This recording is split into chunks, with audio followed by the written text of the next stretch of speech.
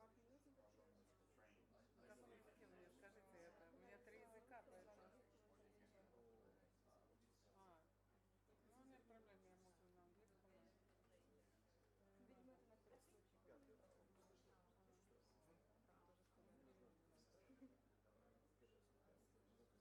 Молодец.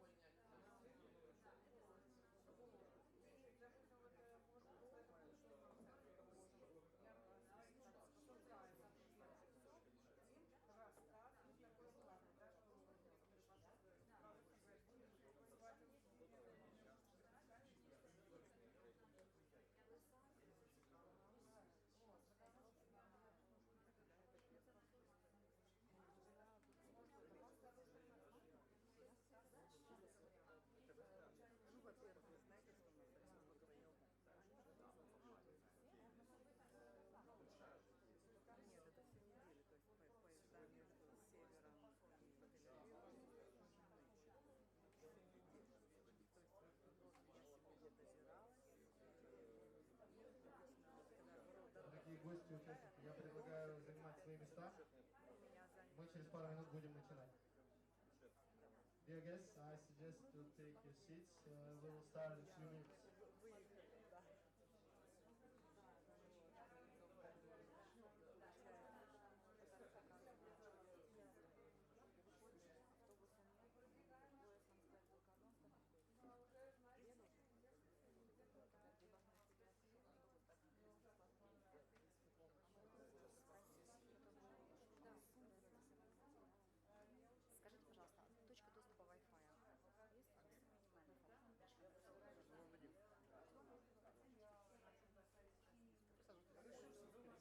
Плюс к этому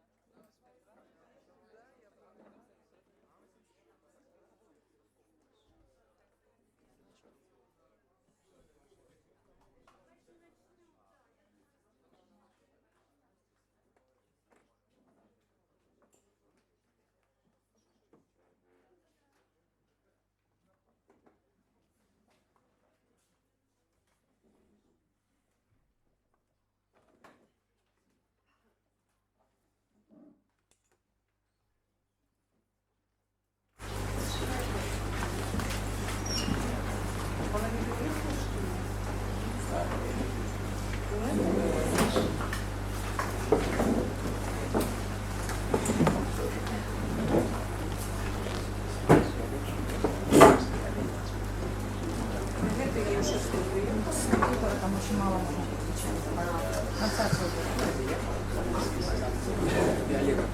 Good morning, dear guests. My name is Michael Prisnazhnev. I'm Chief Executive Officer of A7 Conferences. We decided to start because most of our participants probably are in traffic jams, and we will see them coming up probably. But not to be too late with timing, we decided to start now. So we welcome you in this hall on our event, Invest and Trade in Ukraine. Thank you all for coming. Let me say a few words about our company, A7 Conferences. We are a Ukrainian business events organizer, and our events are focused on investment and trade issues, as well as on Ukraine's brand promotion abroad. This particular event is dedicated to 25-year anniversary of diplomatic relationship between Ukraine and the State of Israel. And today we will cover the basic aspects of development of Ukrainian medical institutions, and also we'll learn unique information about medical institutions of Israel. As I said, A7 Conferences is organizer of the event. Our honored co-organizer is Israel Export and International Cooperation Institute, in the premises of which we are now conducting this event. Thank you very much, Institute. And also the event is supported by the Embassy of Ukraine in the State of Israel and the Embassy of the State of Israel in Ukraine. Our official legal partner is Pavlenko Legal Group. Official carrier of the event is Turkish Airlines. Investment partner A7 Capital. Strategic partner Artwood Service Construction Company. Exhibition partner Orange Park Residential Complex. And general radio partner is Голос Столицы. Also, we have several media partners: Liga Business Inform, Ukrainian Week, ABC News, InVenture, Kyiv Post, Companion. And the event is supported by Ukrainian League of Entrepreneurs, Actions First Foundation, American Chamber of Commerce, KMDS, Ukrainian Venture Capital Association, Association of Private Clinics of Ukraine, All Ukrainian Pharmaceutical Chamber, and Ukrainian Association of Medical Tourism. Thank you for listening all this. And for welcome remarks, I would like to invite to the microphone the honored ambassador of Ukraine to the State of Israel, Mr. Gennady Nadolenko, please. Thank you very much. Shall I go there? As you wish, if you are comfortable to... I suppose maybe in such a small group I will stay here. So, thank you very much. Thanks for coming here. today it's our pleasure to support this conference, and I really would like to thank the organizers, especially our Ukrainian partner is A7 Group, and of course Israel Export Institute. Thank you very much for that. First of all, I would like to express the hope that this conference will make very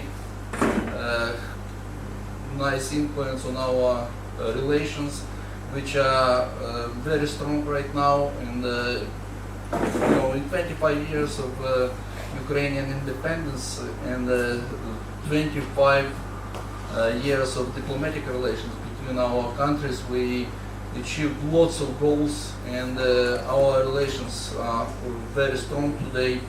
Our political dialogue is very active. We just in recent year we had lots of official delegations going to Ukraine, from Ukraine. Just last year we had state visit of our president Petro Poroshenko came here, and it was very interesting visit, which had very big influence on our further economic and political relations. Just this year we had quite a few visits of our high officials, and about in a week time we will host the state visit the president of Israel, Mr. Reuven Rivlin, in Ukraine. He will come, of course, he will take part in the 75th anniversary of Babi Yar.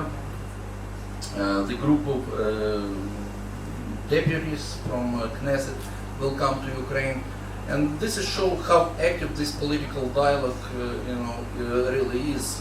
By the way, till the end of the year we will have also hoping to have a few visits from Israel.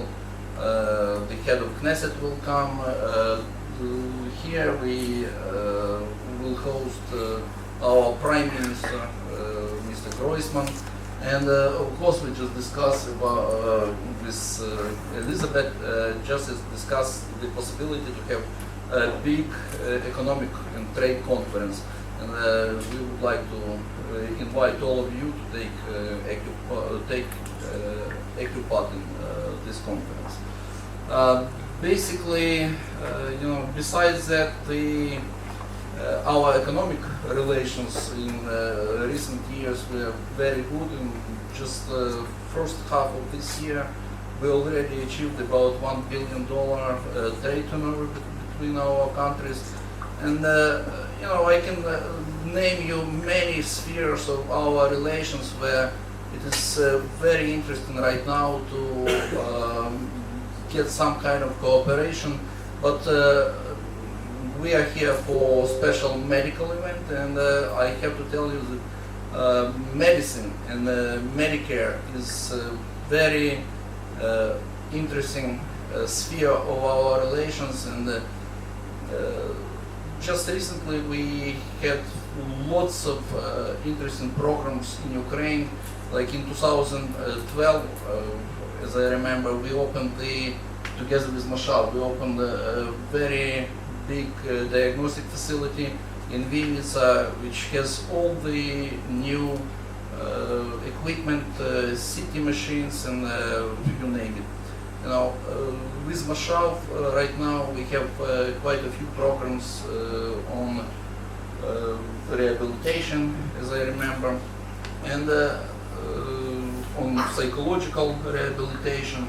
So basically, first of all, really I would like to thank today the Ministry of Foreign Affairs and the government of Israel that takes this cooperation very seriously. But there are lots of ways where we can cooperate even more. Today there is very big possibility for cooperation in rehabilitation sphere, and we right now talking about the prosthetics center in Ukraine built with Israeli technology. Many things with psychological aid.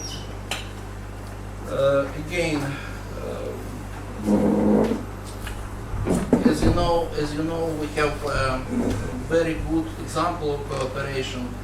It's Lisot, the Israeli Oncology Center in Ukraine, in Kiev region. This is the center which shows how close this cooperation could be, and this is one of the most successful projects which we really support. So, saying all that, I would like to welcome all of you at this conference. I would like once again to thank all the organizers of this conference and wish you success in this work today, this very important work, and I hope you will enjoy this conference. One thing I want to mention today, we don't see here Mr. Michael Amzer. He's one of the owners of the resort center. Unfortunately, he asked me yesterday to welcome all of you, and he cannot be here. Unfortunately, he has to take part in a very sad event. One of our friends has died a couple of days ago, and he went to the funeral, so he just passes hello to all of you. Thank you very much once again. Dear Ambassador, thank you for your speech. And also, again, I would like to thank the embassy for your support and assistance. I would like to introduce, although many of you know this person, Elizabeth Solovyov, Head of Trade and Economic Mission of the Embassy of the State of Israel in Ukraine. Thank you very much. Thank you. First of all, I'm very pleased to be here and to welcome you here in Ukraine. I know that Ukrainian delegation also is here, and they will take part in the first panel. So I wish all the success and a successful event here. I also welcome our Israeli participants. Thank you very much for coming. If you have any questions after, I will be glad to talk to you. I represent actually Trade and Economic Mission of Israel to Kiev. Our main goal is to help Israeli and Ukrainian business and companies to cooperate together to find business partners to explore new business opportunities. I truly believe that such kind of events and delegation and bringing people together from two countries will contribute to the mutual success of our mission. I've been in Kiev for 2.5 years, a very challenging period of Ukraine. I do truly believe that this challenging period will end up, and we will see the increase in our trade and cooperation. I believe that Israeli technologies can really be of help in Ukraine, and this mutual cooperation will actually bring the best of the potential of Ukraine and Israel together. I also think that both Ukrainian and Israeli companies should be more active and to use the opportunities that right now are open for cooperation. I think I will save time, and I will actually tell that every Israeli company, every Ukrainian company also participating here can come to me. We will be gladly to help, to pass information, to find you opportunities in Ukraine and Israel. So you're more than welcome to contact me. Thank you very much. Bye-bye. Elizabeth, thank you very much for your input. Your help is very valuable, as well your personal input, and the Embassy of Israel in Ukraine as well. Thank you very much again. I would like to introduce Angela Rabinovich, representative of Export and International Cooperation Institute. She's the head of life science. Please say a couple of words. Thank you very much, and definitely as a representative of Israeli Export Institute, we are honored to hold this event, the first one of its kind. And really, Israeli Export Institute is a leading platform to facilitate business conversation and business ties between the countries in many industrial areas, almost 20 different industrial areas. Within the Israeli Export Institute, I'm personally leading license industry, license department, which actually dealing with medical devices, healthcare, IT, and also oral and dental. There are more than 500 exporters in this area, including startup companies. We are more than 1,200 companies. So there are many platforms where you might be able to meet Israeli innovation in medicine, like Israeli National Pavilion at Medica, and also one of the biannual conference in Israel, which is taking place next time in March 2017, Made in Israel. So we'll communicate with you these information through Liz. We actually work as a couple. I'm myself located here in Israel, Liz in Kiev, and actually in a personal note, being originally from Odessa, coming to Israel 15 years ago, so I'm really excited having this small event, and I do believe, and I'm excused for Israelis coming really late, and due to some really heavy traffic, I do believe that closer to noon and definitely afternoon, we'll have quite a few very interesting technologies and interesting people from industry to talk, to learn, to collaborate in the future. So thank you for everyone for coming, and good luck for all of us. Thank you very much. Thank you very much, Angela. And again, I would like to thank the Institute for the premises you provided for our event. Thank you. So, next thing, I suggest to introduce the speakers of the second panel. Elizabeth, would you like? To the business. Yes. I will take this. Okay.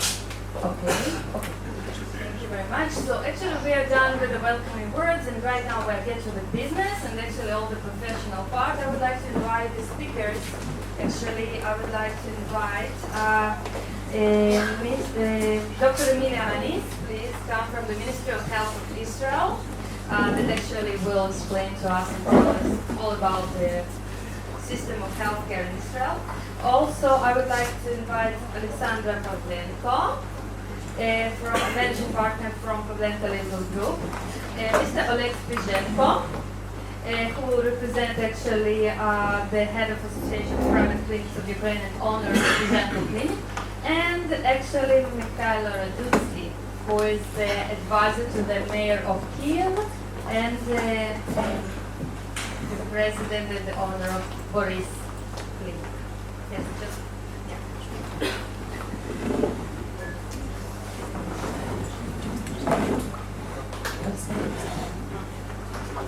Okay.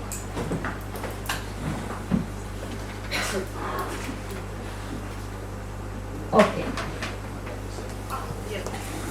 I would like to say that as you see in your agendas, we expected the participation of a representative from the Ministry of Healthcare, and I hope we will have this participation in the form of Skype conference with Oksana Sivak, Deputy Minister of Public Health and European Integration.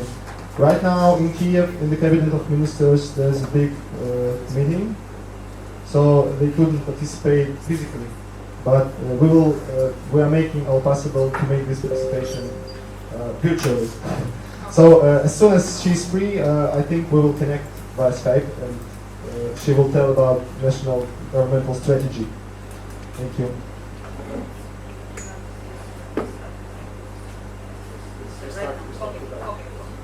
Okay, thank you very much. So, from this point, I would like just to say a few words. I think that I'm not a professional of the medical system, not in Ukraine, not in Israel, but I believe that medical healthcare system is a very complicated system because it includes from one side government, from other side private companies. From third side we have really technology and innovation which is actually included there. And the main point in the center we do have the patient. We do have this the citizen that should receive and have to receive a good medical assistance, a good medical healthcare system. And from the other side, the system should work, okay? So I think that we will start from from our Ministry of Health, Dr. Emilia Anis, that she will present and explain about the healthcare system in Israel. So I will ask you maybe to start from here. Yes.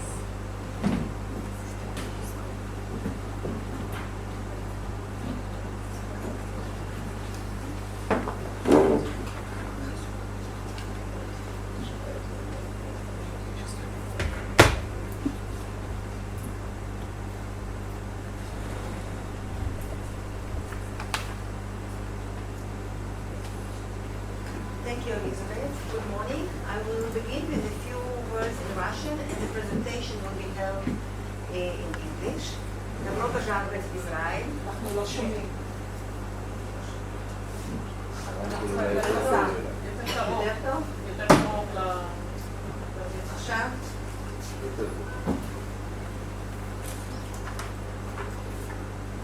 יותר טוב? כן. Я уроженка Украины, эмигрировала в 70-х годах в Израиль. Медицинский факультет я уже окончила в Тель-Авиве. Моя специализация – это общественное здравоохранение и медицинская администрация. Я заведую отделом эпидемиологии в Израиле. И так как я уже занималась в Израиле, мне будет легче провести презентацию на английском. Но если у вас будут вопросы, я постараюсь ответить на устно. Как вы видите, Израиль – это небольшая точка на мировой карте. В Израиле население выше 8 миллионов, и оно увеличивается каждый год на 2%. У каждой женщины в среднем 3 детей. У меня 4, у наших украинских знакомых я считаюсь матерью героини.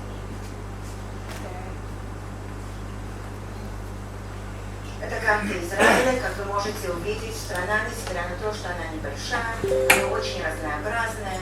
Есть набережная, береговая часть Средиземного моря, Красного моря, есть горы. И мы теперь в Тель-Авиве, центральная часть Израиля. И я очень надеюсь, что вы будете иметь возможность не только участвовать в этой конференции, но и посетить часть мест в Израиле. Я перейду на английский язык. I begin now with the English part, so everybody understands. The Israeli healthcare system is based on health insurance law. According to this law, the coverage is universal. There are 4 non-profit HMOs, and everyone can choose to which HMO he would be part of. There are 4 times a year that a person can change the HMO, and every HMO is obliged to accept all participants. There is no way that they say this person is too old or too sick, we don't want him as part of our HMO. The HMOs are paid by a capitation formula, and there is a health basket, a defined package of health benefits that each HMO is obliged to provide. The healthcare delivery includes the community care, primary specialists, hospitals, which are governmental hospitals, HMOs hospitals, non-profit public hospitals, and there is a private sector which is small but rising in recent years. A little bit about our healthcare indices. You can see that Israel is ranked 7th in the OECD by life expectancy at birth. The average life expectancy is 82 years.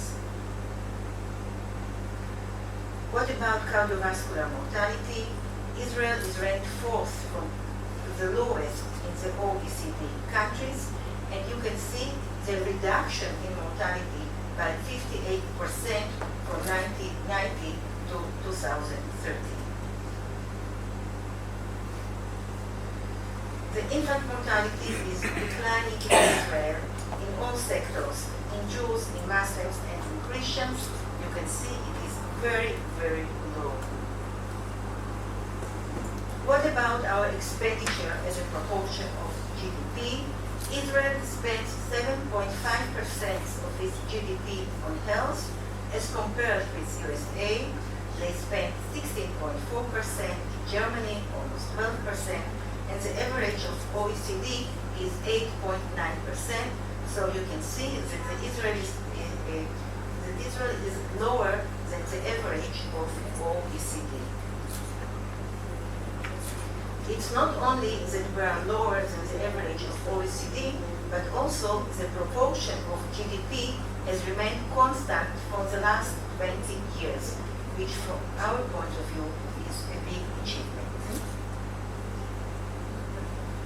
What the OECD healthcare quality reviews wrote about Israel, they wrote that while most OECD countries have been grappling with rapidly rising health costs, Israel has contained growth in healthcare costs. I don't know how it is in Ukraine. I will be happy to hear from you. What are the aims of our healthcare system? The first aim is improvement of healthcare with high efficiency and relatively low and constant spending. As you saw, it's constant in the last 20 years. And also the use of innovative technology to meet future challenges. The structure of our healthcare system is community-based. As I told, we have 4 competing HMOs which supply community healthcare services.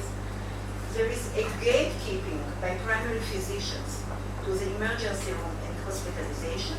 If a person goes to emergency room or to a hospital without his primary physician referring him, he will have to pay for the visit to the emergency room. The HMOs negotiate fees with hospitals, and there are different agreements with different hospitals. What is very important is that the quality of care is very high, and I will speak about health quality indicators. As you can see, in recent years, there is shifting of the burden from hospital to community-based health services, which from our point of view is also very important. It's not only important, but you can see the satisfaction of the citizens from the services that they receive from the HMOs. You can see that it's more than 90% of satisfaction or very high satisfaction. There is a regulation by the Ministry of Health of the medical system. The regulation includes licensing and restricting the number of hospital beds, MRIs, and CTs. Not every hospital can buy whatever they want, but there are regulations. There are also limited positions in medical and nursing schools. In the 90s, there was a big wave of immigration from the countries of former Soviet Union to Israel. And many medical doctors and nurses arrived to Israel, but now many of them are already retired. So we need medical doctors and nurses. A 5th medical school was opened in Israel a few years ago in Tzfat, in the north of the country, because we need more doctors.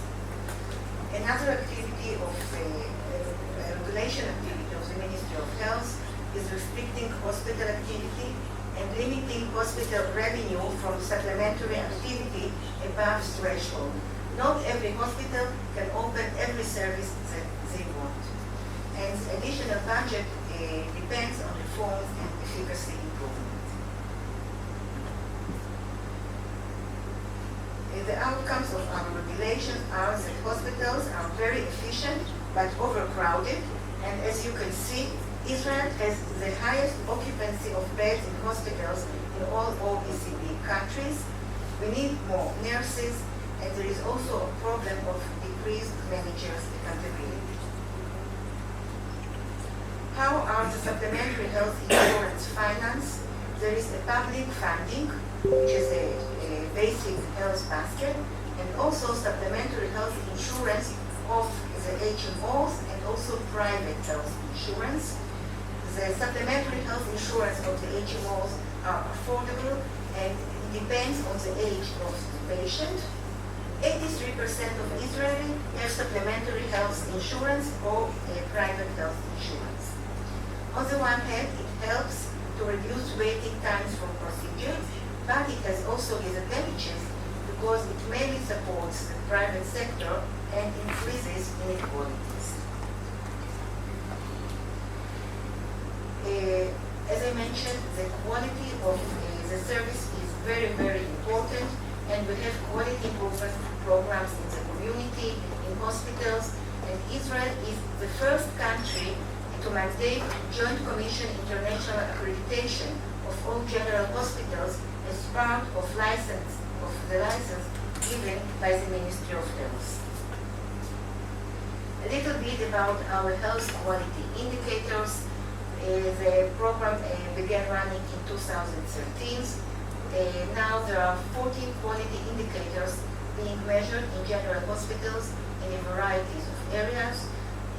There is a steering committee which decides on what subject the quality indicators are focused. For instance, stroke, MI, infections, etc. And today there are 53 quality indicators, not only in hospitals but also in the community. All the hospital administrators cooperate and participate in the program, and we in 2015 we began to publish the results of these indicators, and therefore everyone wants to cooperate and be the best because the results are published. The OECD Healthcare Quality Review of Israel in 2012, they wrote like this: Israel has established one of the most enviable healthcare systems among OECD countries, and as a representative of the Ministry of Health, I'm of course very proud of this statement.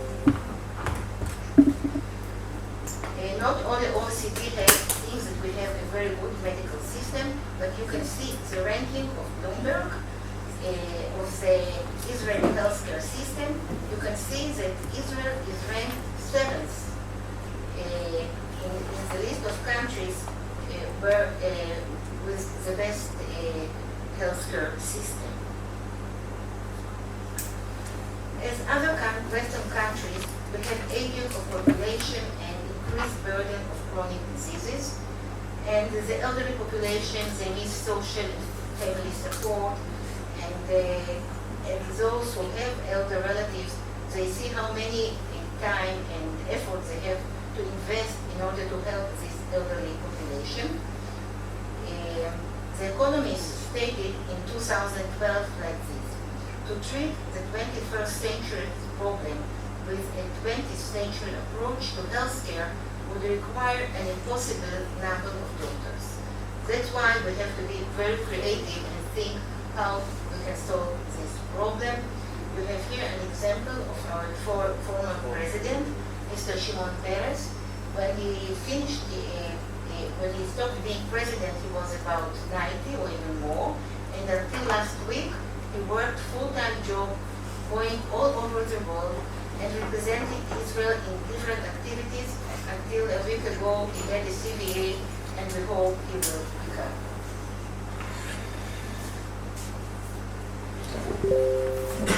In order to treat the elderly population, we have to move from hospital treatment to community treatment and to medicine at home.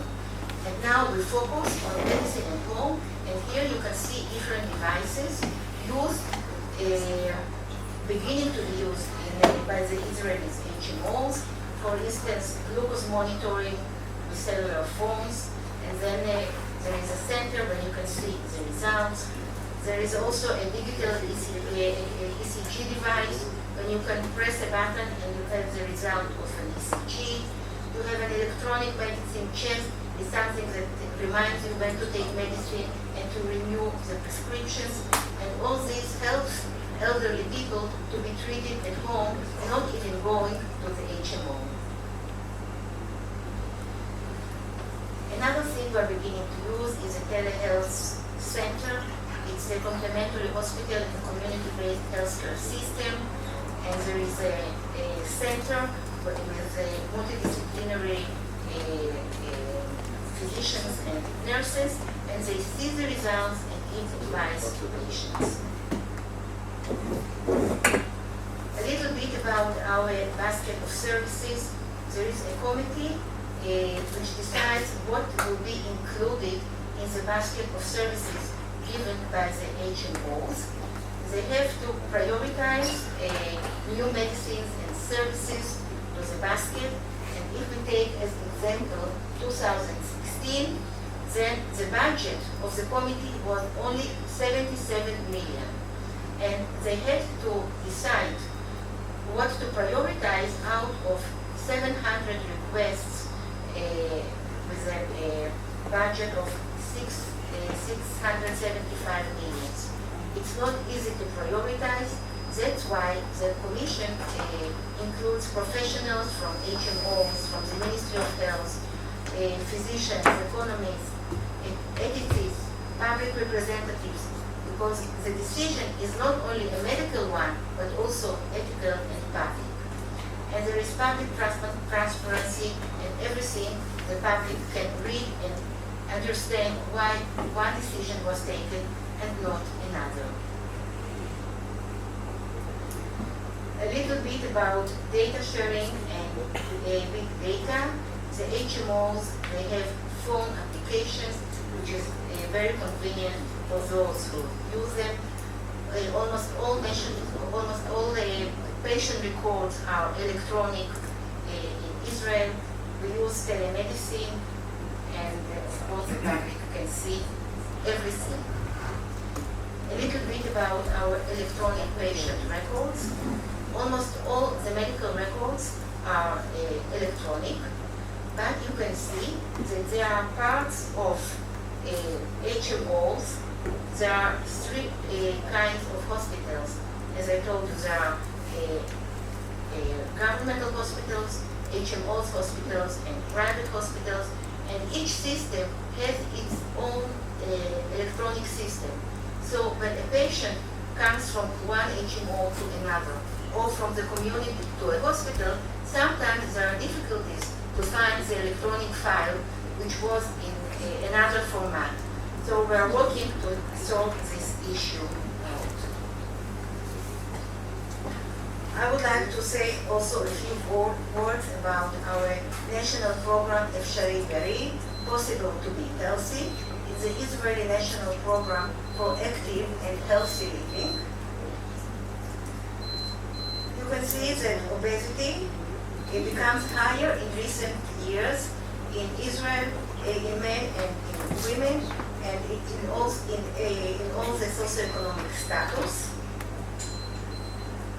You can see the data about the diabetes mortality in Israel, which are also not very encouraging.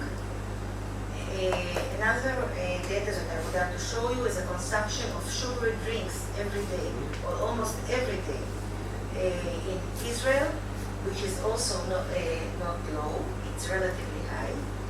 And that's why it was decided to have this program, Efshari Bari, Healthy Possible, and the goals of this program are physical activity, obesity prevention, and proper nutrition.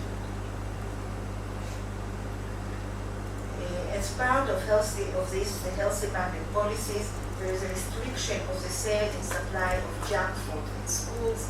There is a restriction of advertising unhealthy foods during children's television programming, tax breaks on workplace purchases of fruits and vegetables, because we want to encourage them to use fruits and vegetables when they have meetings and not the unhealthy breakfast food. There is mandating clear, simplified front of package food labeling. You can see here, for instance, you buy bread. First of all, you have the sign of Efshari Bari, then you know that it's something that you can buy, and also a list of what it contains, of both the ingredients and the number of calories.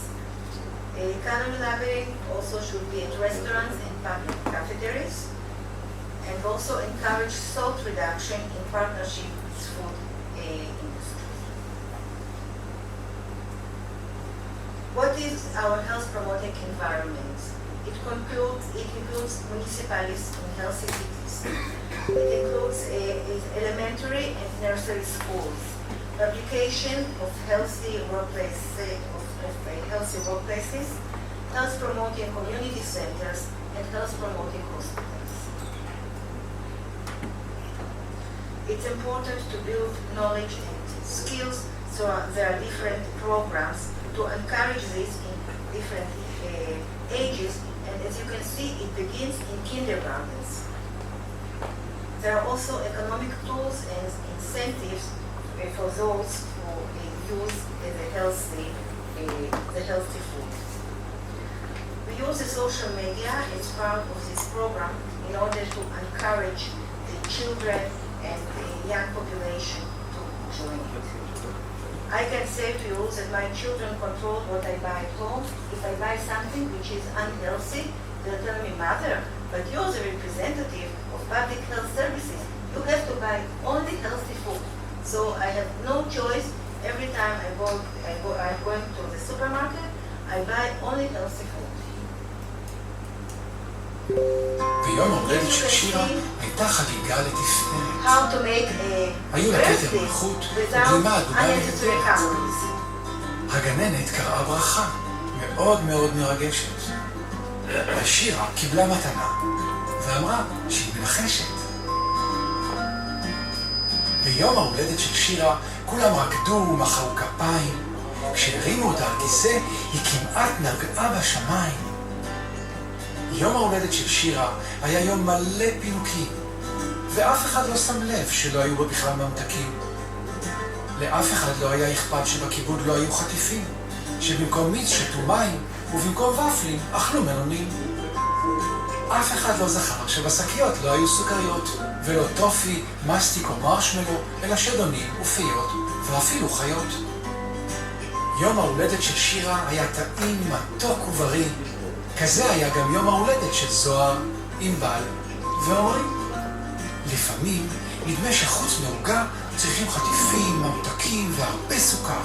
אבל זה נדמה רק להורים. לילדים זה ממש לא העיקר. ככה נחגוג במשך כל השנה. כולנו נשיר, נרקוד ונמריא. It encourages healthy birthday party without the unnecessary sweets.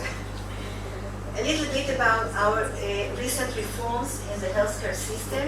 I would like to begin with the reform of dental care delivery in Israel. Until 2010, it was mostly private. In 2010, the dental care was included in the National Health Insurance Law for children up to the age of 8 years, and lately it was raised to 14 years. And of course, this brought a change in dental care funding and service uptake. More children can afford going to a dentist and be treated as necessary. Another change is the reform of mental health services. In 2015, the insurance responsibility for mental health was transferred from the Ministry of Health to the HMOs, and the results are improved quality of service, shortening of the waiting time for appointment, and of course the reduction of social stigma, since mental health is treated as other diseases. And now we're working on the reform of long-term nursing care. There are 200,000 elderly in need of long-term nursing care in Israel, and the number of aged 75 years and more will increase by 20,000 to 30,000 each year. And the last issue I would like to refer to is medicine is a bridge over troubled water. We treat in our hospitals Syrian wounded patients that are wounded during the civil war in Syria, and they arrive to our hospitals and are treated. And as said President Lyndon Johnson, he said, peace is a journey of 1,000 miles, and it must be taken one step at a time. So we hope we will have peace with Syrians, and that there will be peace all around the Middle East. Thank you for your attention, and if you have questions, I will be happy to answer.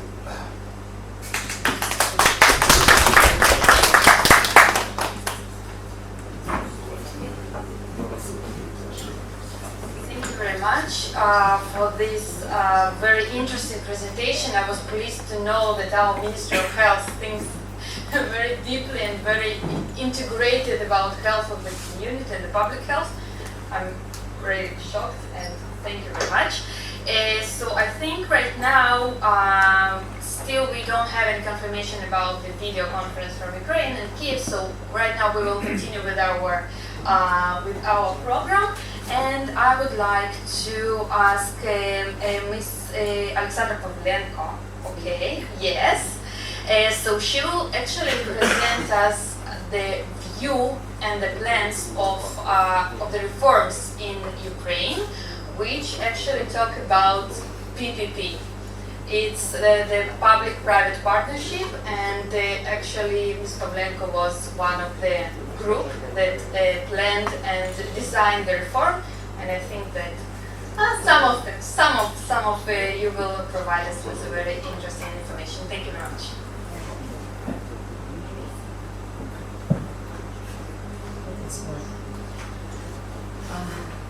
Good presentation for myself. I'm not sure that I have made my speech in English, because we spoke before that everybody understands Russian and Ukrainian, so maybe it will be most better to speak in other language. What's comfortable for you? Because I'm prepared yet. I see that. It's okay? Okay. Because a lot of information in my mind, such in my language. So if we'd like to discover a question about PPP in Ukraine, I'm a representative of business sphere.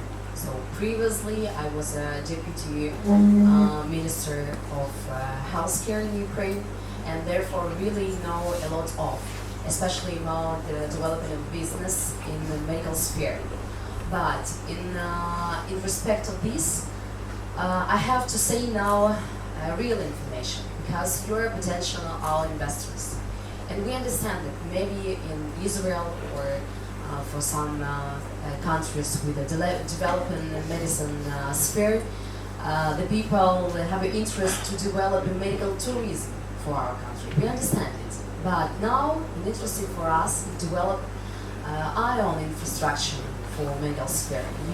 You have to understand it. So for us, most important to become really a potential investor to our country.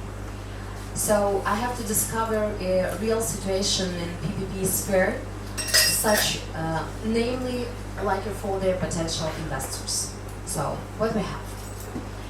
You know that there are many models of PPP project for all countries, and especially for medical sphere.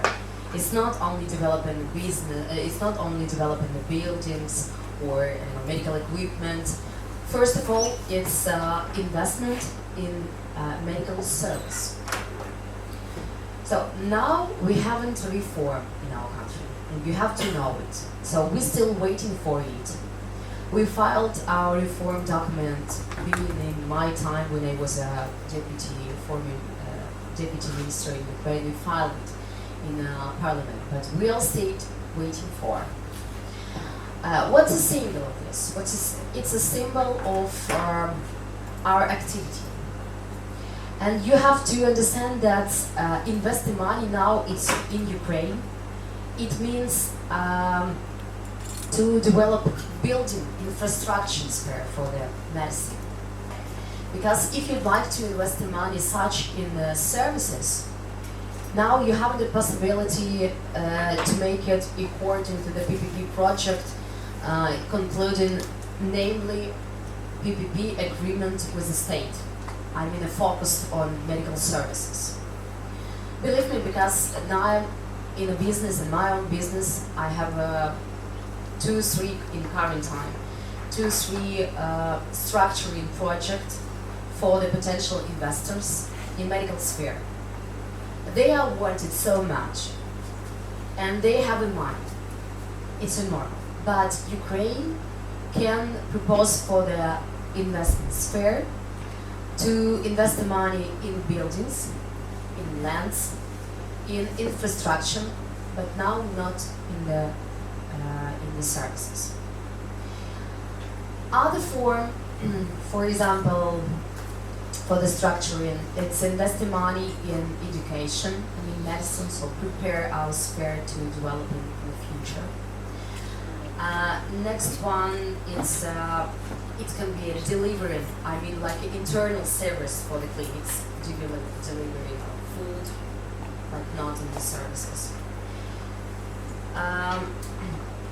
It can be creation of research and training infrastructure, supporting such as doctors. But it's a good news too, because waiting for the reform, we know what will be turning points of this reform. You can prepare now. For example, for one client, for one potential real investor in Ukraine, we divide his foundation for 2 steps. First of all, we searched market and took some objects, like buildings, for the future, making business, like a medical clinic. And now we are structurally preparing it for the agreement with the state, for the preparing the building. And it's investment, such in real estate, but in medical sphere. And next one step, it will be invest money in service for this building, like the next step, after their voting a reform in the parliament. So it will be, believe, but we are still waiting for. I have one very good news. It's a real change of legislative system about PPP for Ukraine. In the spring of 2016, so this year, we've got a new law about public-private partnership. And now I see a lot of evidences that this legislative can be used such for the medicine. Because previously, this law, it's not a new, it's like a new version. We had it before. This new didn't include a very important thing for us. It's an investment in services. Now we have it. What about this law? I have to say that maybe some short description of it. First of all, it's a private investor's rights. We have it. In my own evaluation, like a lawyer, it's a good way for guarantees for potential investors. Really good law. Next one is guarantees for saving the contract. Very important point for us, because maybe it's so crucial for Israel or for European countries, but believe that for the Ukraine or for the post-Soviet Union countries, change the contract where the power changed in the country, I mean the political side. It's a normal. So previously you can conclude some contracts and new powers say, I'm so sorry, but it's not with us. Now we have really guarantees in the law, and I think that it's a good symbol for the potential investor to invest the money. Next one, it's liabilities and possibilities for investor due to the contract of PPP. Some legal points. Next one, very important for us, it's legal regulation of equal duties in response to benefits for all parties. Because when I was a deputy minister, I paid attention. It was my function to develop a business in medical sphere. When some investor gave me a real contract and asked me what we have to do. We were investors in Ukraine, and this is a contract of PPP sphere, or PPP project. Now we can protect our rights. What we have to do? So I looked through it and had to explain these people that it's not a PPP contract because your rights weren't equal. We have to understand that the state and private investor have to be equal in rights and duties and obligations in respect to the PPP contract. So now we have this guarantee according to the law. Next one, really interesting for the private investor, it's a legal status of property. Property, I mean objects which was created during action of PPP contract. So this is a result of your investment. We have it now. General question about property and potential management of objects, it's okay. Legal status of the land for PPP project, because now we are in searching of some objects for the potential clients, and we see that sometimes it's a building, sometimes it's an old building from previous life of Soviet Union, but sometimes it's a very good piece of land what you can use in your PPP project, business project, but now it's land of local authorities bodies. So you can use it, and we have a guarantees according to the law now. Of course, some rules and procedures for the competition, because PPP projects are based on competition area. It's normal for each countries, and believe me, that now it's a really concourse, it's a really competition. Because if in my previous life, like a lawyer before ministry, I can say, oh my God, let's leave it. It's not a concourse, it's not a competition, because I know my country very well. Now not, because the two ministries pay attention for this competition, because we'd like to search to clean the potential investors. It's a Ministry of Economic and Ministry of Health. And the role of Ministry of Economic is more important than Ministry of the Health. Because the Ministry of the Health can make a negotiation for you, can search some potential objects, and of course in the result it will be part of your contract. But first of all, the competition, the concourse, the structuring of your models of PPP, the structure of the contracts will be work of Ministry of Economics. And it's good news for our country, because Ministry of Health, it's not a businessman, and it's normal, it's have to be. Procedures for regional projects.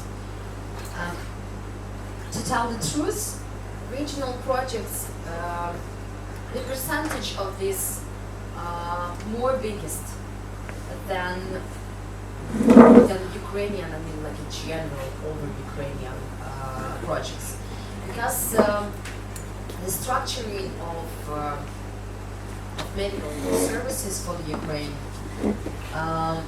described that role of regions is more important than the role of, for example, central ministry. So my own estimation that's 80% of all objects it's a regional objects, a regional potential for the investment.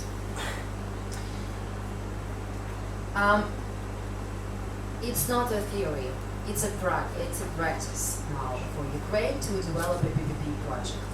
In this spring, in March of 2016, I was still deputy minister who developed a business.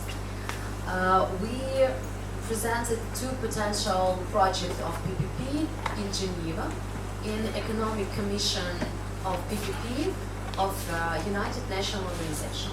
It's very confident organization, and they evaluated our project and say, yes, it's a PPP. You understand, you really understand what you have to do. but you have some problems with the models because you are still waiting for the reform about the services. But I mentioned that these real investors, they had a connections with us, with power authorities bodies in Ukraine, and they decided to make a risk and invest the money, first of all, in business, in buildings like a future infrastructure in medical sphere. I know that many countries, they are initiators of PPP projects, and it's a right way when the state has a status like an initiator. These countries have a list of potential projects to present it for their real investors. Now in Ukraine we haven't it. I have to say it very clear because you have to know the real situation. What I propose you, if you decided to make some investment in Ukraine and you would like to take such, namely this for PPP, not direction investment, you'd like to take to conclude some contracts with the states or with regional authority bodies, you can go to Ukraine firstly and look through the map very well, because you have to understand the focus of some services. I mean, like history, because in some regions you have a lot of centers of pregnancies in 1 years. Other side, absent. So you have to concentrate your intention for the map. After this, you have to open a dialogue with first of all with the local authorities bodies, because believe this is a challenge for them now to show for the central authorities bodies that they can provide a business in the regions, and they'd like to increase their budget. They'd like to increase workplaces, so they understand that they have to do. They have to do. They don't want, but they have. And you can order some search, like a little search of market. And when you find some object,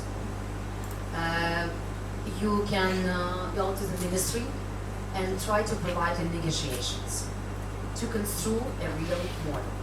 Because next one good news that now in Ukrainian law about PPP we haven't any frameworks like this model, like in the Soviet Union. So it's a real free contract for the businesses. So if your negotiation will be successful, you can start these competition procedures. And believe me, it's not so difficult for me, because I'm a lawyer, maybe for investors I think too, because you are from business sphere and you have lawyers too. But negotiations with the local authorities bodies and with the ministry, it's a first of all, because we haven't any structured procedures for the businesses how to search how to search potential objects. In my time when I worked in ministry, we had the idea to make a map of potential objects. But yeah, it's time. I have it this time. So now it is absent, and we propose to the new for ministry, but I know that they don't concentrate, they don't have a focus on business. Now they focus on reform. Maybe it's right way. So this is my short explanation. Good news and bad news, but this is a real. I'm open. Yeah, thank you very much.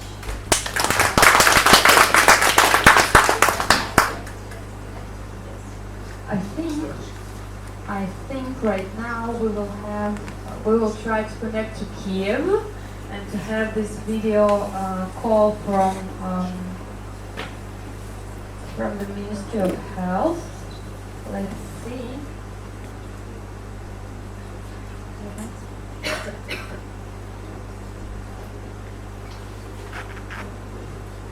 Okay, just a couple of seconds. We will try to.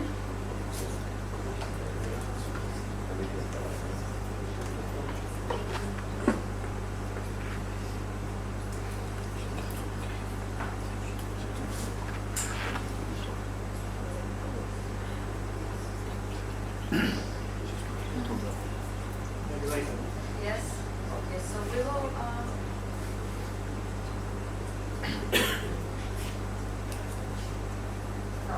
Okay. So I would like to thank Ms. Pavlenko for her presentation. If you have any questions or maybe more detailed explanation about the PPP situation in Ukraine, I suggest maybe you can come after and make it in a personal talk. Right now we'll try also to connect. If not, we will continue to our next speaker.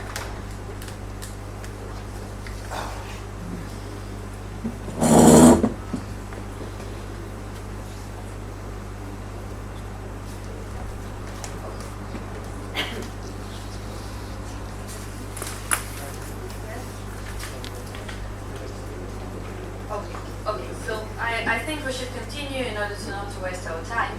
I would like to ask Mr. Spashenko to be our next speaker and to present opportunities for cooperation between Ukrainian and Israeli companies' clinics and make a short overview of his experience as an advisor of Minister of Health and maybe some perspectives for the healthcare system in Ukraine. Thank you very much. Здравствуйте, меня зовут Олег Спиженко.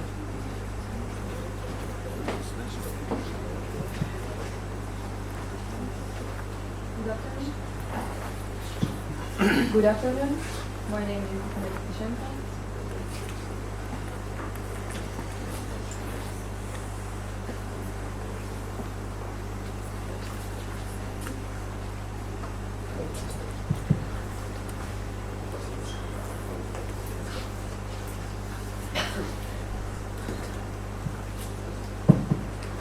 Меня зовут Олег Спиженко, я представляю Центр онкологии клиника Спиженко.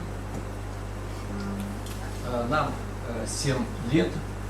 За 7 лет мы смогли оказать помощь более 49 тысяч пациентам из более 32 стран мира. За этих I want to present a clinic of Oleg Spashenko in Ukraine. We are now celebrating 7 years of our clinic, and for this time we have already more than 49,000 patients. Наша карта пациентов – это пациенты из 32 стран мира. И мы уже как 6,5 лет вышли на международный уровень. Now we work worldwide. We have patients from 32 countries from all the world. 7 лет назад мы были клиника амбулаторная. У нас центром внимания было это оказание медпомощи с помощью системы Кибернож, Cyberknife. Это радиохирургия. 10 years ago we started with Cyberknife system, and now. Сейчас мы за этих 6 лет с половиной выросли до клиники. Это 12 тысяч квадратных метров, и это центр, полноценный центр онкологии. Right now we are developing, and we have already 12,000 square meters. И мы могли там соинвестировать повторно около 15 миллионов долларов США, что позволило нам построить современный центр лучевой терапии, современный центр химиотерапии, самый большой и крупный в Украине, и центра клинических исследований. So we got $15 million of investment, and we are building a new clinic of oncology and developing our services. На сегодняшний день мы с радостью оказываем услуги для пациентов с Европейского Союза.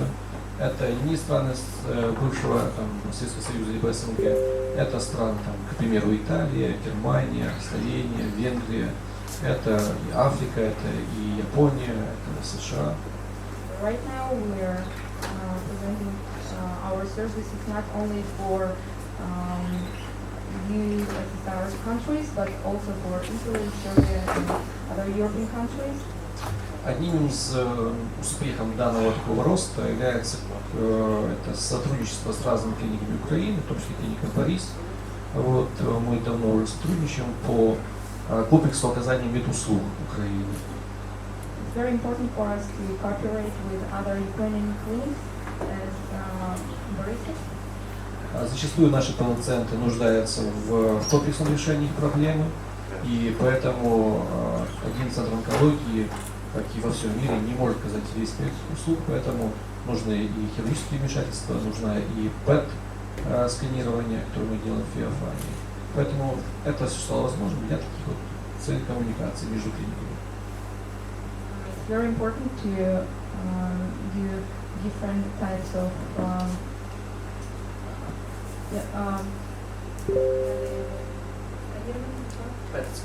PET-CT. Scanning. We need to do and many other like surgeries.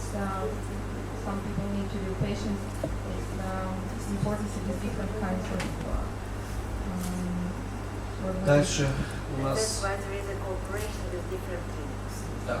да, именно это послужило созданию такой ассоциации частной медицины в Украине, которая позволила находиться пациенте в поле многих клиник без потерь клинических данных между клиниками, потому что чем страдает пациент и врач, то что какие-то сейчас услуги были оказаны в Одессе, другие сейчас услуги были оказаны там в Николаеве, в Киеве, и по ходу этих всех историй и событий меня часто теряются клинические данные. Sometimes some data can be lost, but they are now working and developing their system so that none of information can get lost when a patient goes from one clinic to another. И когда мы ставим в центре внимания заботу о пациенте, возникла идея создания такой кооперации. When we think about our patients, that's the idea that came to our mind. Как выглядит наше сотрудничество с Израилем, Турцией и Германией с нашей стороны?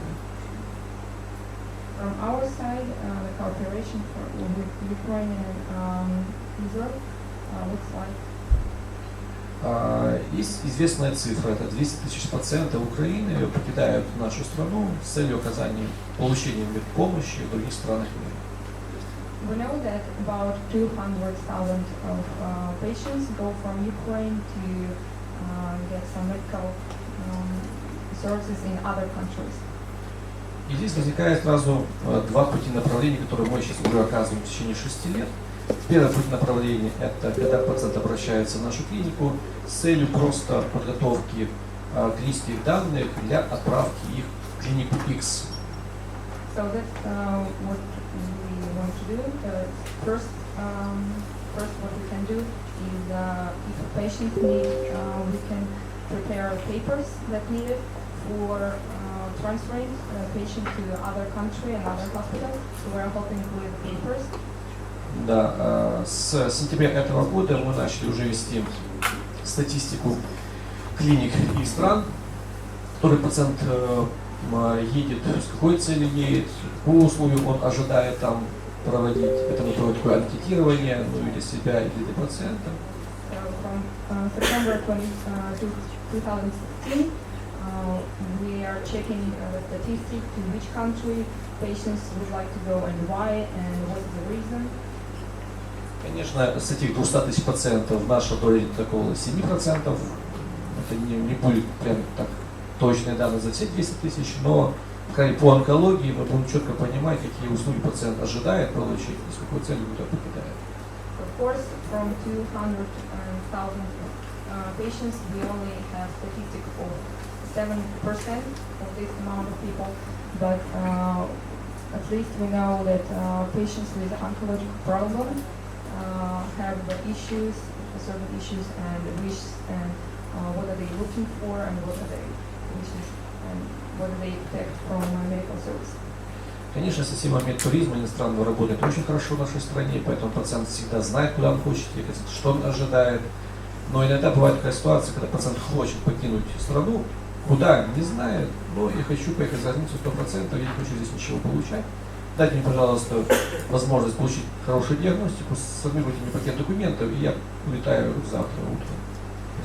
Sometimes it's very common that people from Ukraine, they don't really care to which country they go, and they don't really care what kind of service they get, which clinic they choose. They just want to go away from Ukraine to get some better service that they think that is better, and they just come to the clinic and say, please prepare my documents, I just want to go somewhere out. С этой целью в 2014 году мы создали International Department for Patients. With this reason, we established an international department. У нас там работают специалисты, знающие суммарно 9 иностранных языков. In our company, people work who knows about 9 languages. И там находятся медицинские эксперты, которые оценивают критерии, клиника соответствует тому, что туда пациент хочет доехать, он оправдает свои ожидания, или он все-таки потратит лишний билет и никуда не доедет, вернется обратно. We have medical experts that know exactly that patients that go abroad to have a service abroad, a medical service, they have to be satisfied, and we have special people who check that these patients will have correct service. Потому что зачастую мы обслуживаем достаточно такой по высокому уровню достатка пациентов, которые нас обследуют в течение 6-5 лет, регулярно приходят чекапы, но в случае возникновения какой-то проблемы сложной, конечно, покидает страну, едет в Швейцарию, Израиль, Турцию, и часто мы получаем негативные отзывы, а это все ложится на репутацию клиники, соответственно, нашу, потому что мы советовали, мы рекомендовали, ну и тому подобное. So when most of our patients are very well people, rich people, and they expect to have very good health care system. They expect to get very good health service.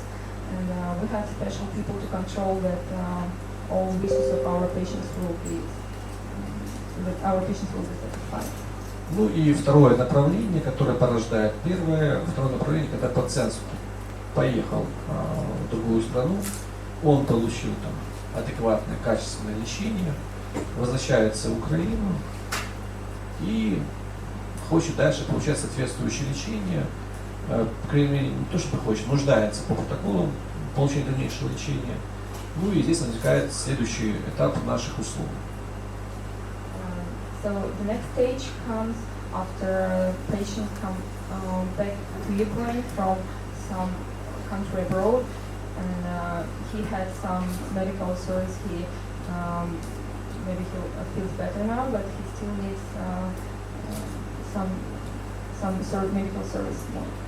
Как правило, пациент, как правило, приезжает с какими-то рекомендациями по диагностике, рекомендации по продолжению химиотерапии, по продолжению лучевой терапии, и, словом, целым указанием услуг, которые он должен получить где-либо, куда он возвращается. То есть называется онкологический диспансерный учет.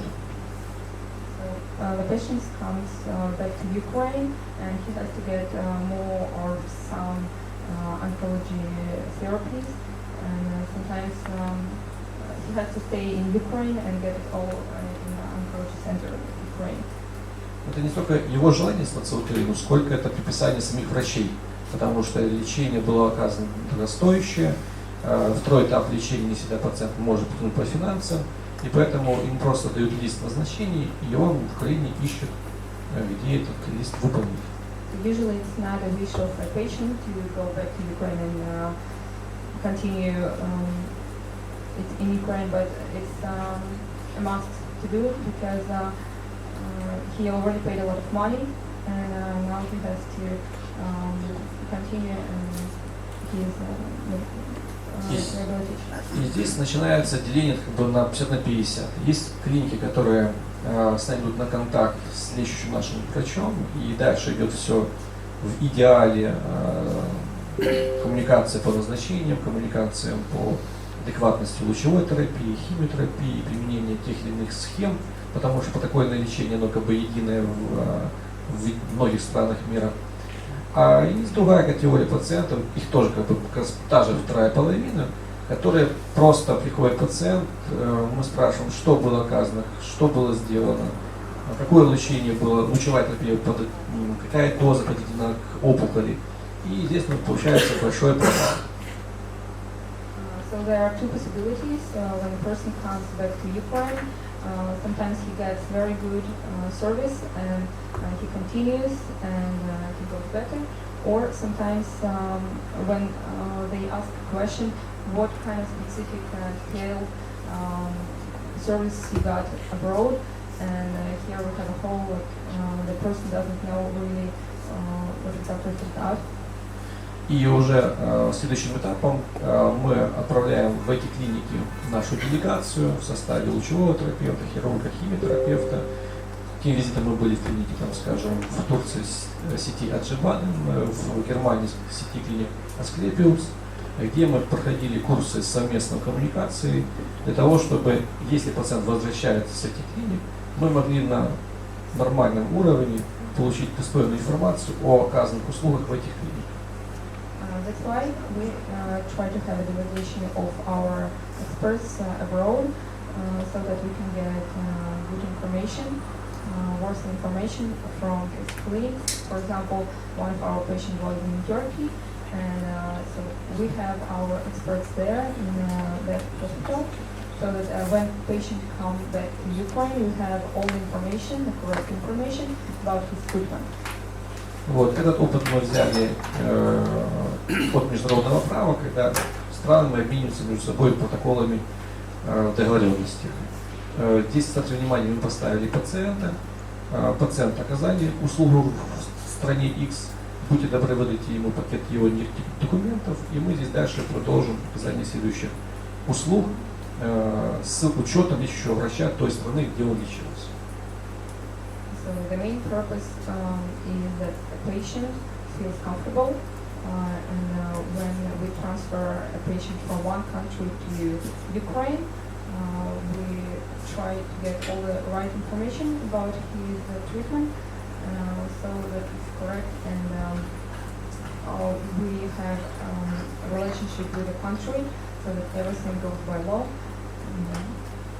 Украинское законодательство и право позволяет применять препараты, лекарственные средства, те, которые были ранее назначены пациенту на нашей территории, поэтому в данном случае никаких проблем в этом нет. Ukraine government accept using the special medical treatments that are used in other countries, so there is no problem to continue rehabilitation in Ukraine with under the Ukrainian government. There is no problem. И третья тема, которую я бы хотел поднять, это все-таки пути инвестирования в Украину. The other thing that I want to discuss is the investment in Ukraine. На сегодняшний день доля частного рынка медуслуг это не более 10%. For today, it's not more than 10% of investments in Ukraine.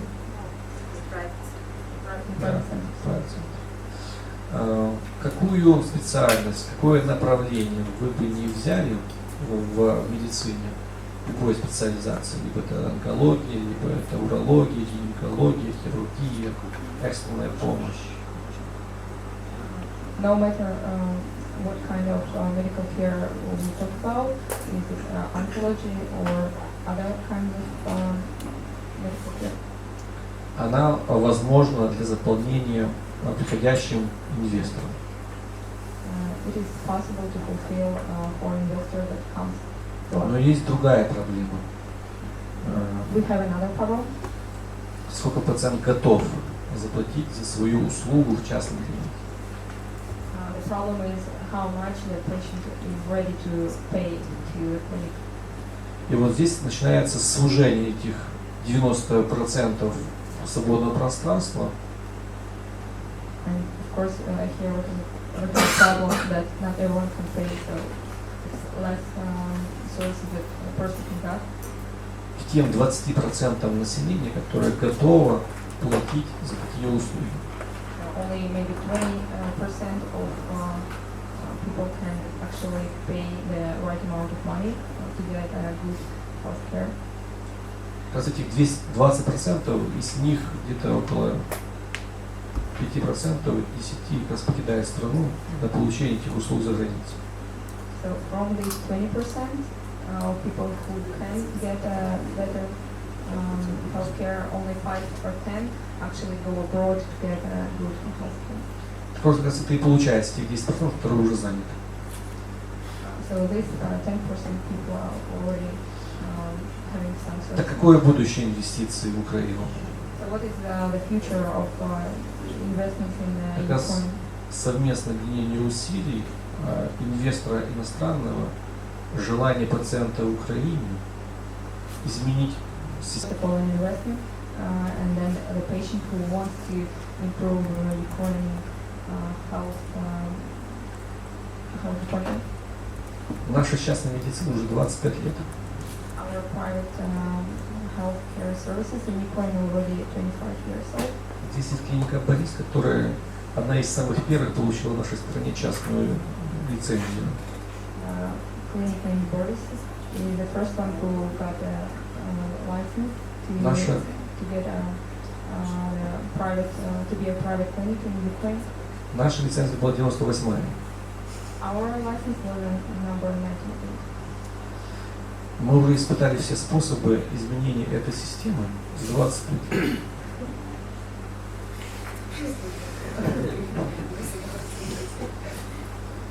We have tried everything to change the system. Поэтому пока не будет внешнего вмешательства, скажем, инвестиционного такого форума, мы толкнуть систему финансирования, открепления пациента от рабства государственной больницы мы не сможем. Unfortunately, we can do nothing before the real investment comes to our hands because people are tied up with government rules. We cannot do nothing because, unless a person comes. Поэтому все попытки инвестирования, они будут заканчиваться тем, что мы будем тех 10-7% внутри страны делить. So the problem is we only can right now talk about these 10% of people who can afford it. Или максимум это вот тех вот 200 тысяч пациентов, которые уезжают за Украину, оставлять их в Украине. Or we can live in Ukraine with 200,000 people who want to go abroad to have medical care. На сегодняшний день цифра въездного туризма в Украину выросла из 10 тысяч. So for now, the amount of people increased from 10,000 до 45 тысяч. to 45,000 of people who come to Ukraine. И это в 2015 году. That's in 2015 year. Когда летают ракеты, падают самолеты, That's when we have war. а дым огня на Майдане еще не прошел. Поэтому рынок инвестиций в Украине сумасшедший. So Он свободный. we actually have a great trade and Да. investment 47 field. миллионов населения, из них 9 миллионов за пределами страны, готовы получать услуги в Украине. So about 9 million of people who are now abroad, they don't live in Ukraine, but they are Ukrainian. They are ready to get healthcare treatment in Ukraine. Но при условии финансового покрытия таких услуг. But only if it's going to be covered by money. В мире существует две модели финансовых покрытий, либо страховая, либо бюджетная. In the world, there are two types of how people pay for the medical care. It goes from the budget to government or it's private. Мы живем на этапе феодального покрытия, когда пациент свои заощаджения, свои сбережения вынимает, одалживает, переодалживает и оплачивает. Это вот как раз те 10%, которые это могут сделать. So right now in Ukraine the situation is that people have to pay for their medical services by themselves. They have to borrow money. Вот это долгосрочный план. А краткосрочный план – это вот те 10 тысяч пациентов, которые вместе мы с вами обслуживаем. Какую-то часть обслуживает Израиль, какую-то часть Турция, какую-то часть Германия. Ну, где-то, наверное, в равных долях, мне кажется, сегменты более-менее равны. Вот. Но So from these 10% of people who go abroad to have a health treatment somewhere abroad from Ukraine, some go to Europe, some go to Israel. Но промоушен и реклама внешнего туризма Израиля будет сводиться ближе к нулю, если пациент возвращается недоволен в конечном итоге, кстати, всего комплекса услуг. А здесь как раз нужно партнерство, потому что пациент не всегда понимает, что ему было оказано, не всегда понимает, что ему нужно сделать в дальнейшем. А результат, ну как в кардиологии, так и в онкологии, конечно, всегда печальный. Для того, чтобы это не отразилось на родственниках. So we have to cooperate and we have to have partnership between Israel and Ukraine because we care about what kind of medical treatment our patient gets and is he satisfied. So that's why we have to cooperate. Да, потому что в конечном итоге очень много порождается слухов тогда, когда есть непонятная информация, либо незнание. Когда есть знание и понимание, тогда эти все слухи развеиваются, а опыт приходит сам собой. Because usually patient doesn't understand what kind of really disease he had and what kind of treatment he got abroad. So we have to be sure that patient is satisfied with the treatment. Раньше мы не верили, что мы можем сотрудничать с клиниками Израиля, потому что там были свои информационные поводы. Но когда нас объединила компания Roche по Зейбарафту, когда мы вместе решили одних и тех же пациентов клинических испытаний, скажем, пациенты получали в онкологии в Израиле препарат Зейбарафт по меланоме рака кожи, а в случае обнаружения метастаза в головном мозге они получали лечение системы Кибернож в Украине. Одним словом, да, мы хорошо будем коммуницировать, когда будут налажены правильные протоколы обмена данными. So we are trying to get a good cooperation with Israel clinic. Before we didn't believe that it's possible to work with Israel, but after some Roche,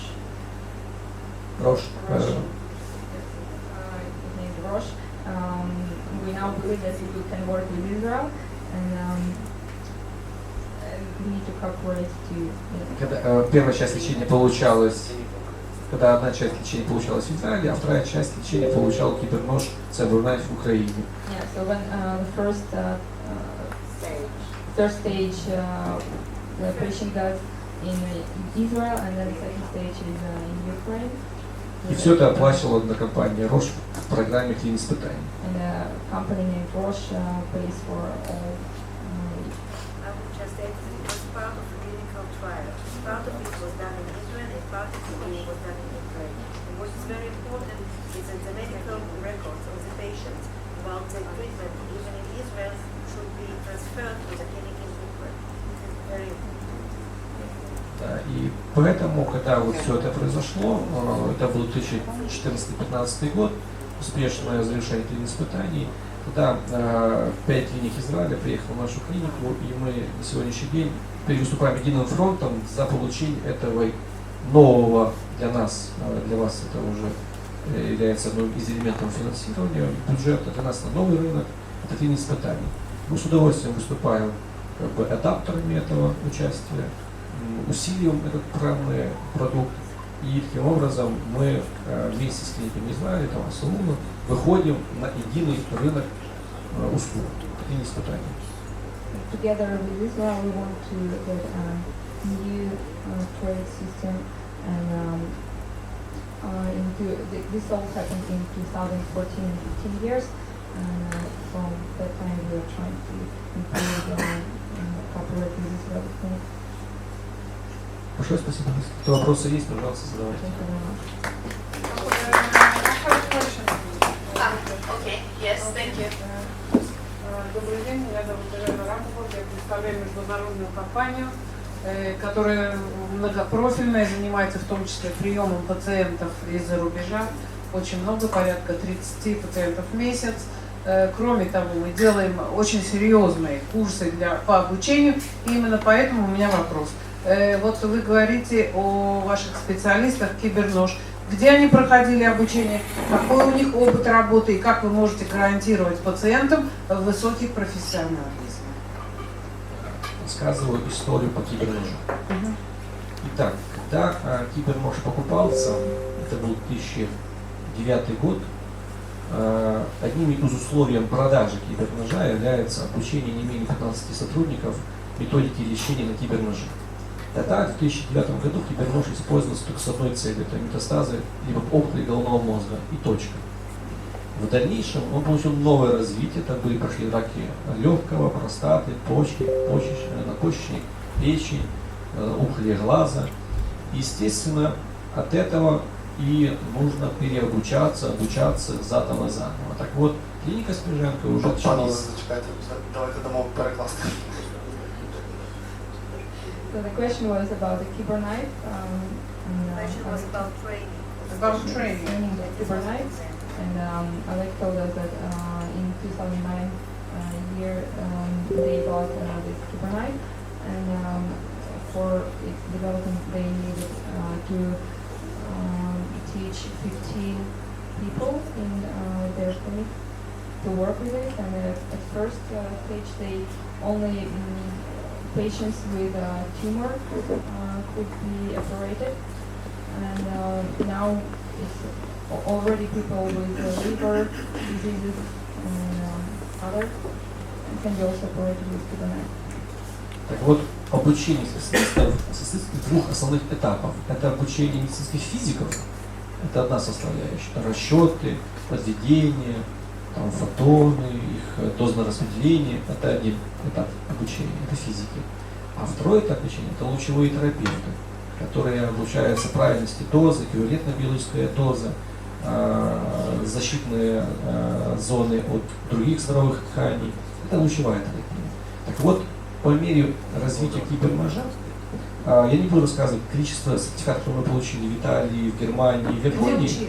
Вот это Италия, профессор Коломбо Винченцо, это Мюнхен, это Любик, это Лос-Анджелес, Америка. Это все сертификаты соответствующего уровня, и уровня тоже. Но качество обучения служит следующим. Мы первые клиники Спіженко, одни из первых в мире, топ-3, в Женеве на Эстро, презентовали впервые применение системы Кибернож при опухоли глаза, увяльных меланомных глаза, первые в мире, пролечившие более 15 пациентов в течение 1 года. Это был первый показатель. Мы первые одни пролечили системное лечение опухолей почек с метастазами в позвоночник, метастазами в ствол головного мозга. То есть 4 локации с помощью только одной системы. Мы одни из первых в Украине, в том числе в мире, пролечили систему Кибернож плюс лучевая терапия при опухоли рака простаты, когда идет первичный очаг рака простаты с метастазами лимфатические узлы малого тазу, в том числе кости малого таза. Это были первые и уникальные операции, они были докладаны в Женеве на Эстро, причем неоднократно. Клиника Спіженко является одним из членов системы ассоциации Кибернож, и наш опыт доказывается тем, что уже в течение последних 3 лет клиника Спіженко занимает первое место в Европе по количеству проведенных операций системы Кибернож в этом направлении. Поэтому репорты публичны, на сайте и Киберкнайф Акюрей, и в Женеве на СТО докладываются. Молодцы. Да. Спасибо. Еще вопрос. Вот вы говорите, пациенты из других стран, из Италии, там еще откуда. Это выходцы из Украины или это совсем как бы не относится к этому? Нет. Потому что есть тренд такой, что, в общем-то, нет? Нет, все пошло гораздо проще, когда мы начали презентовать новое применение системы Кибернож после FDA. То есть FDA выдала разрешение на опухоли глаза. Мы вот одни из первых, там, буквально через месяц, первого пациента пролечили. Так вот, эти репорты поступали в страховые компании. И начиная с 2010-2011 года мы прошли неоднократно аккредитацию страховых компаний, там Medicare, итальянские и немецкие компании страховые, которые просто-напросто начали нам выставлять счета, и мы им конкурировали по счетам. Понятно. То есть тоже Кибернож Мюнхен, тоже Кибернож Украина. Такой операции в Италии они гораздо ниже, 22 и страховой евро. компании гораздо выгоднее Конечно. послать в Украину. Конечно. Всё Вот эта понятно. методика была одна из ключевых. А второй этап уже, это когда, скажем, профессор там, из Мюнхена понимает, что его Кибернож загружен на 3 месяца, в очередь пациент ждать не может, он открывает карту свободных мест там, и принимающих стран, рассылает 8 клиник свой пациент, и кто первый ответил, тот и молодец. Мы первые отвечали, мы до сих пор первые отвечаем. Спасибо большое. Спасибо. So basically the idea is that the clinic of Alex Pizhenko is one of the best worldwide, and it's in top 3. They made a lot of surgeries and operations in tumor, and their experts had trainings in Europe, in Milan, in Los Angeles, and Munich, more in Munich, and in Lübeck, more in Lübeck, and there are a few stories, for example, why people, not Ukrainian people, that service in his clinic, for example, someone has to be operated very soon, and the Kibernite in the country of these patients is already fully booked. So his health insurance company is trying to find another clinic that can operate.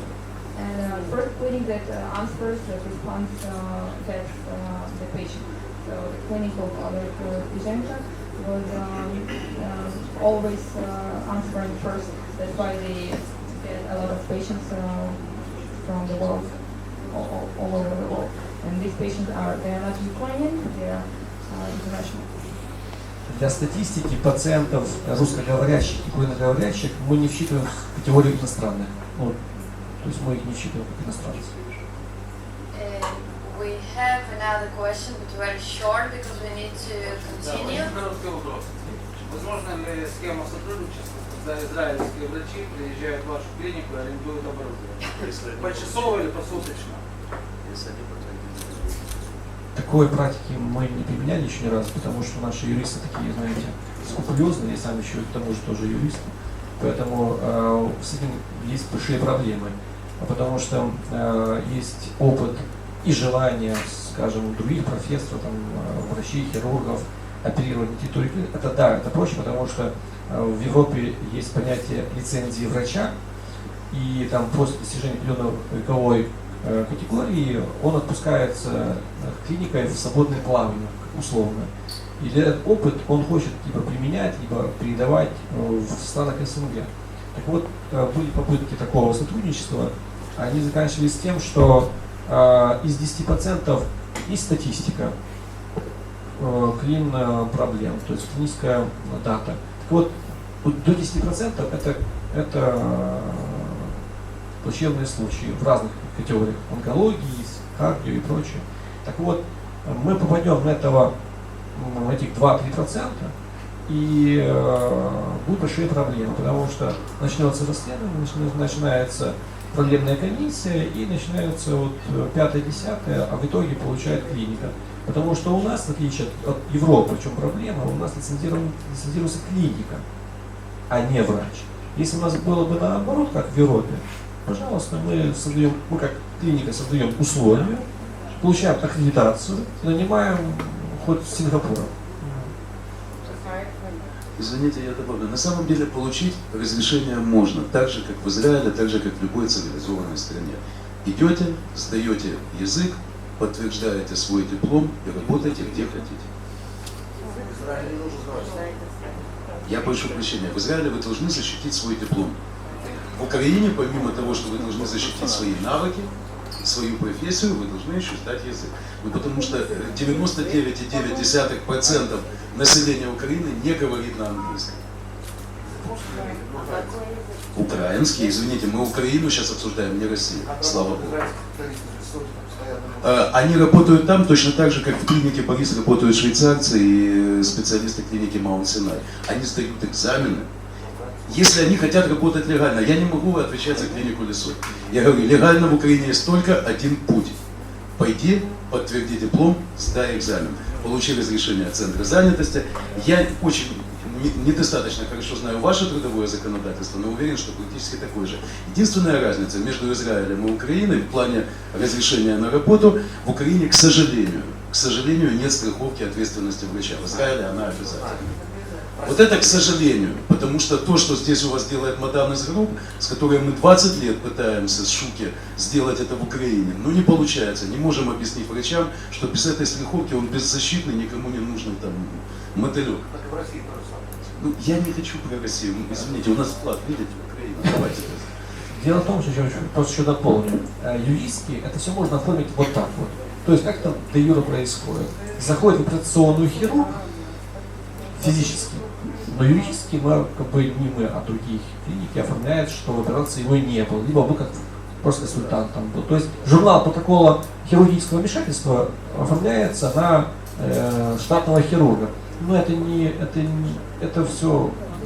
В любом случае, если будет расследование, потом это вам головная боль. Если он нелегально работал, да, вот так говорит коллега, если он работал вот кем-то, под чьим-то Но мы предлагаем другой вариант. У меня есть очень большой опыт как бы, в других странах, что мы привозим специалистов из других, да, на мастер-класс. То есть на живом пациенте, на живом пациенте мастер-класс. Нет, консультация. Он не слышите касается. себя, да.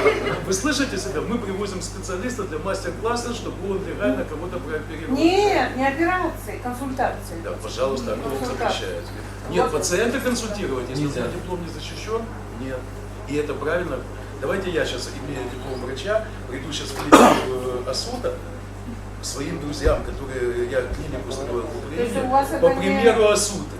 Я с Асуты брал пример, как строить клинику правильно в Украине.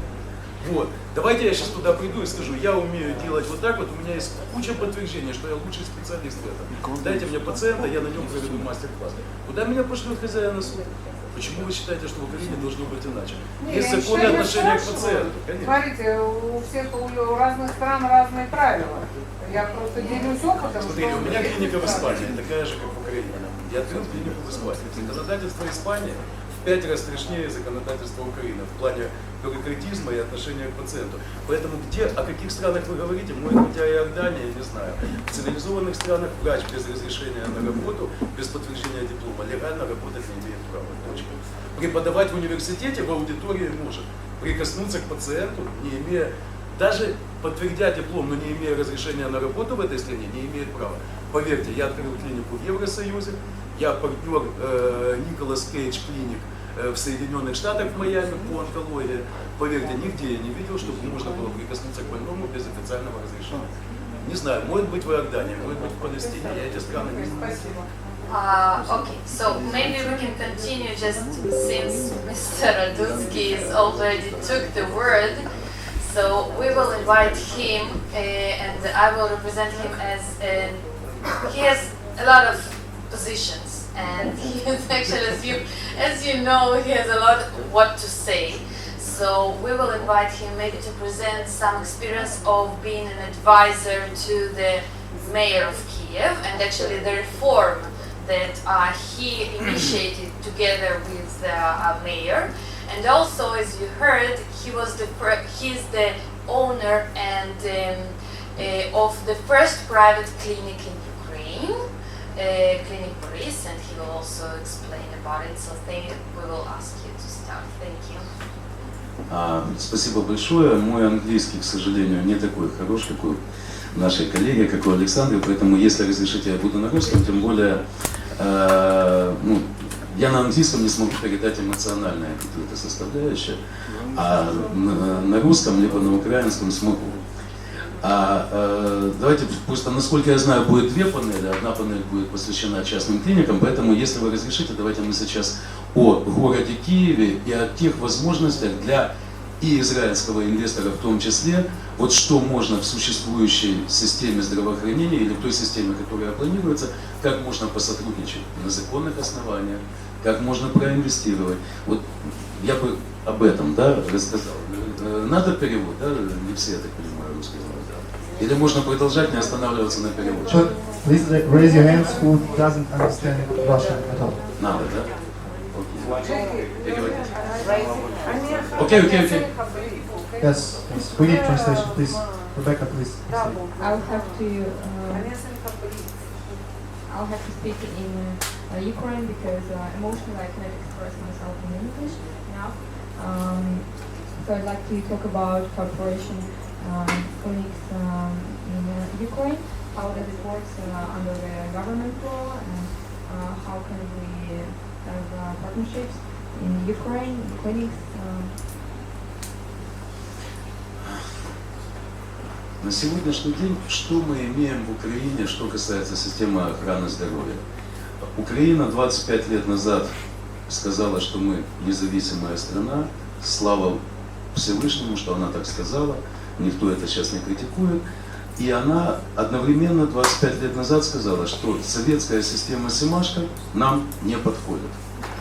25 years ago, Ukraine decided to become independent. Thanks God it happened. And we understood that Soviet Union system of health treatment that doesn't work for our country. Treatment called Semashko doesn't work for our country, so we have to develop. К сожалению, дальше произошло то, что очень часто происходит в постсоветских странах. Вот то плохо, оно нам не надо, но новое мы никак не создадим. То есть вот то оно доживает, да, там как-то оно еще существует, вот система Семашко, она в принципе по сегодняшний день существует система Семашко в Украине. Обрубленная, плохо оформленная, плохо финансируемая не потому что денег нет, а потому что не умеем финансировать, да, но она как-то есть. Но к новой системе страна не перешла. Вот и имеем то, что имеем на сегодняшний день. И это, кстати, в первую очередь плохо и для инвесторов в том числе, потому что Украина это как раз очень интересная, и я сейчас на цифрах расскажу, чем интересно здравоохранение Украины для инвестора, о каком объеме рынка может идти речь. So what happened 25 years ago, that our people, Ukrainian people, understood that we don't like Soviet system, Semashko, we don't want it, but the problem is that we don't have anything better. So this problem is still on after 25 years. We still have a problem that partly it's still Soviet system of health care, but so we want to develop, we want to make something new, but unfortunately right now it's not still made very good. Поэтому в 2014 году, когда на выборах в городе Киеве победил Виталий Кличко, которого я знаю, естественно, очень много лет до того, как он стал мэром и стал политиком, мы на самом деле родились практически в одном дворе, такой он чуть младше меня, не намного, но младше.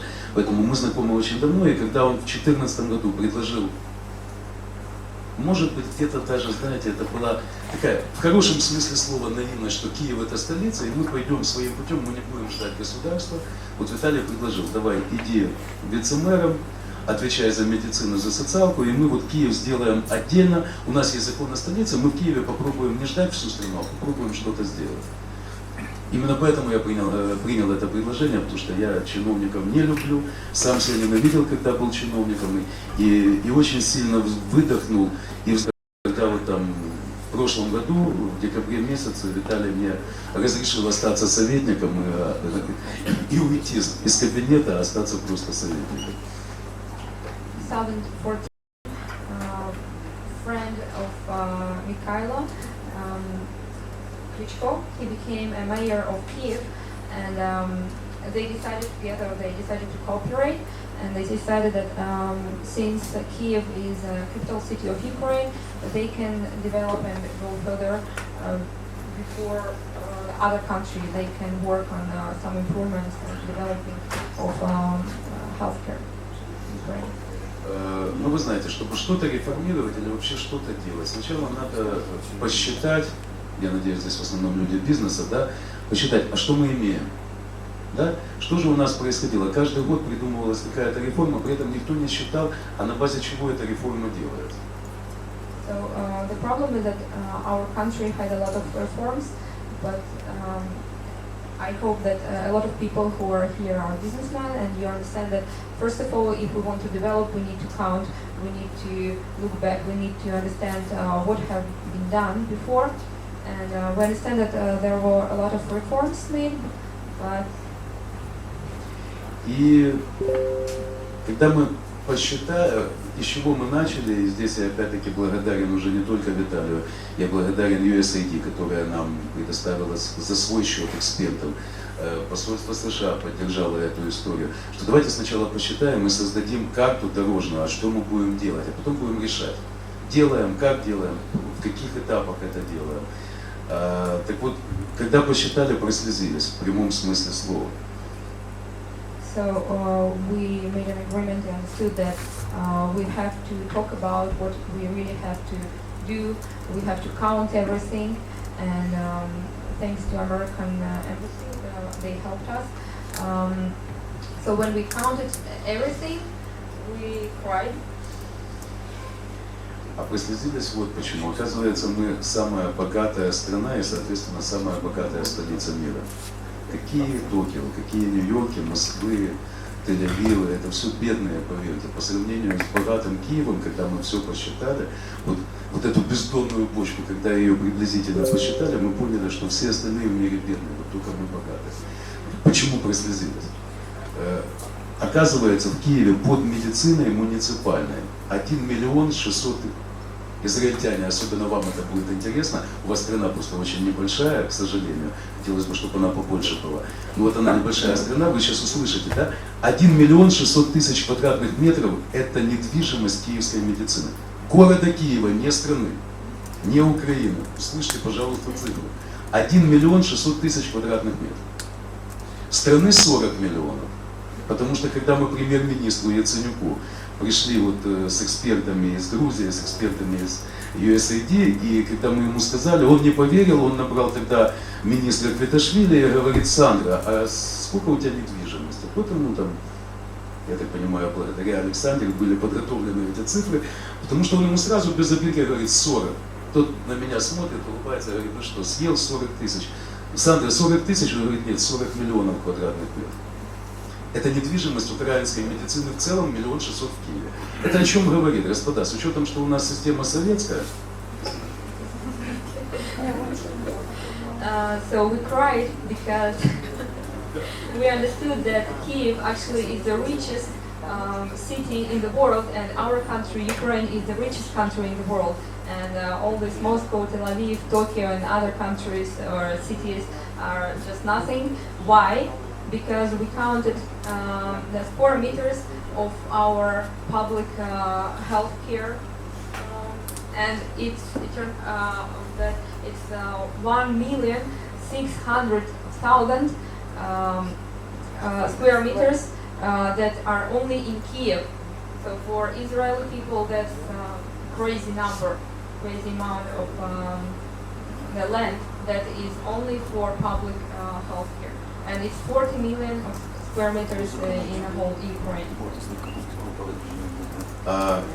Это все надо обогреть, это все надо убрать, это все надо почистить. Это надо заплатить зарплату персоналу, который должен на этих 40 миллионах, давайте прикинем, 1 600 000, обслужить, да?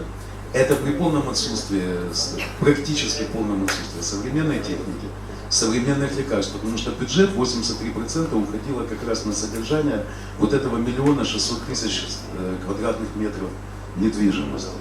И остальные 17% это сюда входило все. Медикаменты, оборудование, питание, вот все, кроме зарплаты и содержания этих зданий. So almost all money was going to the wrong place, to understand, was going to support the land, because land costs a lot, and more than 80% of money goes to the land. And we still need to think that we have to pay some amount of money, salary to doctors. We have to develop buildings, we have to improve things. And there is lack of budget now. Когда это все посчитали, то есть, да, ну, пошли правильным путем, опять-таки, спасибо нашим партнерам, американским, грузинским,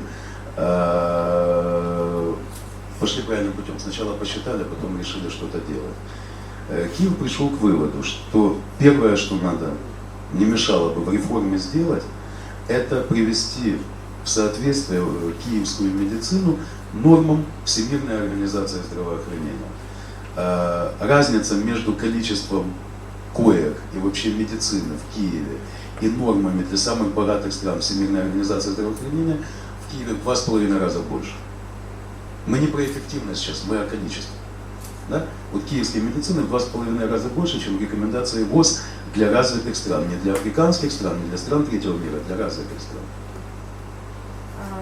So the idea is that in Kiev we have a possibility to be better than anyone else in Europe and worldwide, because we have a better,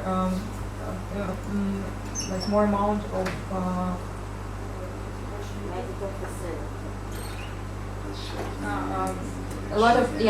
we have a lot of land, we have a lot of doctors, so we have a possibility to become the best in the world.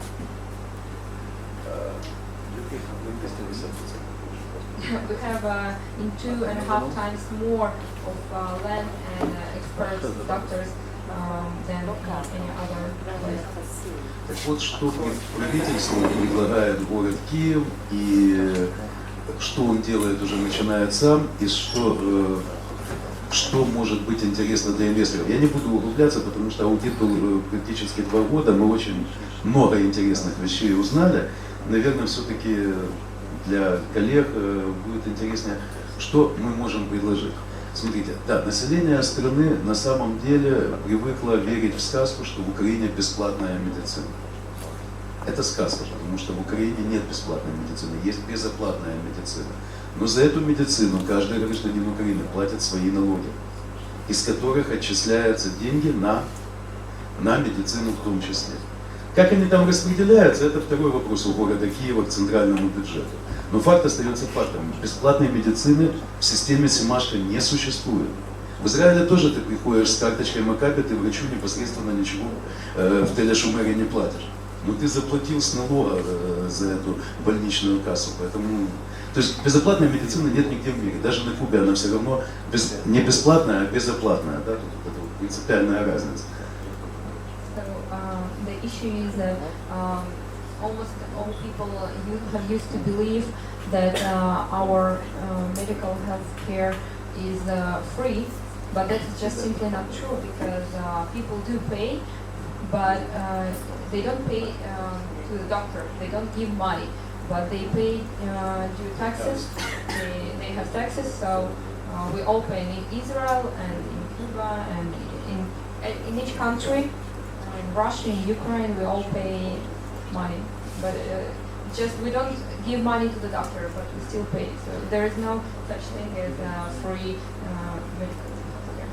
Итак, мы понимаем, что деньги, в принципе, на создание нормальной медицины у населения есть.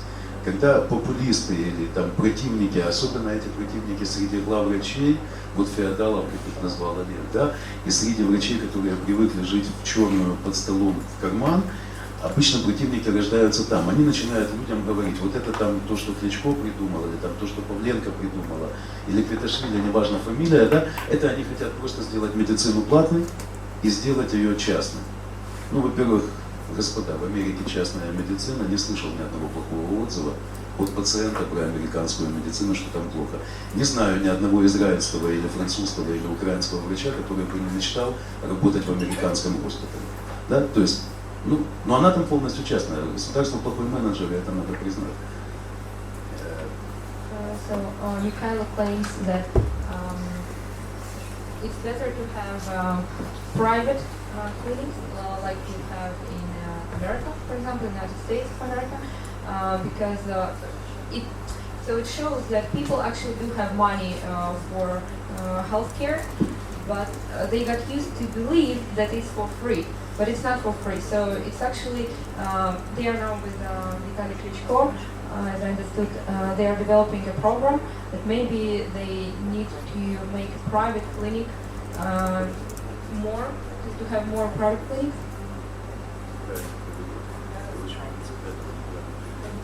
Кличко не хочет больше частных клиник, Кличко хочет сделать, чтобы честные отношения между пациентом и клиникой, чтобы пациент знал, что он платит деньги, просто платит ему кэшем, а через налог. Да, не наличными деньгами, Кличко платит своими налогами. То есть Кличко пытается сказать правду, что нет бесплатной медицины. Он не хочет делать частную медицину. Он бы хотел ее. So Vitaly Klitschko wants to make healthcare in Ukraine, so that people, when they pay for their healthcare, they know what they pay for and if it's legal and it's good quality. Окей. Смотрите, с учетом сложности, да, технического перевода, давайте я сейчас вот просто по пунктам. Идея Киева в реформе, именно города Киева, потому что чуть-чуть отличается от идеи страны в целом. И в чем здесь может быть интерес потенциальных инвесторов. Идея Киева следующая. Отказаться от понятия лечебное учреждение, и все, что связано с медициной, должно стать но-профит неприбыльными коммунальными предприятиями, живущими по закону обычного предприятия, где нету бюджетных ассигнований, где есть компания, которая продала свои услуги через тендер городу Киеву и за это получила оплату. И вот с этих денег это предприятие живет. Смогло выжить – выжило. Не смогло выжить, значит оно и Киеву не надо, и людям не надо, раз люди туда не пошли лечиться. Это как бы основополагающая история, что все лечебные учреждения должны стать no-profit, неприбыльные коммунальные, да, неприбыльные коммунальные предприятия. So the idea is that all medical services has to become profit, and if it doesn't work, then it doesn't work, so they don't. So yeah, if it doesn't work, then they just. Not patient, not money, not work. Идея номер один, да? То есть все предприятия, все больницы из советских ночлежек превращаются в неприбыльные коммунальные предприятия. Город один раз в год объявляет, и для этого есть статистические данные, что ему надо купить на рынке 1000 услуг по операции на аппендицит, по удалению аппендицита. 1000, 2000, неважно сколько. Город это знает, потому что он имеет статистику прошлого года и понимает, что надо добавить до 10% в среднем на следующий год. И он закупает услугу, он не содержит больше койку, он не содержит врача. Он говорит всем предприятиям любой формы собственности, частной, городской, государственной, мне надо 2000 аппендицитов. И тот, кто дал хорошую цену, хорошее качество, и при этом хорошие условия для пациента и хорошее имя врача, рейтингового врача, тот выиграл эти деньги. Тот, кто этого не смог предоставить, проиграл, он на этом не заработал. Это честно, это нормально, это не дает возможности людям тратить деньги на ненужную, на содержание ненужной медицины. И у нас и так ее в 2,5 раза больше. Да? То есть выживает сильнейший, выживает рынок. Номер два. Как только эти предприятия стали не лечебными,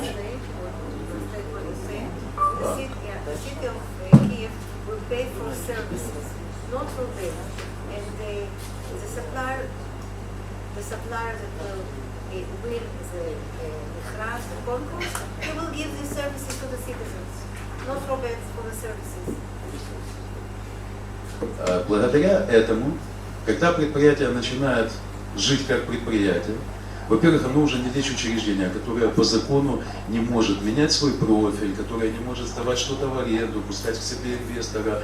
Вот это вот приватно-державное партнерство, перевожу с украинского, пытался на русский перевести, это очень хорошая вещь, но очень много вещей, оно как раз вот при том, что больница, она является лечучреждением.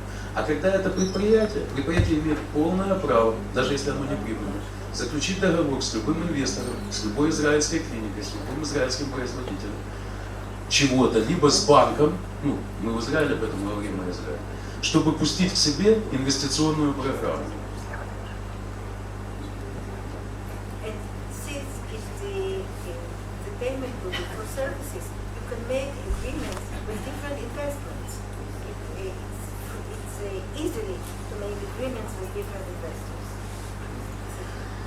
И как...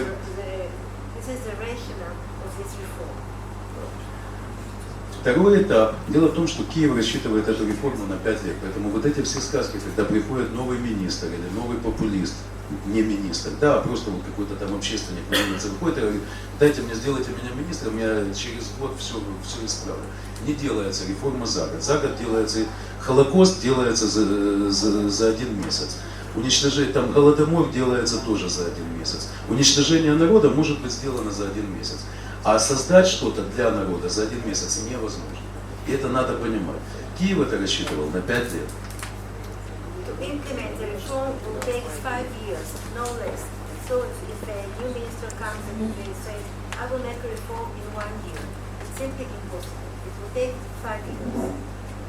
Потому что после того, как мы сделали неприбыльное предприятие, после того, как мы начали финансировать не койку, никому не нужную, фантастическую, а услугу, конкретную помощь человеку, вторым этапом, вот тогда мы можем ввести страховую медицину.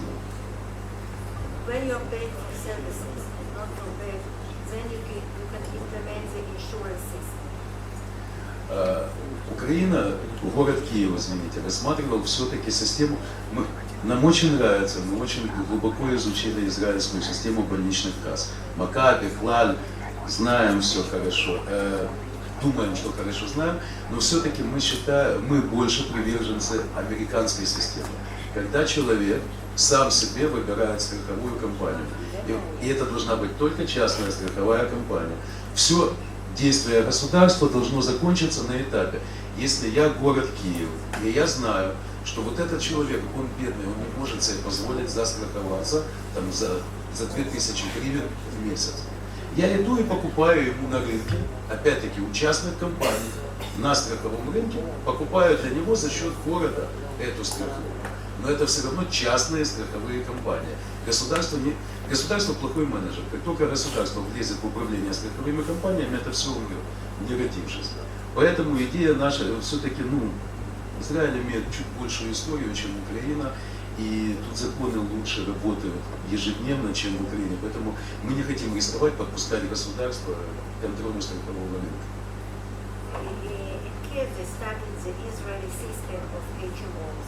But finally they decided to adopt the American system, where every citizen can choose the insurance company, because they say that the Israeli laws are better than the Ukrainian, and according to the Ukrainian laws, the American system is better. Как только, то есть свободный рынок. Так вот, господа, теперь очень интересно для инвесторов. Вот Олег очень классные цифры сказал, как плохо все, вот 200 тысяч человек, 10%. Значит, когда вот это все, стратегия, причем это не доморощенные киевские стратегии, это посчитали американские стратегии, что если запустить эту систему, объем рынка медицины города Киева в год, на 5-й год будет составлять 80 миллиардов гривен. Это 3 миллиарда долларов. Это один город Киев. Only in Kiev, the budget for health. It's not budget, it's market. Health market. Potential market. The potential health market is $3 billion. Yeah, it's 5 million population, it's $3 billion, it's a market, not it's a budget, it's market, understand? Yeah? Health market. Health market. И когда вот это все посчитали, вот это может быть интересно инвесторам, страховым компаниям, инвестиционным фондам, которые хотят зайти в уже существующие украинские страховые компании и киевские. Киев уже практически создал, нам, правда, дали по рукам, там, сказали, пишите вперед паровоза. У нас на бумаге она уже создана, осталось только ее открыть. Муниципальная страховая компания по принципу частной страховой компании, никакого бюджетного и государственного регулирования. Обычное акционерное общество, где просто акционерами выступят муниципальные компании, предприятия, которые принадлежат городу Киеву. Такие, например, как фармация, у которой 163 большущих аптеки в городе Киеве. Да? Это один из самых больших розничных вообще операторов аптечного рынка в Украине. Коммунальный, да. Кстати, если честно, забыл, что 163 аптеки. Да, да. Он коммунальный, это не частная компания, это коммунальная, но это все то же самое. Поэтому мы говорим о чем? Что если удастся и с вашей помощью, и с вашим опытом привлечь вот под эту реформу, не под эмпирические, там вот давайте купим, это очень хорошо, вот то, что говорится, давайте откроем мастер-класс, давайте поставим какое-то ноу-хау израильское. Оно, конечно же, да, это тоже инвестиция, оно даст, но это в пределах вот тех 10%. Мы говорим о чем? Что если уважаемая не только мной, да, там во всем мире, Маданас Групп зайдет в Украину на киевский рынок со страховкой для врачей, их ответственности, эта инвестиция будет хорошая. И это вот те вот 3 миллиарда долларов, о которых мы с вами говорим. Если Макаби захочет зайти инвестором в какое-то неприбыльное коммунальное предприятие, какой-то госпиталь, и вложиться в него, и подвести его под израильский стандарт, это тоже, это все мы говорим о рынке в 3 миллиарда долларов. I want to kind of say that if, for example, a company like Shuki Madanis would like to invest in Ukraine and give insurance to health givers, it will be a very good example of investment in Ukraine, which will be good for Ukraine and also for the investors. Потому что вкладывать и инвестировать сегодня, когда нету юридически непонятно, куда мы вкладываем, невозможно. То есть надо вот эти изменения. Эти изменения, они на самом деле не тяжелые. И Киев на сегодняшний день, мэр даже подписал письмо правительству Соединенных Штатов, которое обязалось помочь Киеву в этой реформе. Сегодня работают, я уже сказал, эксперты, которые оплачивают USAID, это, ну знаете, да, американский фонд. И эти эксперты уже заканчивают на выходе вот эта система. Действительно, спасибо президенту и премьер-министру Украины, которые все-таки решили не на словах, а на деле сказать, что в стране будет децентрализация власти. А Киев по закону останется действительно очень многие вещи. В случае, если центральная власть скажет, да, действительно есть децентрализация, Киев очень многие вещи может решать сам, не ждя центральную власть. И у нас для этого сегодня и есть поддержка американская. И самое главное, что большие деньги вот здесь вот, на старте юридического оформления изменений в медицине не нужны, потому что очень часто я слышал, когда вот команда Квиташвили, Павленко, когда они пытались это запустить, им кричали, у страны нет денег на это. И на мой вопрос, я всегда задавал вопрос, а на что это? Нету денег. Ответ был очень сложный. Вот надо купить новую машину. Я говорю, машину надо покупать на 5-й год, на 1-й год надо сначала выписать законодательно, что произойдет. Машина можно и на «Жигулях» поехать. Извините, ну там вот, на второй панели я расскажу, но клиника Борис 23 года назад начинала на 7-й модели «Жигулей», переделанной под скорую помощь. И ничего, как-то дожили до сегодняшнего дня, слава Всевышнему, живем, развиваемся. Поэтому это все не в машине вопрос в бумаге. Когда оно все есть на бумаге, и это четко выполняется, деньги придут, деньги не надо будет долго звать, когда они увидят это. The investments should take into account the legal reforms that are being made now. And you can make things in Kiev without waiting for reform in the whole Ukraine. Поэтому это, знаете, так вот, что касается именно города Киева и что касается идеи инвестиций в город Киев, ну вот это так в двух словах очень сумбурно. Ну, поэтому, если есть какие-то вопросы, я с удовольствием на них отвечу. Потому что, ну вот как раз Киев это то, что глобально и то, что может быстрее, чем страна пойти. Потому что, Киев развит лучше, чем любой другой регион Украины. Ну, как любая столица, да, это тут ничего нет какого-то унижения каких-то других городов, но это так, да. В Киеве привыкли находиться уже инвестфонды. В Киеве имеет свое представительство Ротшильд, Рокфеллер, Сорос. То есть в Киеве глобальные стратегические денежные мешки, ну пусть они не обижаются, но так сказать, они все в Киеве представлены. Да? Киев в любом случае быстрее может пойти по этому пути. И население Киева, оно тоже больше готово все-таки и к страховой медицине, потому что если в Киеве страховкой медицинской пользуется до 7% населения города, 5-миллионного города, то в любом другом регионе это 1-1,5%. Даже в этом плане в Киеве это быстрее может пойти. Поэтому там от имени мэра welcome, то есть любые инвестиционные программы Киев готов рассматривать. И я не могу пообещать, что будет какая-то преференция, они будут рассматриваться среди прочих равных, среди там, турецких инвест-предложений или немецких, но они будут рассматриваться, и поверьте, никаких там под столом платежей делать не надо. Вот что касается медицины, я вам гарантирую, подстольных платежей в городе Киеве уже 2 года, уже 3-й год заканчивается, как не существует. За что нас очень не любили? Мы запретили сдавать в копилку. Никто не мог понять, почему запретили. Запретили, потому что нам интереснее потом заработать хотя бы 1% от этих 3 миллиардов, чем вот эти вот мелкие щипачества, которые там происходили по вчерашнему.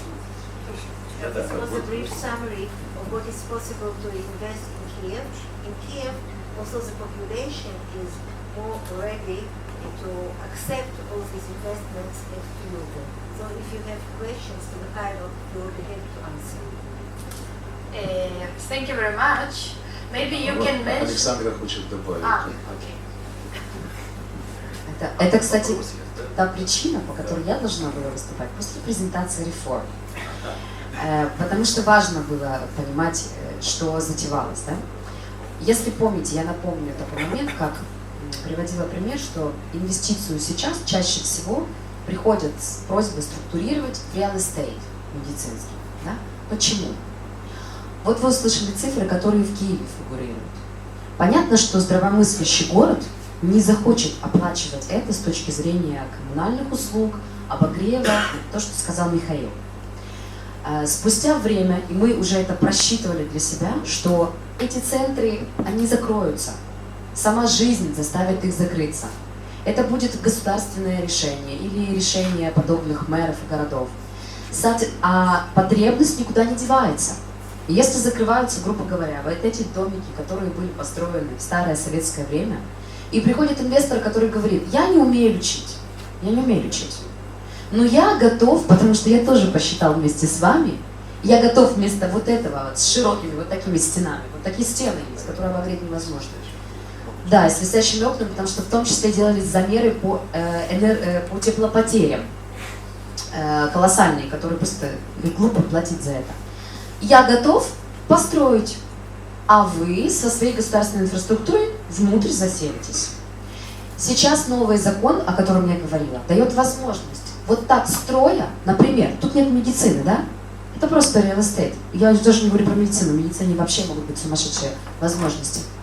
Строя для них 5 этажей, построить еще 2, которые будут находиться в собственности этого инвестора, и туда заселится потом частный медицинский бизнес, который по услугам дополнит государственную вот эту 5-этажную структуру теми услугами, которых не хватает, или за которые пациент готов платить больше. Ну, мы знаем всегда, да, что что-то государство гарантирует, небольшие там могут быть, не настолько дорогие услуги, и еще что-то сверх, на чем частный бизнес может заработать. Ну и, конечно, в центре реформы сама услуга, ее тарификация, ее поход за пациентом, то, что Михаил сказал, да, денежки идут за пациентом. Соответственно, любой частный инвестор может конкурировать с государственной машиной, которая сейчас без тендера, без ничего, просто получает деньги, потому что just real estate, and that's all.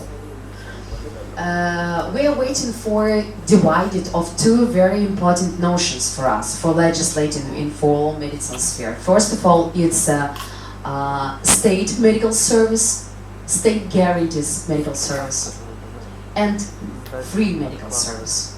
So you're in the market of free medical service. State is a third notion, but the budget, and we're waiting for, and you are waiting for this money, budget money, not the 10% of private market, because it is a rich people.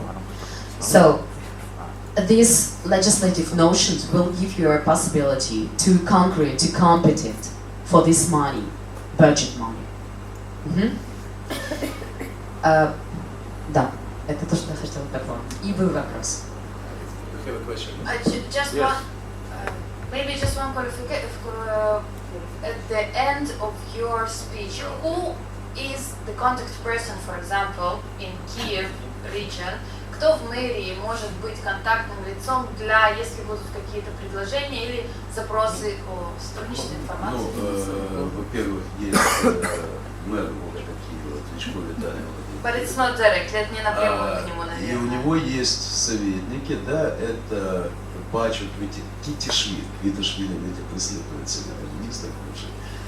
Бачу Китишвили – это человек, который отвечает именно за международную группу экспертов по реформированию.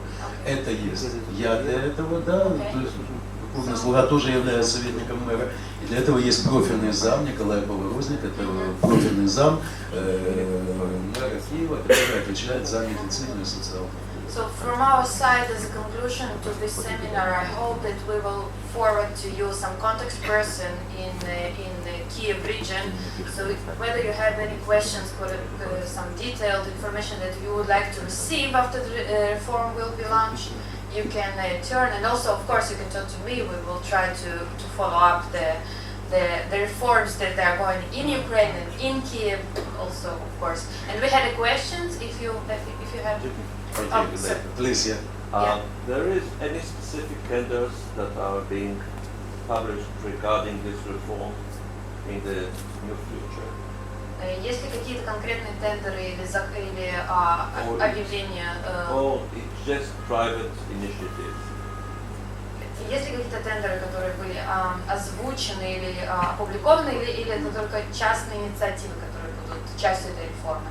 Нет, эти тендеры, когда Киев перейдет на закупку услуги, а не на финансирование лечебного учреждения, тогда эта услуга будет покупаться на первом этапе городским бюджетом. На втором этапе, когда заработает страховая медицина, то эти услуги вообще город здесь ни при чем. Город может купить для кого-то просто страховку, но услуги у клиники будет закупать страховая компания. Любая из. Actually, on the first step, city will announce a tender for service service buying, okay, from the clinics, from everyone. On the second stage, actually, the tender will be actually forwarded to the insurance companies, okay, that will actually buy from the clinics and not the state, because the whole idea of the reform is to come from the budget buying to that people will buy insurance, and insurance companies will actually give this package of the services.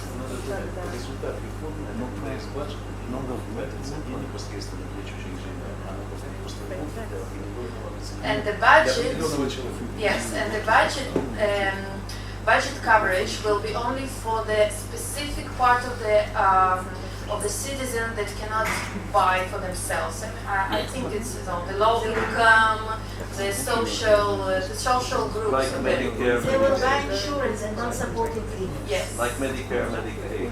Exactly. Yes, exactly what we have here in Israel. And there is a basket for that? Будет ли какая-то картина такая минимальная, Да, которая да. должна будет быть supplied? Окей. Будет гарантировано то, что будет гарантировать государство. Это особо опасная инфекция. Это чрезвычайная ситуация. это минимальный гарантированный государственный минимум, он останется за счет государственного бюджета, и это любому человеку будет оказана первая помощь в случае ДТП. То есть это все да, то есть это как родовспоможение, да.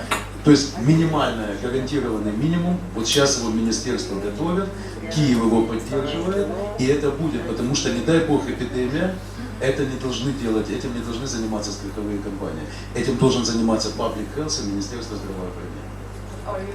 So actually, so if you have translated, they will have the minimum package of emergency situation, of epidemic catastrophes, and everything that, you know, right now Ministry of Health are trying to combine this package that will be actually obligatory for everyone and available for everyone. And after all the extras, what we have actually here in Israel also, all the extras will be paid by the patient or by the insurance company. Кстати, буквально на прошлой неделе Украина получила руководителя Организации общественного здоровья. То есть впервые в истории Украины создана Public Health и имеет своего руководителя. Я сейчас не о руководителе, но я аплодирую стоя и министру, и Кабмину, что наконец-то Украина получила Public Health, потому что без этого говорить о реформах в стране это смешно. And the last update is that actually the Ministry of Health has established the Department for Public Health. This is the first time in the new department that actually was established, and this is a good sign that the ministry sees it in the public health priority topic. I think right now we should stop and maybe to make a little bit break if you have any questions. 1,6 миллиона площадь. Входит ли здание и учреждение Академии медицинского института? Вы меня не слушали, но это просто опять-таки трудности перевода. 1 миллион 600 тысяч квадратных метров – это только муниципальная медицина. Хорошо, так вот эти Еще плюс. Вот эти все институты Академии наук, они Это тоже могут плюс. бороться за эту услугу? Смотрите, во-первых, я считаю, что только такая богатющая страна мира, как Украина, имеет право себе позволить лечебные учреждения разных ведомств. Должен быть единый медицинский простор. Что значит Академия наук или Укрзалезница, извините, или железная дорога имеет свою больницу? Это, вы о чем? Вы себе представляете, у вас в Израиле Телешумер вдруг становится больницей, не знаю, Министерства транспорта. Вы себе можете такое представить? Это смешно, да? Поэтому априори неправильно, могут ли они бороться. Если они будут за это бороться, то они должны быть просто единой системой здравоохранения. Они не должны быть ведомственными. Они предприятия, зарабатывающие деньги. No-profit, это не бизнес-модель, да? Это no-profit модель, но это предприятие, живущее по законам предприятия. Оно, где будет наука проходить, вот науку должно финансировать государство. Да. Не про науку, про услуги. А про услуги это обычные больницы, которые ничем не должны отличаться от любой другой больницы в правах на участие в тендере. Но при том условии, если они вошли в систему городского или общереспубликанского здравоохранения. Если они остались Академией наук, то тогда все, о чем я вам сейчас рассказал, забудьте, это никогда в жизни не произойдет. Любая ведомственность без единого простора медицинского не работает. Все, что я вам сказал, забывайте. Это не, если так останется, то этого не вопрос, Really? точно такой же самостоятельно сдают. Обязаны дать, иначе не Они работает. гораздо лучше оснащены, чем все городские. Это вы так думаете. Это детские, это вы сейчас говорите, потому что вы помните, во-первых, не воспоминания прошлого Ильфа и Петрова, вы же помните, да, не читайте на ночь советских газет. Ну, это уже давно не так, извините, там даже и специалисты уже не самые лучшие, потому что лучшие находятся либо в частной клинике Спиженко, либо в Феофании, либо в хорошей городской больнице, где есть постоянный поток пациентов с живыми деньгами. Поверьте. То есть вот это все, это у вас, это ностальгия, это ностальжи. Это как докторская колбаса по 2,20 в Советском Союзе. Поверьте. Уже давно это не так. We don't have time. No, we don't have time for questions. We will have to stop here. If you would like to ask directly, please do. We will have a short break right now, and we need to continue. Thank you very much.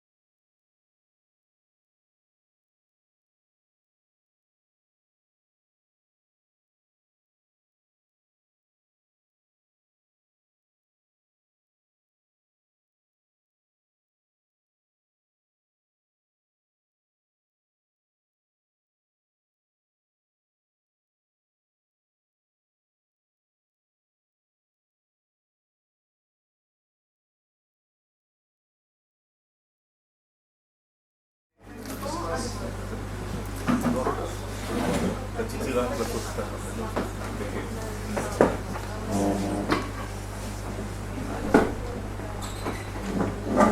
can see that not everyone has returned from the coffee break. I think they will join us. But we have to start the second panel. And I would like to introduce you the moderator of the second panel. Mykola Taranenko is the Counselor of Embassy of Ukraine in the State of Israel. Please welcome Mykola. And you can sit. Okay. First of all, good day to everybody. My name is Mykola Taranenko. I'm Counselor of the Embassy of Ukraine here in Israel. Of course, I'm not so big specialist in healthcare and medicine as all the diplomats. We know about too many things, but too small. But we are lucky that together with us we have real professionals. And with your permission, we will start the next panel, the hospital as a business. This topic was already started during the previous panel, and as I understand, there is a quite of interest, especially to this, because during the previous panel we find out in general the system of the healthcare and medicine in Israel, in Ukraine, in particular in the city of Kiev, and now we have the opportunity to listen to our honorable speakers who will tell us more specifically how the hospitals are run as a business. And for me it's very important to understand, is it really the hospitals, is it really a business, simply business, or it can be let's say considered as a non-profitable medical services. What are the difference? What are the correlations about non-profit and profit business in hospitals? In this, I would like to invite to the microphone the Vladimir Shapiro. He is a well-known neurosurgeon, and as far as I understand, he himself and the medical institution he represents has quite a positive, let's say, experience in the sphere of running a business, not only in Israel but also in the post-Soviet Union countries. Vladimir? Thank you very much. Thank you very much. I'm representing here private company based, private Israel company based on one of the oldest Israeli hospitals. It's Italian hospital in Haifa. Why I want you to know about Italian hospital? Because the model of Italian hospital is very different from other models of the state hospitals, and this model we successfully transfer to two post-Soviet countries. So Italian hospital in Haifa is one of the oldest, and for my opinion, is the only one hospital that there is public and private system in one building. As you know, in Israel, public health and private health are separately.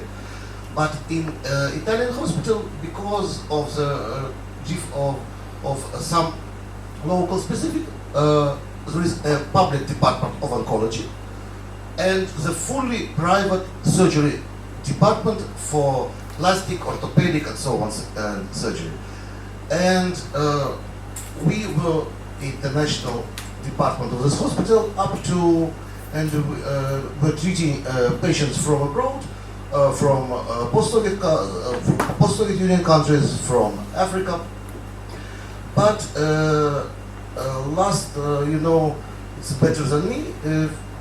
During last 2-3 years, there was a severe devaluation in Ukrainian currency, in Russian currency, in Azerbaijani currency, in Kazakhstan currency, and the flow of the medical tourists in Israel fall to very, very low level.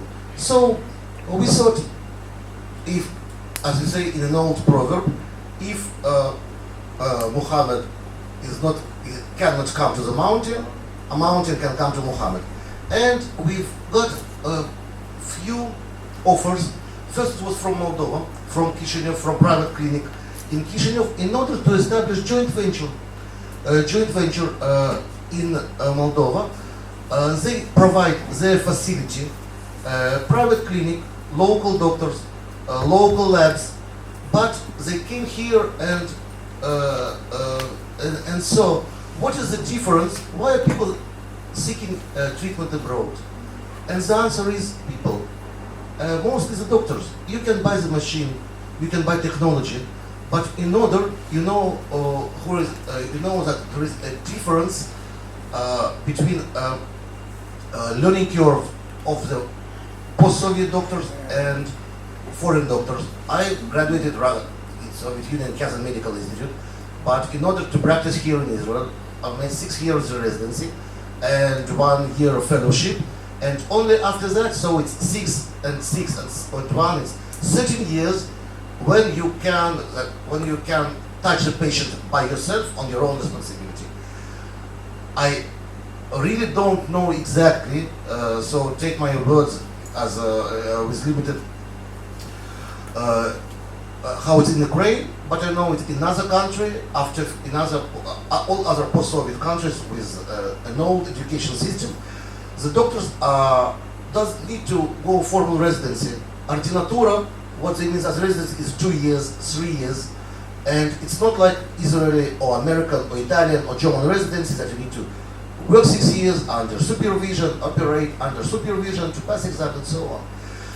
And when the administration of private hospital from Moldova came here, they saw that mostly they can perform only all kind of investigations, but they want Israeli doctors to supervise. And we check the legislation, and for our happiness in Moldova, the doctors that have Soviet diplomas doesn't need to pass exams. So, as you know, in Israel there is a lot of specialists from former Soviet Union, and we used this opportunity in Moldova's legislation to bring Israeli doctors with former Soviet diplomas, but with full Israeli residency, in order to practice there. And it model works. It works for 1, 2, 3 years. So we made an operation. We made a consultation. Local doctors, Moldovan residents in this clinic, continue our recommendations. If they have some questions, they say, this model works well, and continues working well. And after that, we got, but the hospital was local. We bring only doctors that who runs the process of treatment, of consultation, operation, and so on. And after that, we've got another opportunity to build a clinic for one of the local investors with the participation of the state in another post-Soviet country. And this model, this model is checked, it's working already half a year. So, in my opinion, it's the same model. I don't know if it exists in Ukraine, but as it works now, it seems to be it can work in Ukraine. So we've made an agreement with the municipality. They gave us a very good plot of land in the city, and with local and Israeli investors, we've built the hospital, and the model was our Italian hospital. So we built a very small, relatively small hospital with polyclinics, with outpatient clinics, with operation room, with post-operation unit and operation beds, like on the sharing base, like Asuta, for example, in Israel. And we make on the outsource base all the facility. We arrange like a labs and so on. We do build our own diagnostic department with ultrasound, CT scan, with ultrasound and CT scan, and we certified a few Israeli, all the construction was according to the local health minister, but we've tried as possible to make it like in Israel. So in order to give the patient to feel the difference between local hospital and our hospitals, and in order, from one point of view, from another, in order to make the Israeli doctors feel like at home. And we certified Israeli doctors, full certified, in order to practice and to perform surgery and consultations there. And nowadays, this hospital is working with local staff. It's treating local patients. It's not only private, but a municipality, when they give a plot of land, they ask us to give some percent of the services by local medical insurance, and meanwhile it works and it's profitable. The patient, we're receiving money from the local insurance company and from the government. Partially, patients are paying by themselves. All orthopedic and spinal operations are performed by Israeli surgeons on a regular basis. We have a local doctor who is making a filtration of patients. So they come first to the local doctor. He speaks to him. If he thinks that he can need surgery, he sends us all documentation, or we can make sometimes a teleconference, and they come, and on dates of the operations are known a few months ahead. And when the Israeli doctor comes here for usually 2-3 days, he is knowing that he has 1, 2, 3, 4 operations. He need to see 20, 30, 40 patients, and he is seen with the local doctor who continue to follow up this patient. And this model is working now, and it's only work half a year, but we see more and more local people are coming and are seeking for services. It's also profitable for Israeli investment because it's less. Of course, it's less profitable. For example, like if you are running business in Israel, but it's still profitable.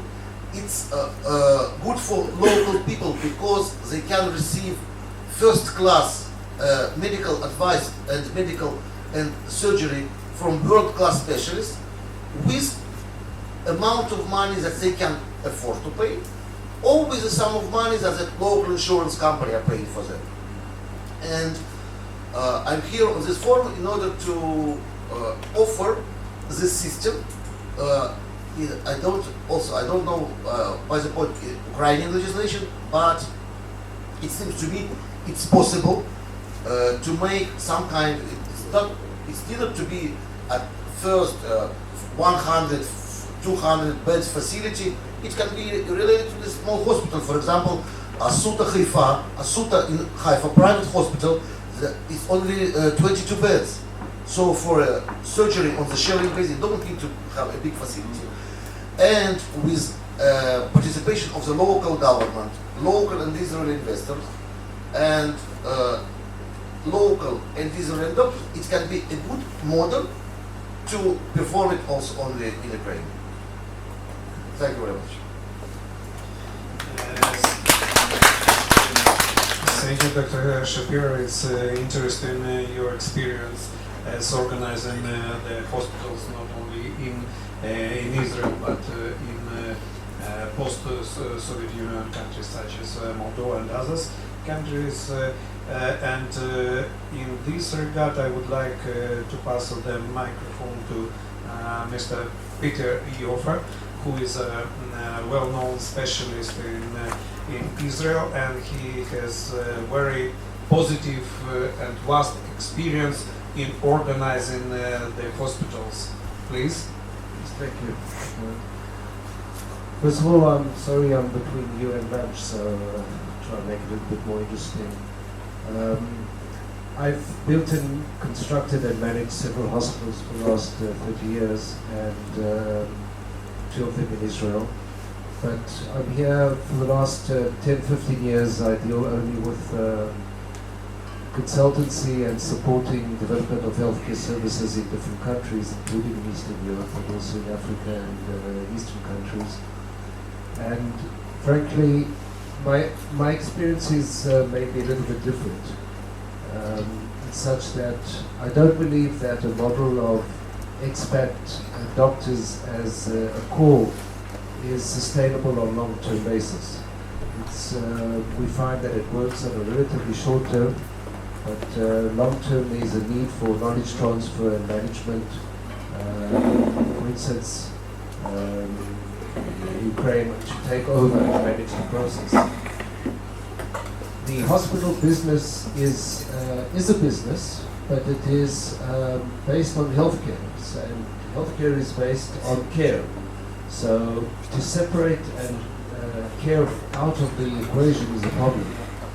And also from a business point of view, if we do not take care of the people and of the quality and healthcare itself, looking only at the bottom line, again, long-term, our experience is that it's very difficult to sustain profitability, because the population are always, we have to respect them, they're clever, they know what the quality of care is, and if we don't give them long-term quality, they will either move elsewhere, they will go overseas, like you mentioned some of the team here earlier. A lot of patients move overseas mainly due to trust in the system and trust in quality. So at the end it's really a matter of quality. The hospital business side can be divided into 2 main subsections. One is it is a process of manufacturing health. A patient comes into the hospital, gets processed, cared for, and leaves on the side. And the other aspect is the hotel side, is the well-being and feeding of the patient. Just to try and connect to the type of activities, I can just share with you that for the last about 7-8 years, I'm coming across more and more projects that are ambulatory-based and less projects that are bed-based. So today when we look at hospitals, we do not count beds anymore. If someone says, and we can hear it all the time, I have a 60-bed hospital, a 200-bed hospital, a 1,000-bed hospital, that is not really the parameter anymore.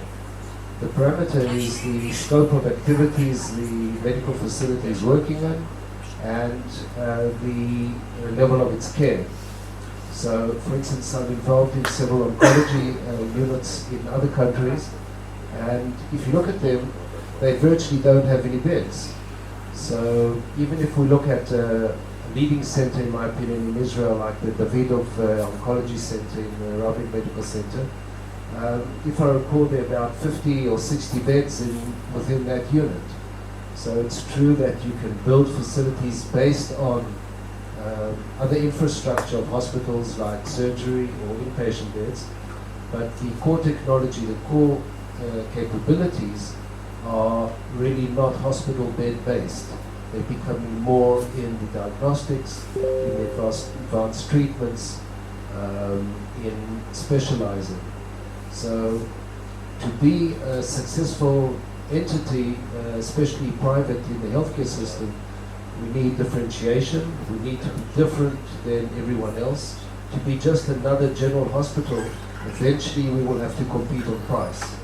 And if we compete on price, it will affect our quality and it will affect our margins. So we need to have a differentiation. The differentiation could be our doctors, let's say for example Israeli doctors, but once again, that will always be limited. They will only come for a limited period of time. We can have differentiation in technology. Do we have a gamma knife? We don't have a gamma knife. Once again, that is something that is usually temporary. Be able to say we are differentiated because we deal in cardiology or in oncology, or in fertility. These issues need to be put together and combine, create a differentiation that can create enough margins for profit while maintaining a high level of care.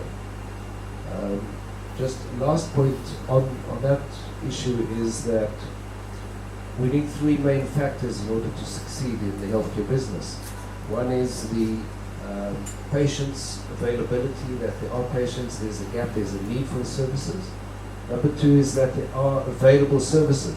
For instance, if we set up an insurance system in a country or in a city that does not have availability of medical services, that insurance in a way will hit a dead end. And the third factor is the factor of financing, that either there is enough middle class, high class population to support the system, there is an insurance facility, there is different ways to finance and join the need with the supply via the financing. That's just for now. Thank you very much, Mr. Yofer. It's quite was interesting in your experience, personal experience in organizing the hospitals in Israel. And thank you very much that you shared your views, how probably it can be done, your experience can be taken for Ukraine. I would like to invite at this moment for this small presentation, I hope, Madame Rita Krasnostein, because tomorrow morning it will be a decided visit to this hospital, and I think it will be interesting to hear from you your experience in the healthcare here in Israel, and I hope to hear, everybody will hope to hear from you your experience in cooperation between our countries.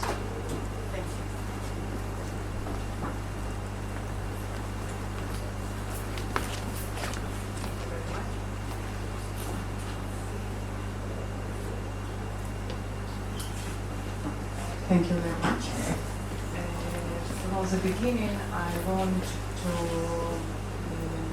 congratulate all Jewish people with Rosh Hashanah, and also send Shana Tova v'Metuka for Jewish people in Ukraine.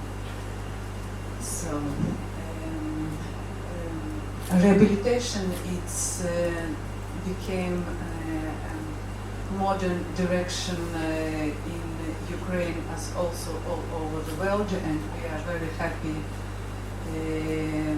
if it will be possible to be also the part of this building rehabilitation in Ukraine.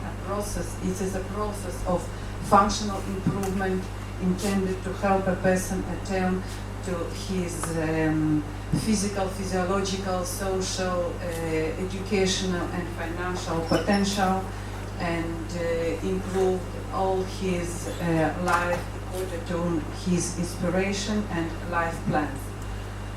Reut Rehabilitation Hospital is the largest in Tel Aviv. It has more than 350 beds, and it's a public hospital owned to non-profit organization, Reut non-profit organization. So it affiliated to Tel Aviv University and has his also scientific and clinical work residence for different kind of rehabilitation medicine side, like orthopedic, neurological, long-term ventilation, children and geriatric.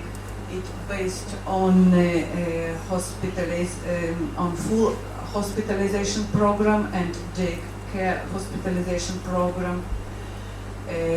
We have our multidisciplinary team for rehabilitation, includes doctors, physiotherapists, occupational therapists, nutrition and diet therapist, psychological therapist, additional services like yoga, tubina, different kind of massage, art therapy,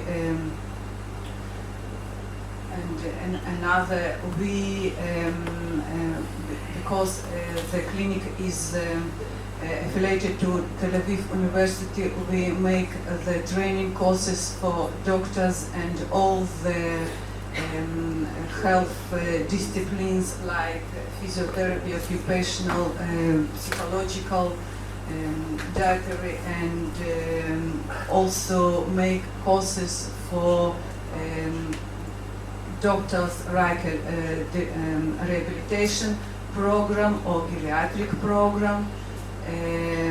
We can be very helpful for Ukraine clinic that interested to build their rehabilitation program for training their rehabilitation team or individual professionals like short-term coming here in Israel, or our Israel specialist or individuals, or like a team coming to and learning and consulting the hospital in Ukraine on this rehabilitation issue.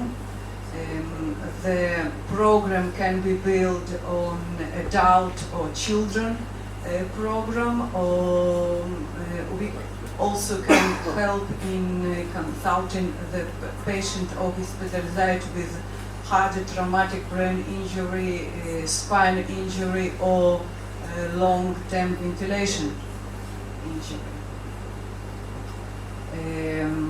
Our hospital will be glad. The treatment there is founded on very professional and high level.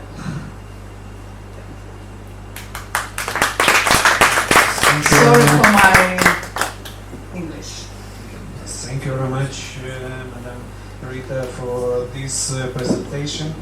And at this moment, I would like to attract your attention that one of the topic of our present panel discussion is success stories in the hospital business. And of course, such success story is the story of establishing and development of the Boris Clinic in Ukraine. We've had the opportunity to hear from Mr. Mikhailo Ratutsky at the previous panel session, him as the, let's say, state official, probably, because he is now the advisor to Kyiv Mayor.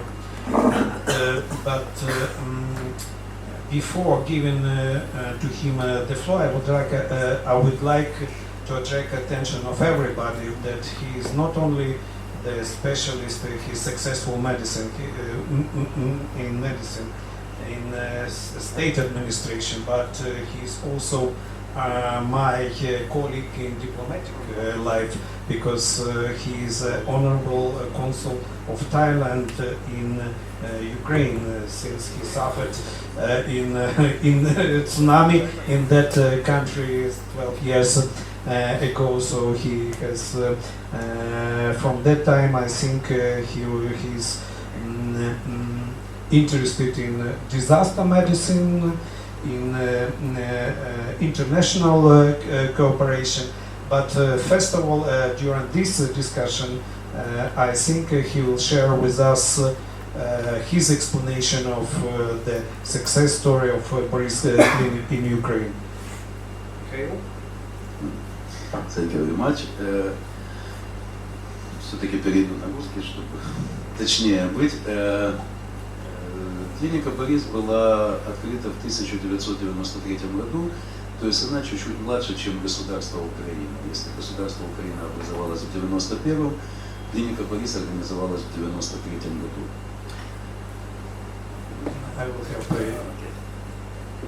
I will help in the translation a little bit. The Boris Clinic was organized in 1993, so it's only 2 years younger than our state, Ukraine. Клиника Борис была организована, вы знаете, благодаря, к сожалению, плохому случаю, потому что за год до этого у меня сильно заболела мать, и спасали ее как раз в Израиле, в клинике Асута. И когда было мной увидено, а я уже работал в городской системе здравоохранения, начиная с санитара, потом фельдшером, то есть я прошел там все ступени медицины киевской. И когда я увидел разницу между клиникой Асута и тем, что есть в Украине на данный момент, я решил, что если я буду что-то делать в медицине, то это будет создаваться по образу и подобию клиники Асута. The Boris Clinic was organized due to the fact that the mother of Mikhailo suffered in 1993 and was cured in Asuta Hospital. After the comparing the medical services in that time in Kiev and in Israel, Mikhailo take a decision to build something new in Ukraine. Надеюсь, что где-то даже мы переросли сегодня своего, там, свой прототип, да, то я не могу сказать учителя, да, потому что Асута тогда была для нас чем-то недосягаемым, естественно, они нас ничему не учили, все, что мы делали, мы подсматривали в Асуте. Думаю, сегодня были другие совершенно взаимоотношения, но тогда это было, то есть, то, что видели своими глазами, то пытались перенести в Украину. They take the hospital Asuta as the example. Probably now they will take much more and in another manner. But today here, Mikhailo think that his clinic is a little bit another from Asuta. На сегодняшний день клиника Борис – это два здания в городе Киеве.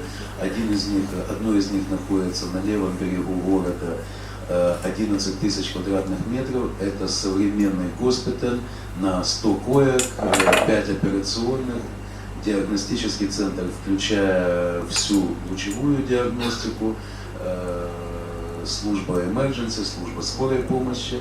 Это диагностический консультативный центр на правом берегу в центре города.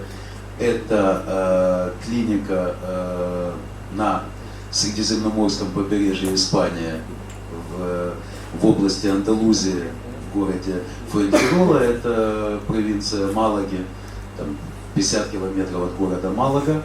И сегодня это, к сожалению, пока на временно оккупированной территории еще один центр клиники Борис находится в Донецке. Сегодня мы им не руководим, к сожалению, но уверен, что в совсем ближнее время этот центр вернется на территорию Украины, соответственно, в управление клиники Борис.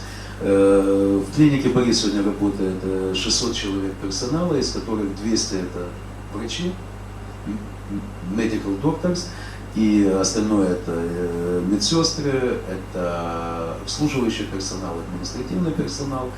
Сегодня клиника Борис имеет отделение телемедицины и является единственным телемедицинским центром на территории Восточной Европы, который подключен к мировой системе телемедицины под управлением Miami Children's Hospital. Теперь они уже, правда, сделали ребрендинг, это теперь называется не Miami Children's Hospital, это называется Nicholas Cage Clinic.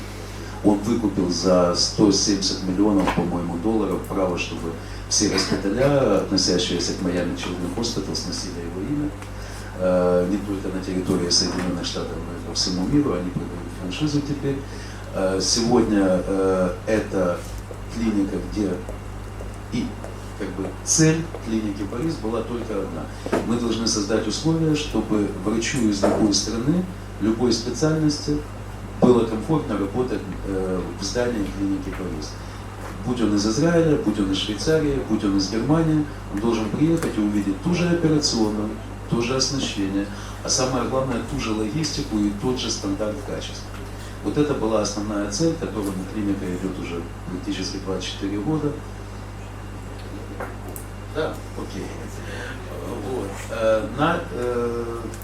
Из того, что мы считаем тем, чем мы оригинальны, и где мы могли бы быть интересны для совместного сотрудничества. Мы знаем сегодня и очень восхищаемся теми стартапами в медицине. Израиль славен своими стартапами не только в медицине, но медицина это наше родное, поэтому для нас, мы считаем, что самое интересное для нас от сотрудничества с Израилем, это, конечно же, размещение израильских стартапов, которые, естественно, уже прошли клинические испытания, которые уже разрешены к применению совместной эксплуатации на территории клиники Бориса. Таких примеров мы знаем немало. Это совместное проведение легально, просто был в предыдущем панели вопрос, работа израильских специалистов на территории клиники, потому что наше оборудование и наши логистические процессы позволяют работать врачу любой специальности на нашей территории. Это два. Это совместное, благодаря телемедицине, использование потенциала научного врачей израильских и врачей украинских при оказании медицинской услуги пациенту, да, который обратился за помощью, потому что мы через мы даже в телемедицинском проекте устраиваем тумор-борд, да, то, чего, к сожалению, за исключением клиники Спеженко и клиники Лесот, вот, и Борис, больше в Украине, к сожалению, никто не осуществляет тумор-борд, а я считаю, в современном лечении онкологии это, наверное, одно из самых основополагающих вещей для правильного лечения пациента и правильной диагностики. Это тумор-борд, это second opinion, и наша телемедицина в режиме онлайн позволяет смотреть и падгистологию. У нас падгистологическая лаборатория оснащена полностью компания Лейка, знаете, да, это один из мировых лидеров в лаборатории, в микроскопическом оборудовании и в падгистологии в том числе. Наши стекла с препаратами принимаются любой клиникой мира, как никто уже не переделывает наши биопсии. И я считаю, что так как онкология сегодня, хотя и занимает второе место в мире по смертности после сердечно-сосудистых заболеваний, но по мучениям для пациента и по, к сожалению, результативности лечения занимает первое, не самое лучшее место, да, поэтому мы считаем, что онкология это основополагающая в таком вот международном сотрудничестве, и двери Бориса всегда открыты для этой цели. Что касается телемедицины, еще в чем прелесть вот именно нашего участия в телемедицинском проекте американском, это то, что в течение реагирования американского специалиста на любое желание украинского пациента для второго мнения происходит действительно в системе онлайн 24 часа в сутки.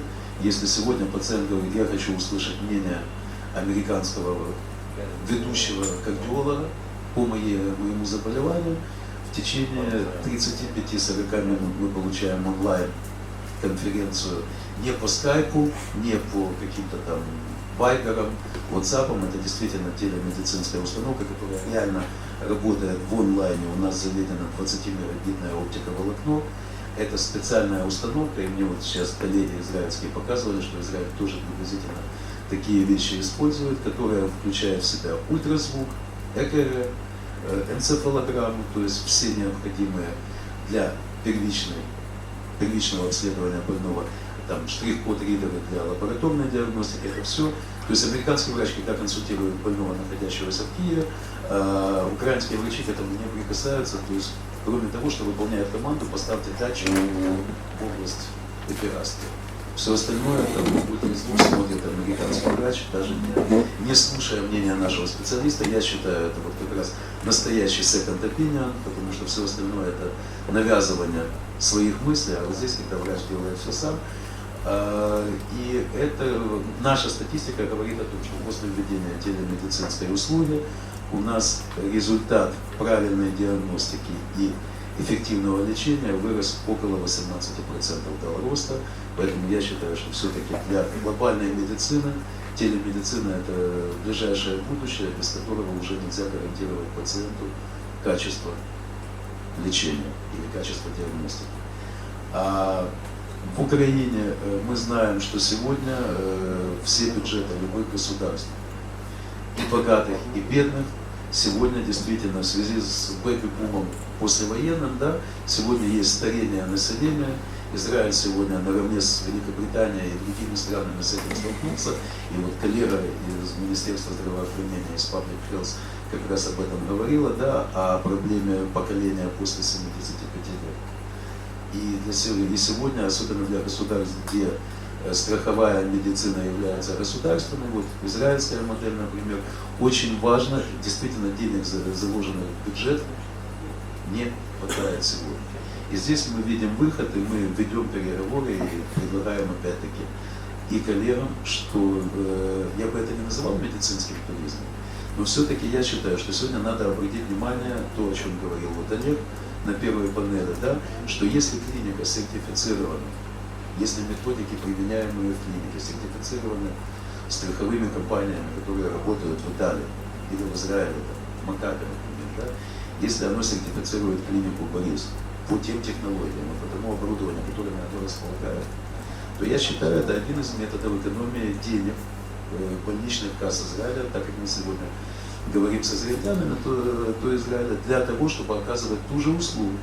Мы открыты, мы готовы, чтобы на территории клиники Борис, например, постоянно находились супервайзеры из страховой компании, которые будут контролировать процесс правильности оказания услуги, как один из вариантов. Точно так же мы готовы, если, это то я вот с коллегами из Клавиды разговаривал, что если государство Израиль примет решение, что их страховые фонды, да, страховые кассы, смогут продавать свой продукт, свои полиса на территории других государств, я считаю, что это очень большой рынок для израильских страховых компаний. И сегодня вот те 10%, о которых Олег говорил, это как раз потенциально люди, которые готовы платить большие деньги за медицинскую страховку иностранную, с возможностью в случае какого-то сложного заболевания и отсутствия технологических возможностей лечения этого заболевания на территории Украины, лечить его на территории, в частности, Израиля. Я считаю, это тот второй вариант, который надо рассмотреть и правительству Израиля, потому что здесь есть регулирующие процессы, которые немножко запрещают, допустим, Клавид или Макапе иностранцам продавать свои полиса. Не понимаю, почему. Это вопрос для дискуссии. И я считаю, что тогда поток пациентов, обмен пациентами, а соответственно, мы же сейчас все с вами все равно говорим о рынке медицинских услуг. Соответственно, и поток денег между двумя государствами может быть увеличен в разы. Ведь ни для кого не секрет, что медицинская отрасль, например, в Соединенных Штатах на сегодняшний день является третьей бюджетообразующей отраслью после рынка энергоносителей и оружия. Да? Почему Израиль или Украина не могут себе позволить сделать из медицины, которая является для всех бюджетопоедающей отраслью, как для Израиля, так и для Украины, превратить ее в бюджетообразующую область, при этом пациент не страдает, он только получает более качественные услуги. Я уже говорил, там потенциальный рынок только города Киева около 3 миллиардов долларов в год. Я думаю, что потенциальный рынок Израиля может быть тоже там, резко увеличен, но для этого должно быть либо межправительственное соглашение, либо на частном уровне израильские страховые должны зайти на украинский рынок. Тогда становится... Мы же все знаем, что очень многие пришли сегодня сюда прорекламировать свой медицинский туризм. Потому что для любой израильской клиники выгодно, когда это пришел человек не из больничной кассы, а пришел человек с живыми деньгами. Это всегда выгодно в любой стране мира, я это понимаю. То есть это хороший бизнес. Но мне кажется, что если страховые израильские выйдут на украинский рынок, то это увеличит поток вот этих вот пациентов международных и для израильских клиник. И мы надеемся, что будет и обратный процесс, потому что я знаю, сколько, допустим, стоит курс лечения киберножом или линейным ускорителем в Израиле, и сколько это стоит в клинике скажем. Я ответственно заявляю, что качественно эти услуги ничем не отличаются. Они ни оборудованием, ни квалификацией специалистов, они отличаются только ценой. И я думаю, что Макабе, Хвалиту или еще кому-то, там, где есть возможность заплатить вместо 30 тысяч долларов за курс 2-5 тысяч долларов, наверное, это будет интересно. А для нас это приток дополнительных денег, для нас это возможность увеличить качество услуги, потому что супервайзер из Израиля, из израильской страховой компании не даст нам расслабиться, и для нас это только в плюс, а не в минус. Точно так же супервайзер, наверное, с Украины будет смотреть, правильно ли Асута удаляет, ну я сейчас шучу, извините, аппендицит, да, то есть образно говоря. И вот только в такой кооперации я вижу будущее, потому что игра в одну сторону, да, когда там только вот в одну сторону идет поток, он все равно рано или поздно закончится. Тем более сегодня конкуренция на медицинском рынке, она очень высокая. Да? Сегодня, например, в клиниках Германии цены уже однозначно ниже на несколько десятков процентов, чем в Израиле с такой же проблемой. При этом бюджет Германии на медицину государство тратит на реновации в медицине в разы больше, чем Израиль. Израиль просто не может себе столько позволить, маленькая страна, и вокруг враги, от которых надо обороняться, есть куда потратить денег. Да, мы уже не говорим, что сегодня американская медицина в большинстве случаев дешевле израильской. То есть эти потоки начинают все равно иссякать. Это уже не 95-й год, 93-й, это 2016 год. И сегодня вот такая вот кооперация двух рынков, она может просто сыграть плюс для двух стран. Когда страховой компании, точнее, когда клинике Борис будет все равно, где пролечился пациент, потому что это все происходит в рамках одной страховки там, компании Макаби, то этот поток не будет никто бороться, что нет, не будет там клиника Борис рассказывать, ты лечишь здесь, мы лучше. Нам нет смысла это рассказывать, потому что единый протокол, единый центр финансирования, то есть тогда пациенту действительно оказывается услуга там, где она лучше, и там, где она экономичнее, выгоднее для того, кто платит. Что еще там из преимуществ, почему я думаю, что такие клиники, как Лесот, кстати, где в 100% израильские учредители, да, там, клиника Спеженко, клиника Борис, полностью частная компания, почему я думаю, что вот отличие там клиники Борис даже, наверное, от Гильцлии Medical Center, вот она в чем? У нас под одной, то есть цель клиники была там на сегодняшний день собрать все под одной крышей. Если пациент пришел в клинику Борис, он не должен больше уже никуда уходить. То есть он должен получить любую медицинскую услугу, разрешенную законом, под одной крышей. Это то, к чему мы стремились. И на сегодня единственное, если мы не оказываем эту услугу, то мы обязательно должны иметь клинику партнера, где больной даже не понимает, что он ушел в другую клинику, потому что ему счет предоставляется в клинике Борис, а дальше это решение, вопрос клиники Борис с клиником партнером, как они зачтутся между собой, но мы, проведя аудит клиники партнера, мы понимаем, что там будет выполнен определенный уровень услуги, определенный уровень качества, и мы понимаем, что мы готовы нести ответственность.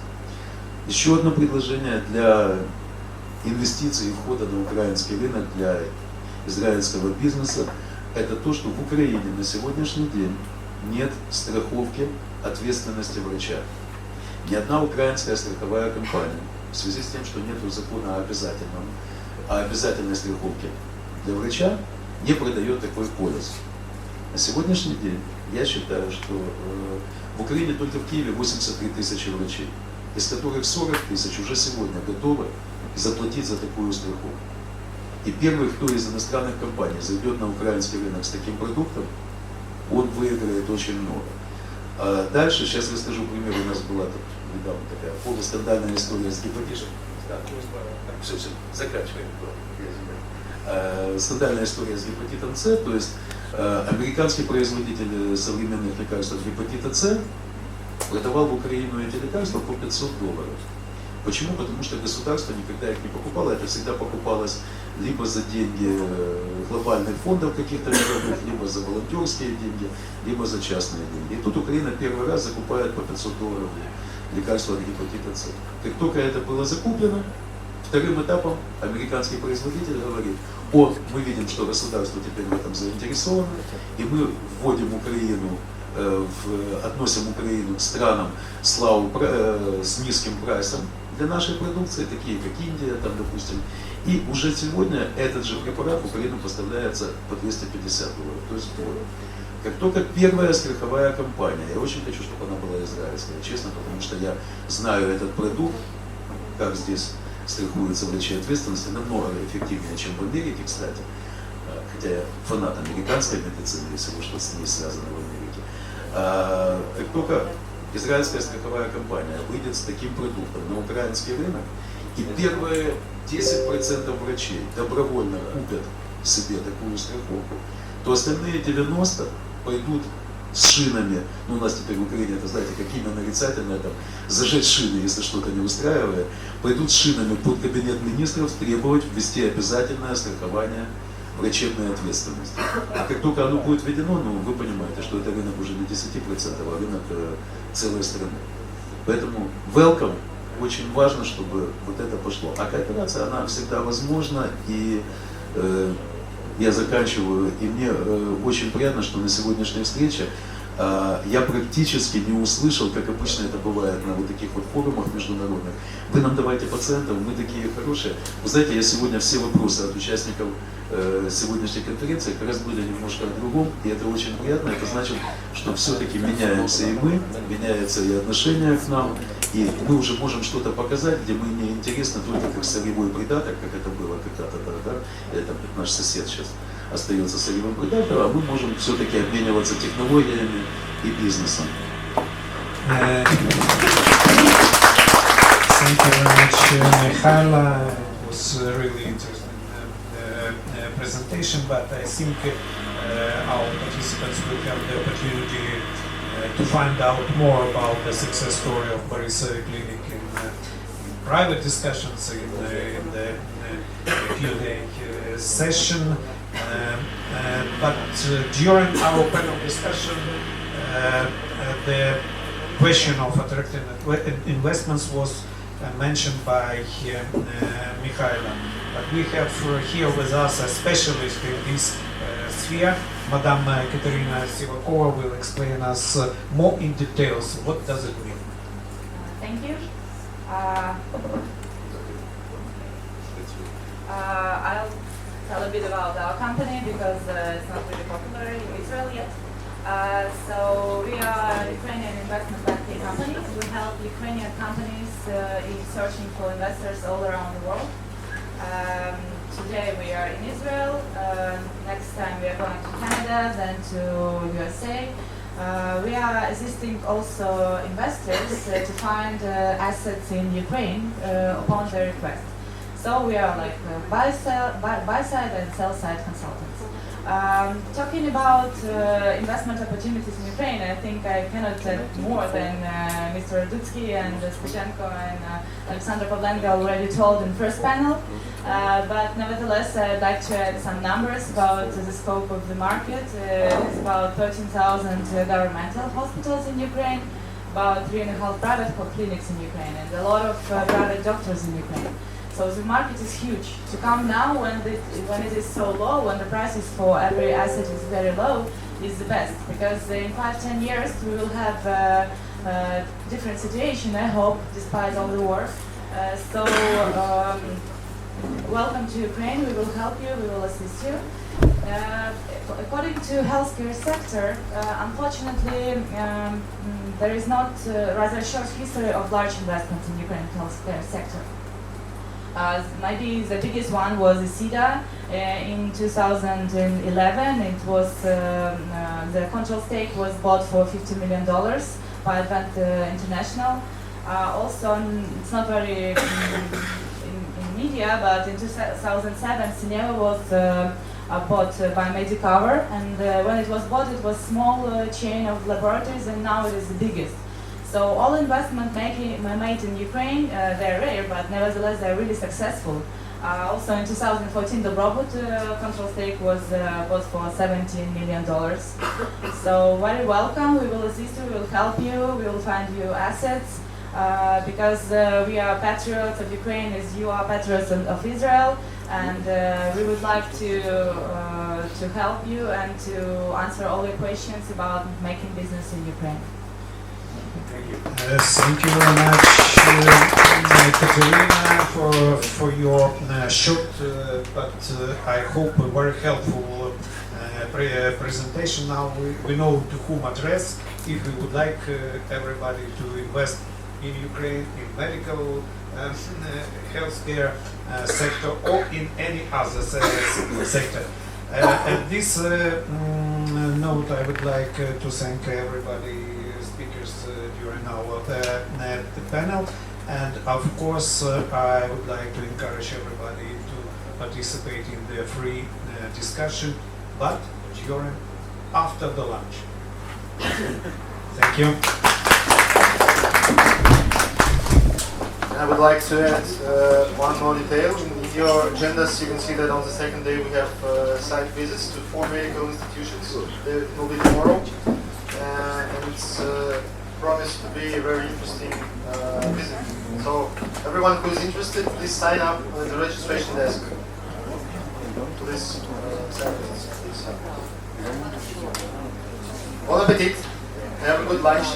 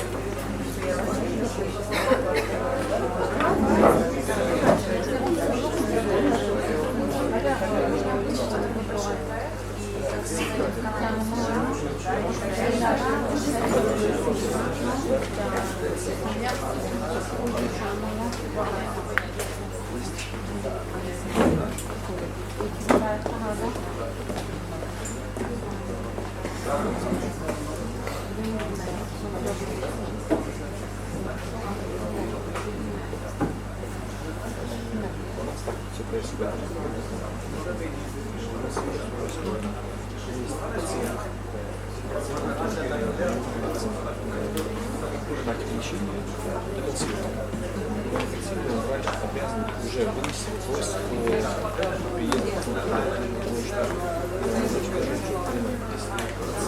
если выносится, и он нуждается в такой услуг, я вас не спрашиваю. Делайте свою работу, я приехал. Вы обязаны выдать ему пенсионный выплаты, и помочь ему эти функции поднять свои плечи. Я думаю, Беларусь. Да, это Бог, я буду так сказать. В этом случае я оставляюсь что пациент едет на две позиции.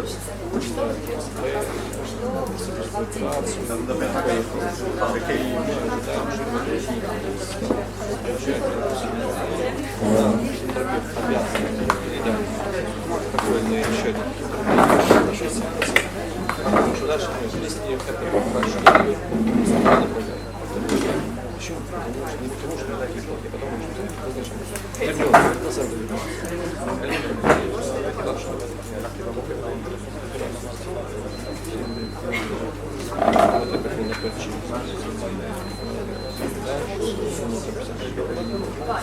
есть мотивация, то с вами, это продолжит.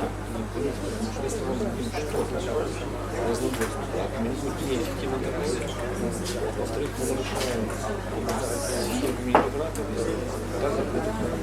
веру или вторую. То есть можно это не наше не делаем еще помочь. Поэтому мы должны иногда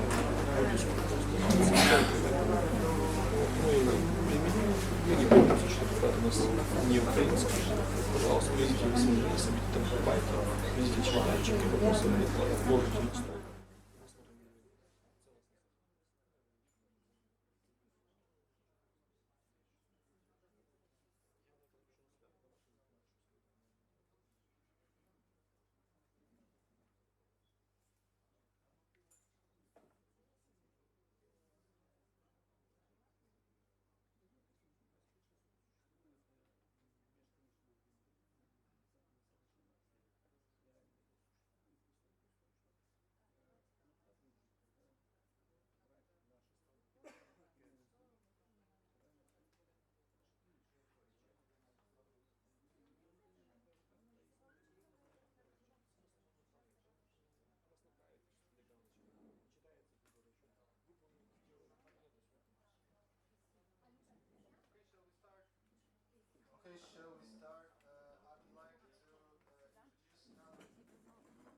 Of this event is a non-governmental organization, Israeli Friends of Ukraine, and its representative Anna Zharova will provide an interesting presentation called Medical Bridge.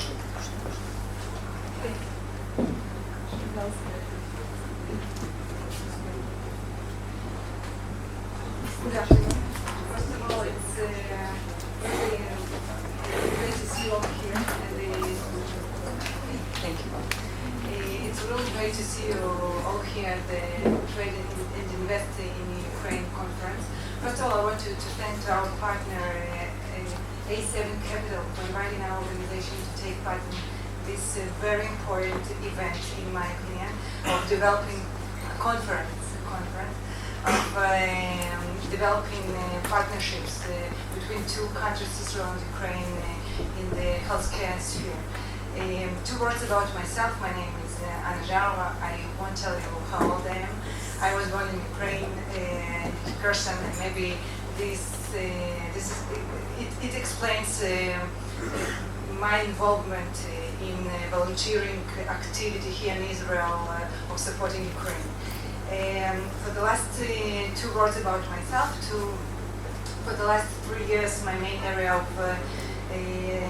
expertise is development and consulting for social businesses and volunteering projects. And I am co-founder of non-government organization Israeli Friends of Ukraine. Our mission, the mission of our organization, is to strengthen national Ukrainian Jewish ties and serving a connection of engagement and commitment in our relationship of Ukraine and Israel. In our ongoing activity, we have a lot of different projects as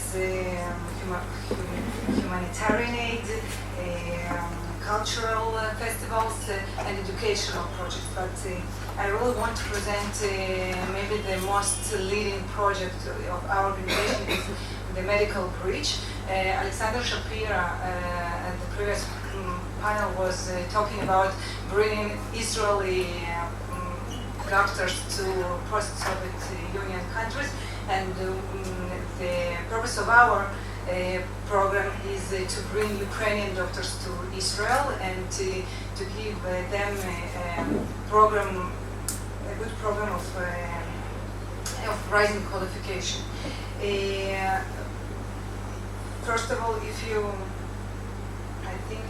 just a moment. Okay.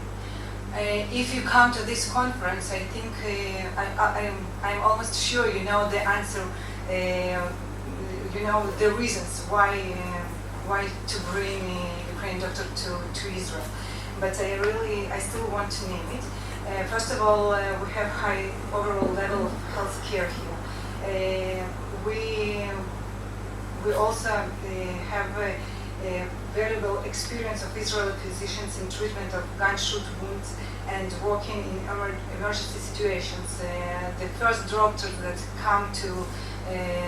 came to Israel were doctors from eastern area of Ukraine, and they really helped to wounded people. We also have well-equipped hospitals with modern appliances and significant number of highly qualified Russian-speaking staff. The program is designed for 4 weeks and includes introduction to the structure of healthcare in Israel, introduction to work organization at admission office in emergency situations, and really we had feedback. We heard feedback from Ukrainian doctors that there is a great gap between our clinics and what's going on in Ukraine. They have Ukrainian doctors have they can come to surgery to have observation of surgery operations and other types of medical pursuits accompanied by Russian-speaking doctors. But maybe the most important, we think, when we thought about this program, the most significant impact of this program is the professional networking. The networking that Ukrainian doctors get here. For the 4 weeks, they're working together in different departments of different hospitals. And for example, we have I heard a good story of, or a good example of networking in activity.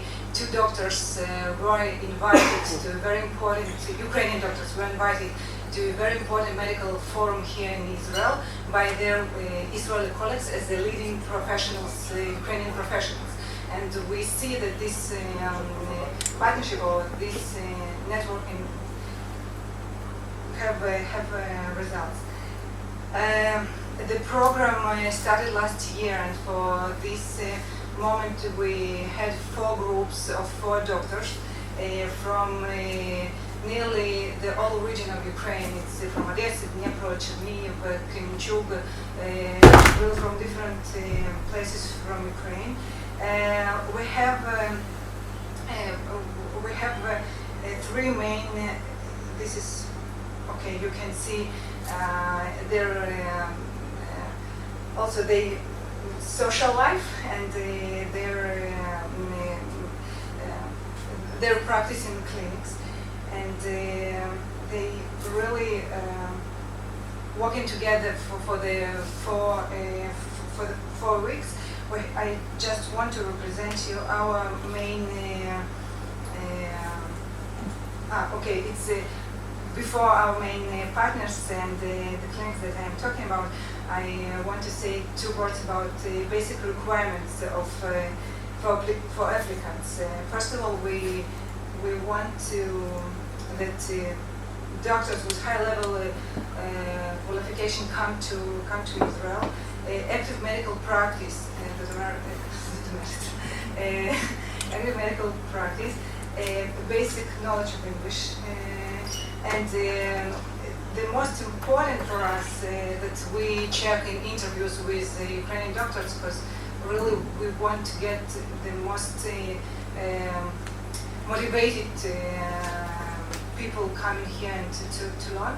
Its ability and desire to convey the newly acquired knowledge to their colleagues in Ukraine, and the innovations or all they see here in the hospitals, we want to see after that in Ukraine in their hospitals. Our main partners, it's Brazilai University Medical Center, Ashkelon. There were 3 groups, and the main spheres of this program for doctors, orthopedical doctors and surgery.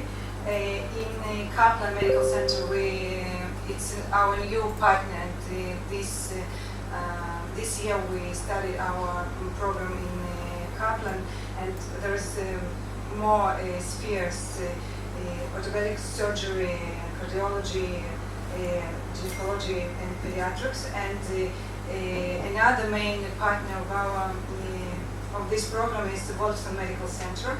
And we had already 1 group in this clinic, and it was very successful. And we really want to spread, first of all, to invite also partners in Ukraine clinics that will send their doctors to get here some more qualification in these spheres. And we were looking for new partners and for new clinics here in Israel, and maybe this year we also started our program in the Root Center and the Clinic Center. We are now in negotiations. I think there's a lack of time, and I will happy to answer your questions after this panel. I just wanted to present the main information about our program, and after that we will, in small talk, I can explain you more. Okay? Thank you very much. Thank you, Anna. And I would like to pass the mic to Angela Rabinovich, as you all know, her representative of the Israeli Export and International Cooperation Institute. Please. We became a short name, Israeli Export Institute, so that's might be enough and easier. Yeah, we are starting maybe the most interesting part. touching the ground, I would say. Come and know quite a few interesting companies, and tomorrow you will have a long day of visiting Israeli hospitals also. But we'll start with the presentation about new trends in healthcare by Michal Hemolotem, Vice President of Innovation of the biggest hospital in Israel, Sheba Medical Center. Michal, you're welcome.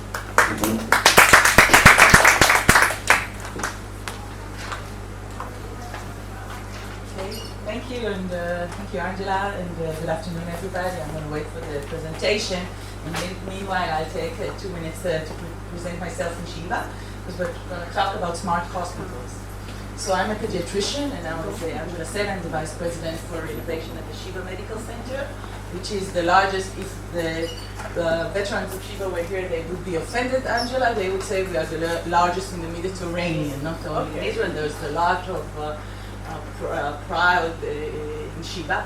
It is a 2,000 bed hospital, has a rehabilitation hospital, which is also the largest in Israel, pediatric hospital, acute hospital, cancer division, women's hospital, and it's a very innovative place. I'm carrying this nice title of Vice President of Innovation, but the innovation was in Sheba much earlier than I have arrived there.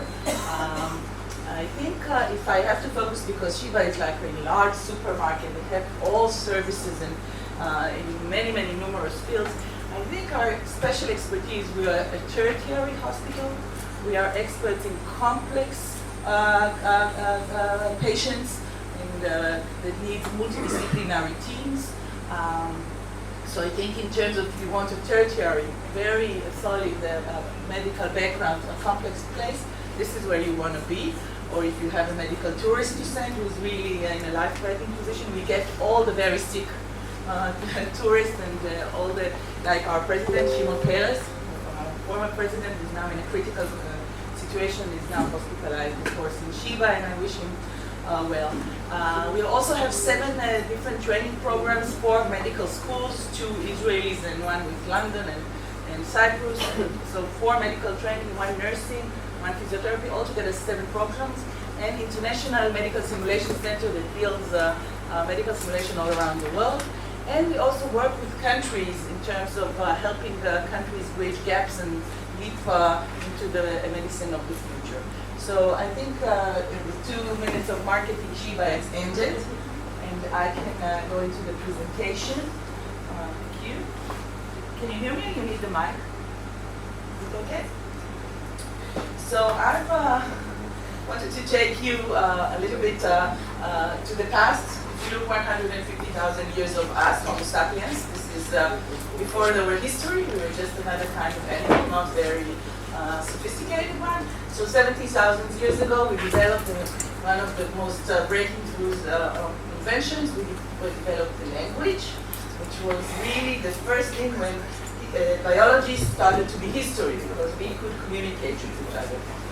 11,000 years ago, there was the agricultural revolution. We also started a few thousand years later to develop the writing. 500 years ago, the scientific revolution, and that's about the time of the printing technology. 250 years ago, the industrial revolution. 50 years ago, the information revolution, and now the current biotech revolution. And what has always been a dream of the humankind now is more and more research is invested in the search for immortality, because people and scientists all around the world are trying to find ways to prolong life. And science who are in this field say that babies have already been born who will live 150 years. And others say, and you have to look here, like Professor Ray Kurzweil from Singularity University and Google, that nanotechnology and biotech will eliminate cancer, heart disease, and other diseases. And now you can see these are very modest predictions of the future. We are getting older. Humanity is really getting more and more older, and as we get older, our society gets older, the health spending outpaces the economic growth. It means no country can pay for the medical expenses of its citizens, okay? Because we are, as older as we get, the expenses grow, and it means that a larger and larger portion of the GDP of countries, and you can see it here in pink, in orange, is going to medicine and medical treatment. So we have to do something. And this is really the first paradigm shift. And what I want to show you today, it's maybe a little bit long presentation for a short message. Everything is changing, and it's changing in a rapidly growing pace. So the first challenge, or the paradigm shift, is from illness to wellness. Okay, we used to look at ill people, and now countries and experts want the people to be healthy. Not only because it's nice and better to be healthy, but it's also much cheaper. And there's a huge challenge here, and I think you have to look at it clearly.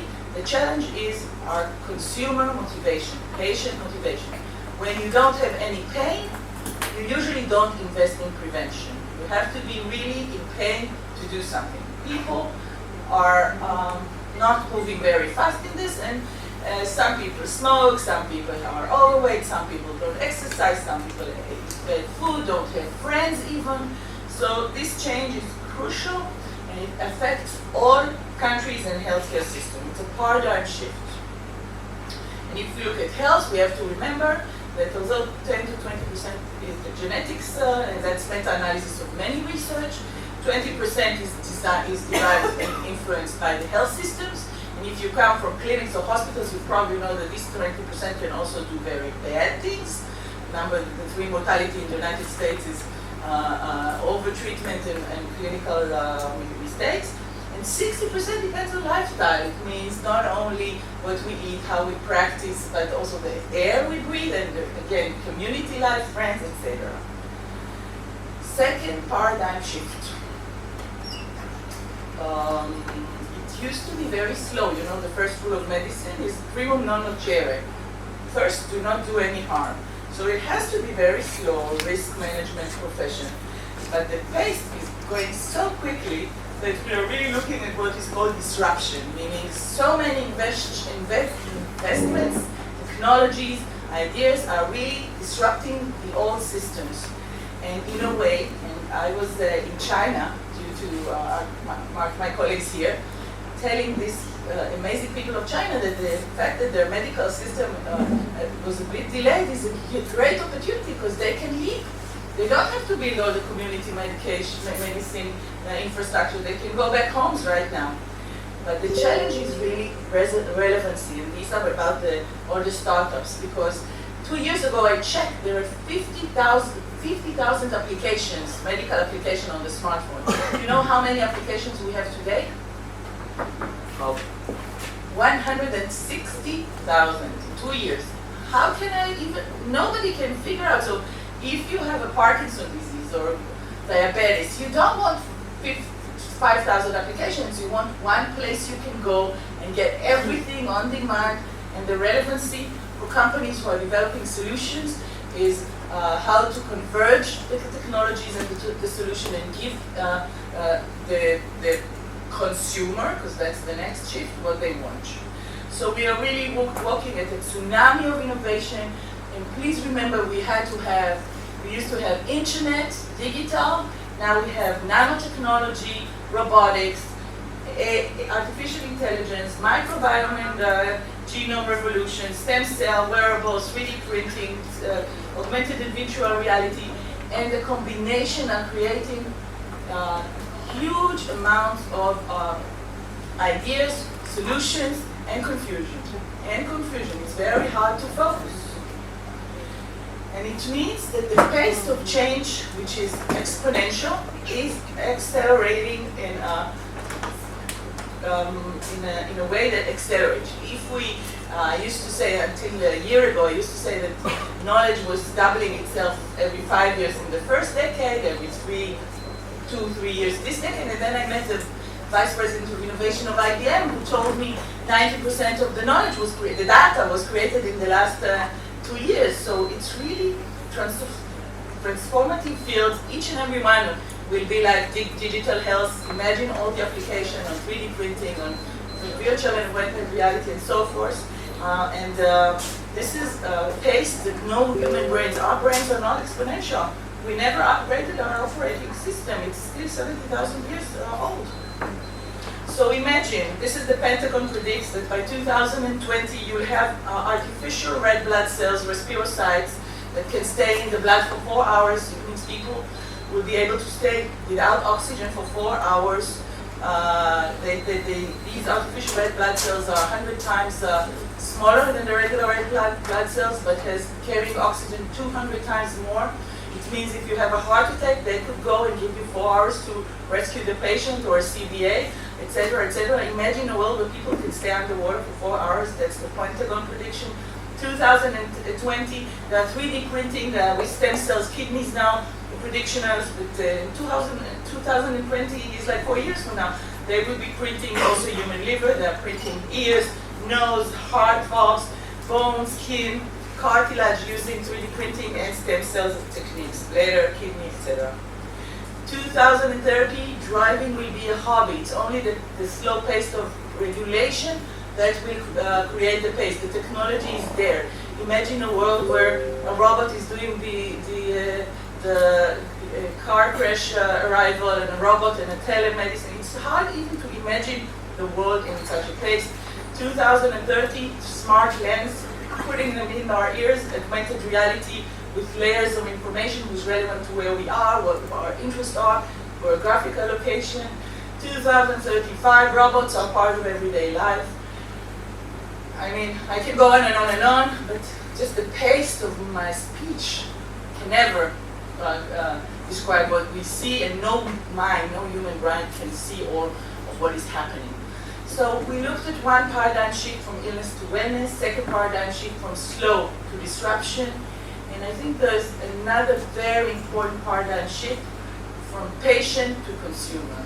And I think this is something you really need to understand, and I really am taking a lot of energy to see how it goes. Dr. Eric Topol is a world-leading cardiologist, and he's a highly recognized person who wrote an amazing book called The Patient Will See You Now. And he tells his story. He says, the moment a patient sent me his ECG, emailed me the ECG with the subject of, I'm an atrial fib doctor, now what do? I knew that the world has changed. So the patient had his ECG digitalized, knew it was atrial fibrillation, and emailed him with, please let me know what I do. This is not a patient, this is a consumer. And Dr. Topol also says that medicine has been digitized, now it will be democratized. Computers will replace physicians for many diagnostic tasks. Look at imaging, look at pathology, we are there. And then he asked an amazing question. He asked, is there any other walk of life when services are purchased, but the purchaser doesn't take ownership? Purchasing healthcare is like blindfolding shoppers in the hope that they can and will then shop smartly. So patients will really increasingly manage their health, and studies are now being published that as the patient is more educated, if a patient would take his blood pressure by himself, he would handle it better. My father has the COPD, he takes his saturation, his compliance goes up. So consumers will manage their health. But this is how the healthcare system looks like.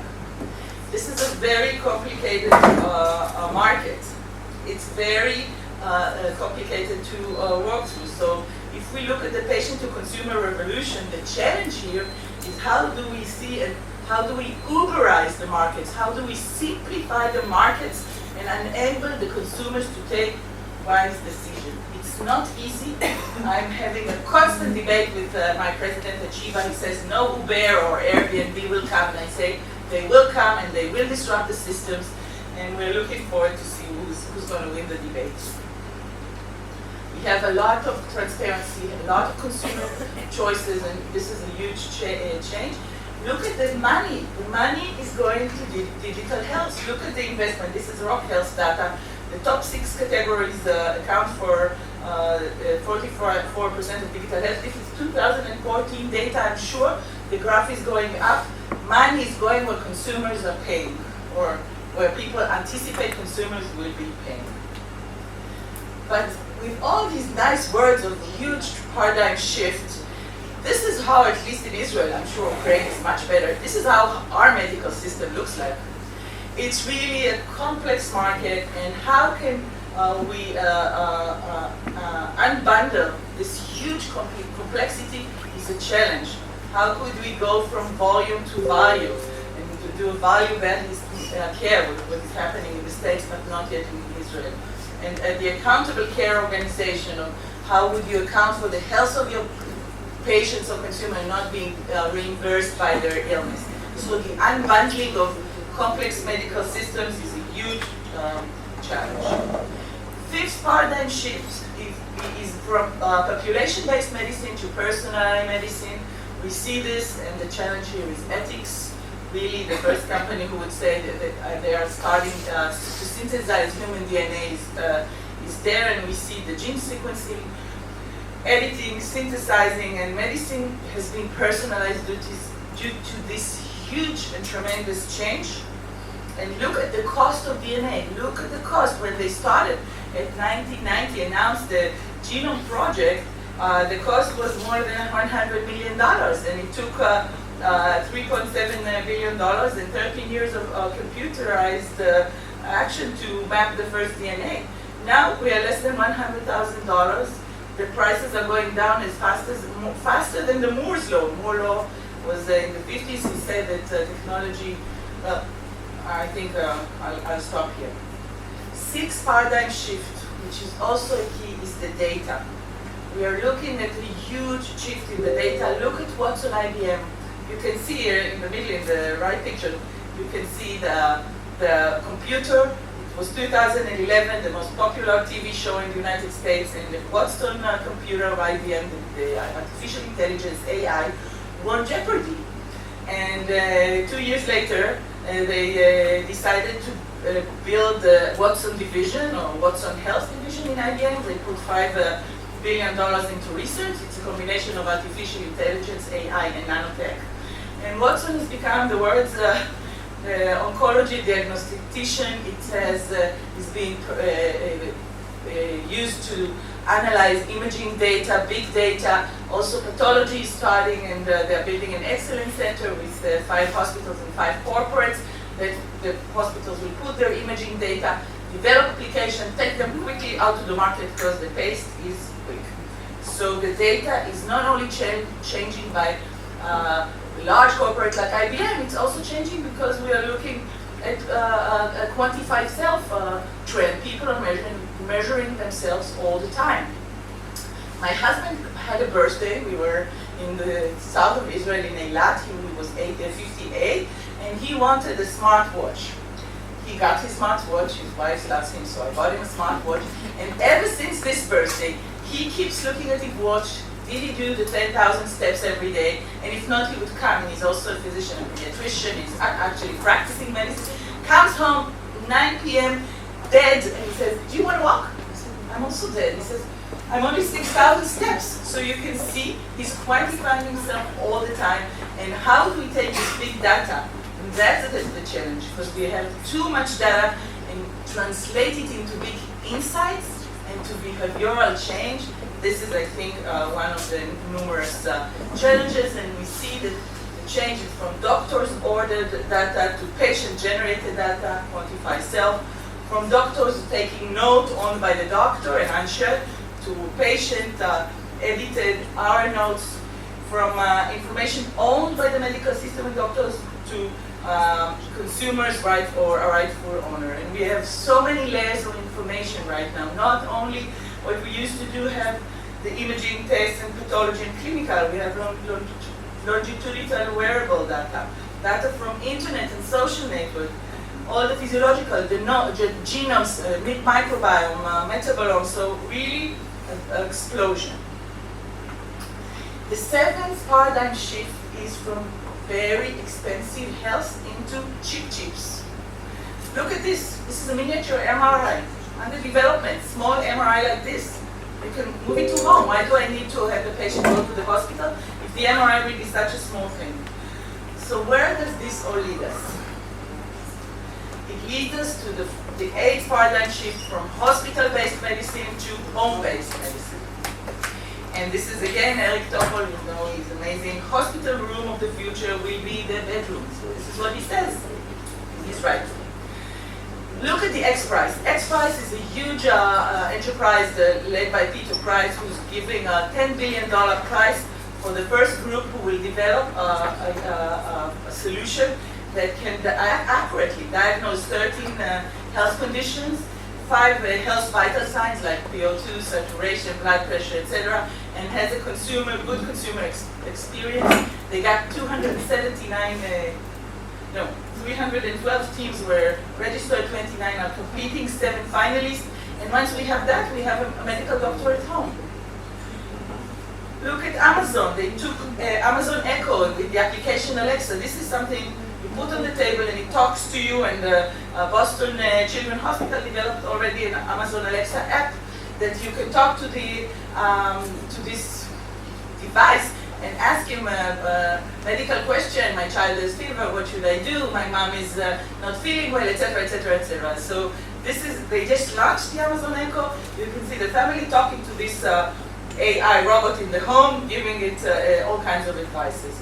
And this is another thing that I was amazed, I just read it a few weeks ago, that, because we don't really want to put wearables, right? It's not comfortable. We would put them if it's on the clothes or on the watch. So they have developed wireless sensing technology that can monitor breathing and heart rate. It means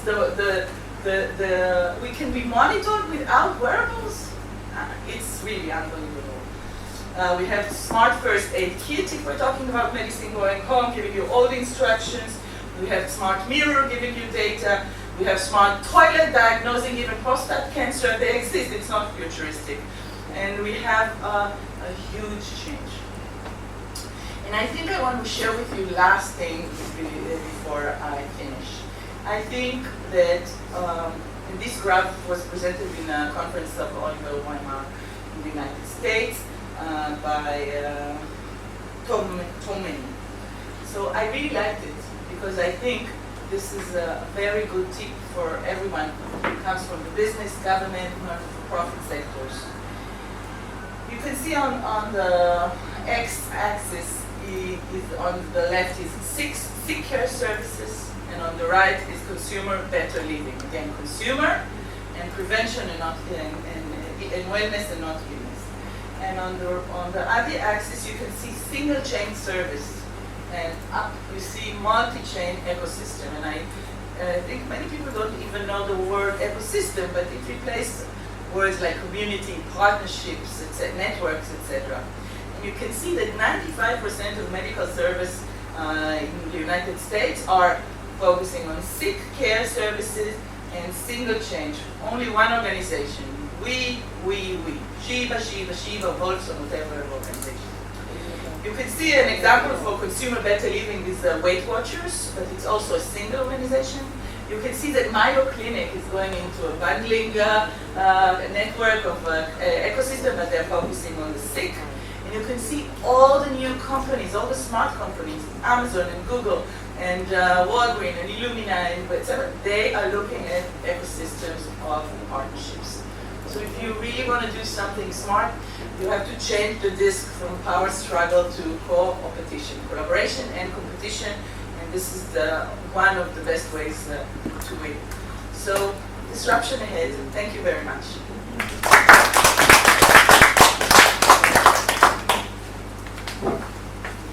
Thank you very much, Michal. You are staying with us for a while, and in case you have a question at the end of the panel, you will be welcome to ask. Now I would like to invite our first presenter from the industry, a little bit of iSecure.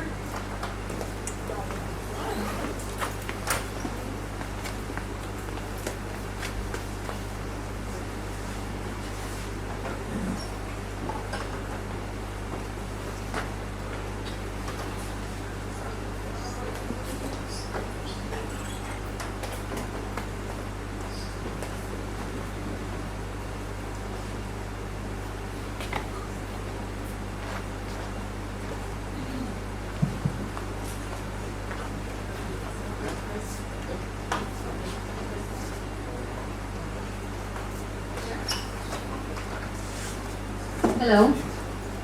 I want to thank you to have the opportunity to present the technology that we developed at the iScure Medical.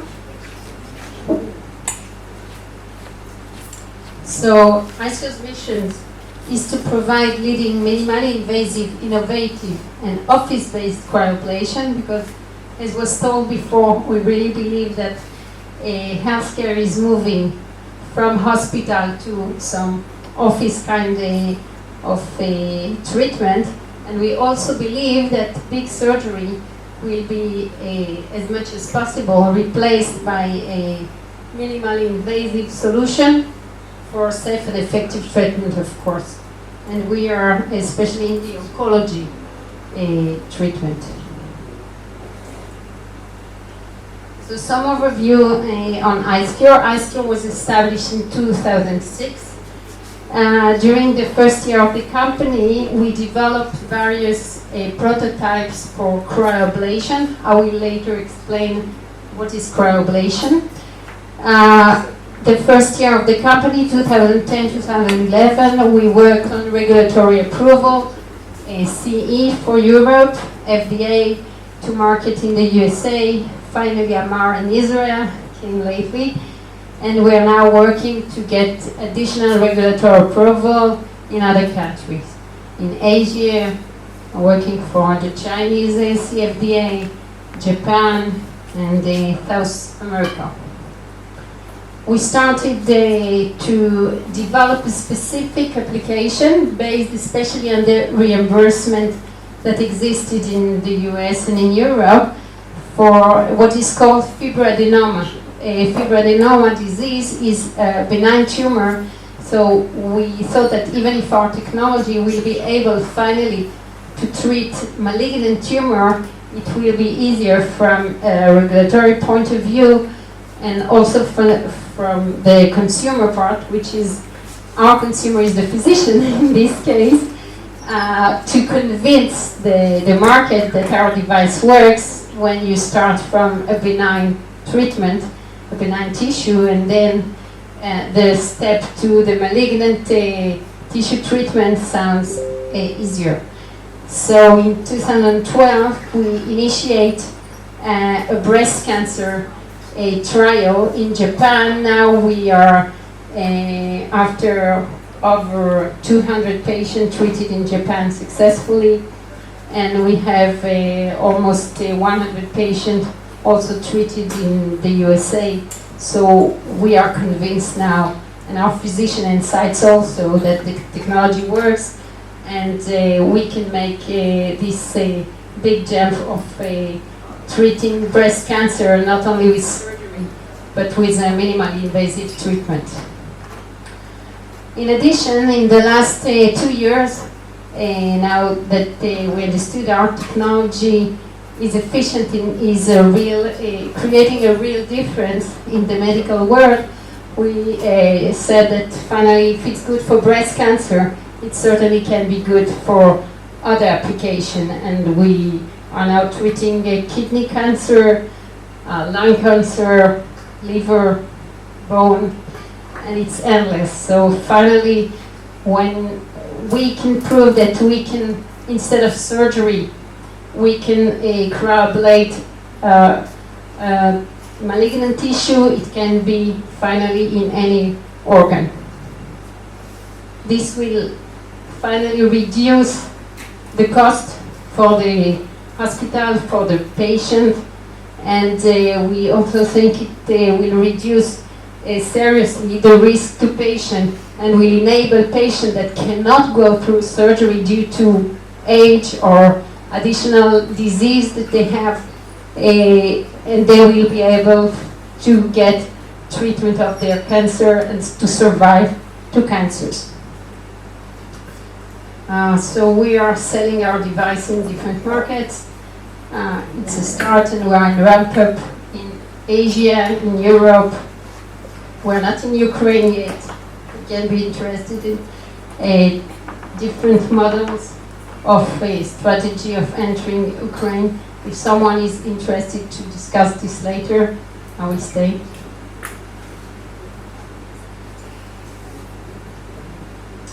So shortly, just to show how we progressed, and this can be of interest, of course, for Ukraine market, we started our regulatory approval in a most known market, which is a CE approval and FDA approval, and finally now we based all our additional regulatory approval to enter new markets on these regulatory approvals. Our install base in the USA is quite wide. It started from an install base for clinical trial, but finally now these most of these hospitals are using our device also out of protocol, out of the trial. How it works. Okay, what is cryoablation? Finally. So it's a destruction of a tissue that is done by extremely cold temperature. The intracellular ice crystallization creates a direct destruction of the membrane and kill the cells that are close to the device that enter the tumor. Out of this membrane, there is extracellular ice that also goes through a freezing, so it creates an extracellular ice crystallization, and this phenomenon will create a disruption of the cells due to the fact that the water in the cell will go out of the cell. And finally, cryoablation is also improved by the fact that the oxygenation to the tissue is reduced during the freezing. So post-cryoablation, there is also an effect of killing the tissue. How does it look?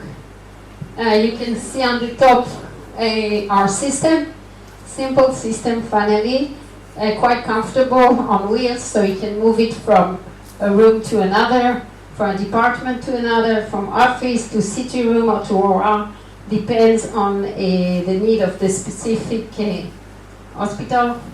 We use liquid nitrogen. Liquid nitrogen is cheap, easy to use, fast, efficient treatment finally, and get to very, very low temperature. I will show you that other technologies that were before ice cure use some gas at very high, you can see. This is the old generation of the cryoablation, big tanks of argon or helium at very high working pressure, over 4,000 psi, while compared to that we worked around 100 psi. This is the reason why we can bring this technology to the office. You cannot put in simple office medical center such a high pressure cylinder. In most of the countries, the regulation does not allow these cylinders to be used in office. So finally, the only possibility was to use, if we wanted to go to office, was to use a different cryogen. The cryogen that we use is liquid nitrogen, and it has other advantages. It's not only that it is cheap and can be put in different office rooms, it is also getting to lower temperature, so you get faster result, cheap experience, and very powerful technology. Okay, how does it work? We'll say it in brief. Imagine someone who wakes up in the morning with a lump, for example, in the breast. Normally, this patient walks to the office. The physician identifies the lesion using ultrasound, and if he finds that something is abnormal, he will certainly decide to make a biopsy under ultrasound. Finally, if the biopsy comes with, no matter if it's a benign or a malignant tumor, this patient will be sent to the surgeon. In our case, it can be solved by the surgeon, but it can also be solved by the radiologists that make this diagnostic. Because the radiologist can take this patient and on the same day, in the same office, under a ultrasound and local anesthesia, like he did a biopsy, he can just heal the cancer. And after 5-minute freezing, as you can see from the drawing, under ultrasound you enter the probe. The probe will bring the cold effect from the liquid nitrogen, and after 5, 10, 15 minutes, it depends on the size of the tumor that you want to kill. You rapidly create an ice ball that kills the cancer, and finally the patient will go back home after 15 or 20 minutes and can go back to work, to his normal activities, which reduce seriously the overload to the community, the country, work environment, personal environment of the patient. In summary, we are working in interventional oncology. We have breast application, lung cancer, renal, who are installed bases on 5 continents, Asia, USA, Europe. We will be happy to increase this to Ukraine. Thank you very much. Thank you, Elizabeth. Next technology in the area of rehabilitation, Assam, the founder and CTO of Solid Technologies.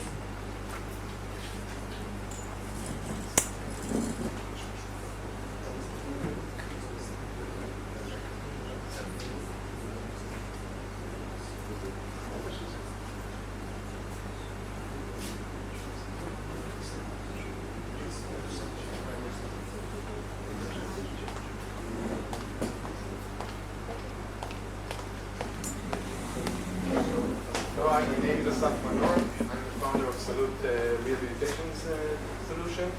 We aim to help people with walking problem to relearn how to walk better, how to adjust to their new way of life after a CVA, a stroke, or after many other, especially neurological problems.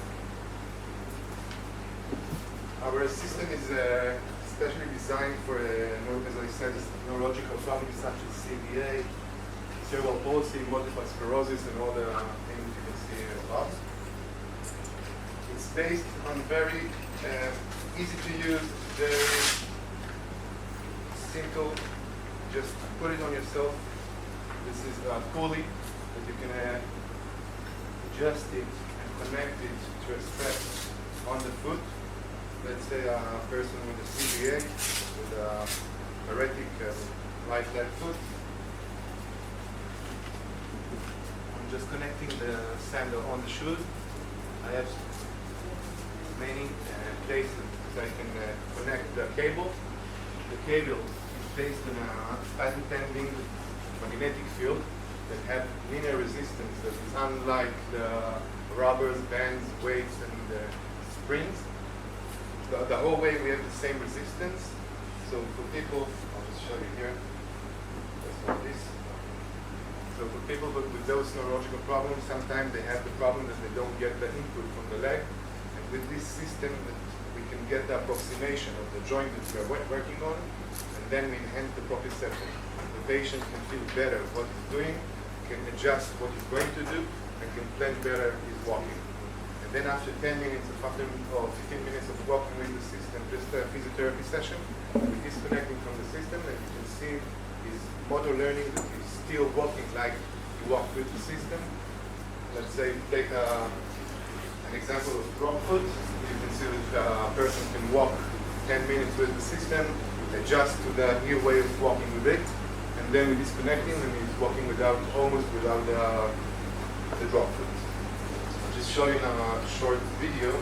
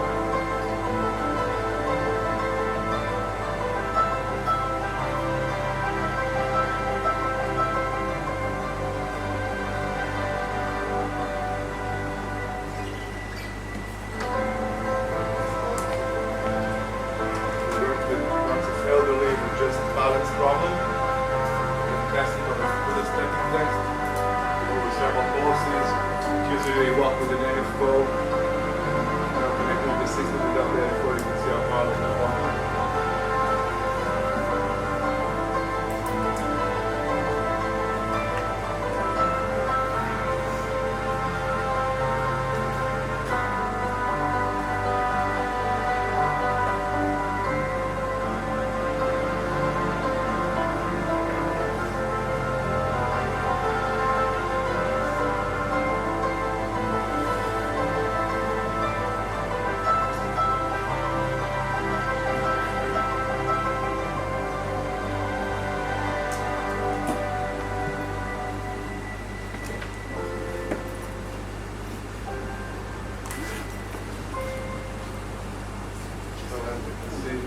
All the benefits of working from the system. I think it will be easier than the question if you have any question after. We are aimed from B2B to hospitals, to private clinics, and then to physiotherapists and end customer is the patient, or the customer as you said. Like a small boat on the ocean, sending big waves. So far we've tested more than 300 patients with all the problems that I talked about. We're preparing for the mass production now, and in Shiva, in all the rehabilitation department, they're using the system daily, and we just got the FDA and the C. We have an amazing team. Thank you very much. I'm open to questions. Thank you, Asaf. Our next presenter will be Big Cardian in the field of cardiology.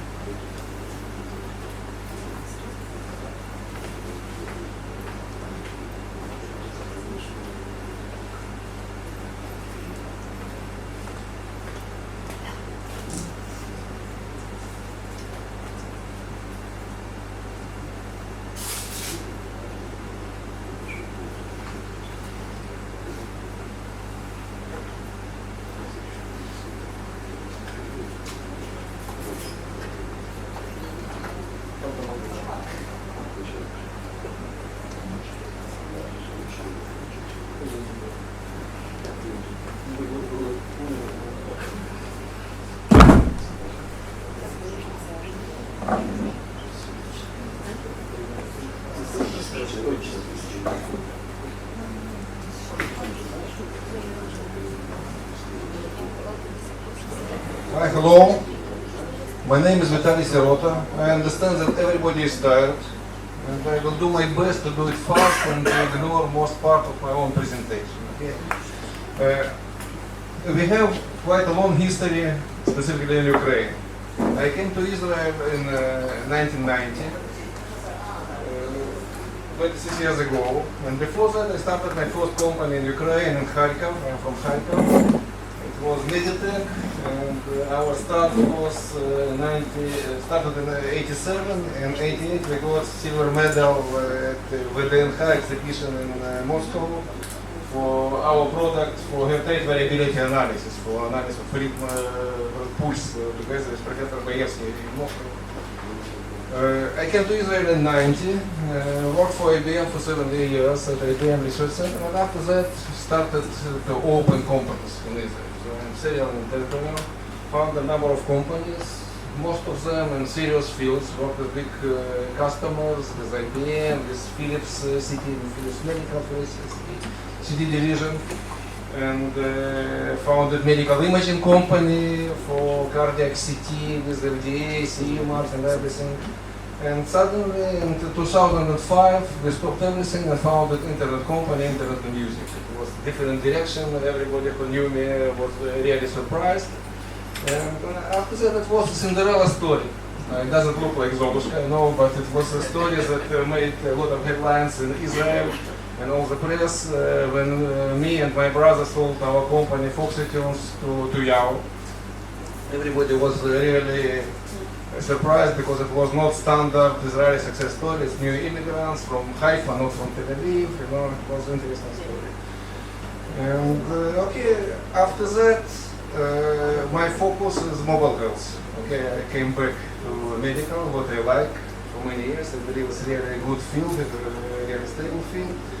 And while I was doing all the startups and got some intern experience and different wide medical devices experience, our team at Kharkov continued in medical field, and you can see some of the developments.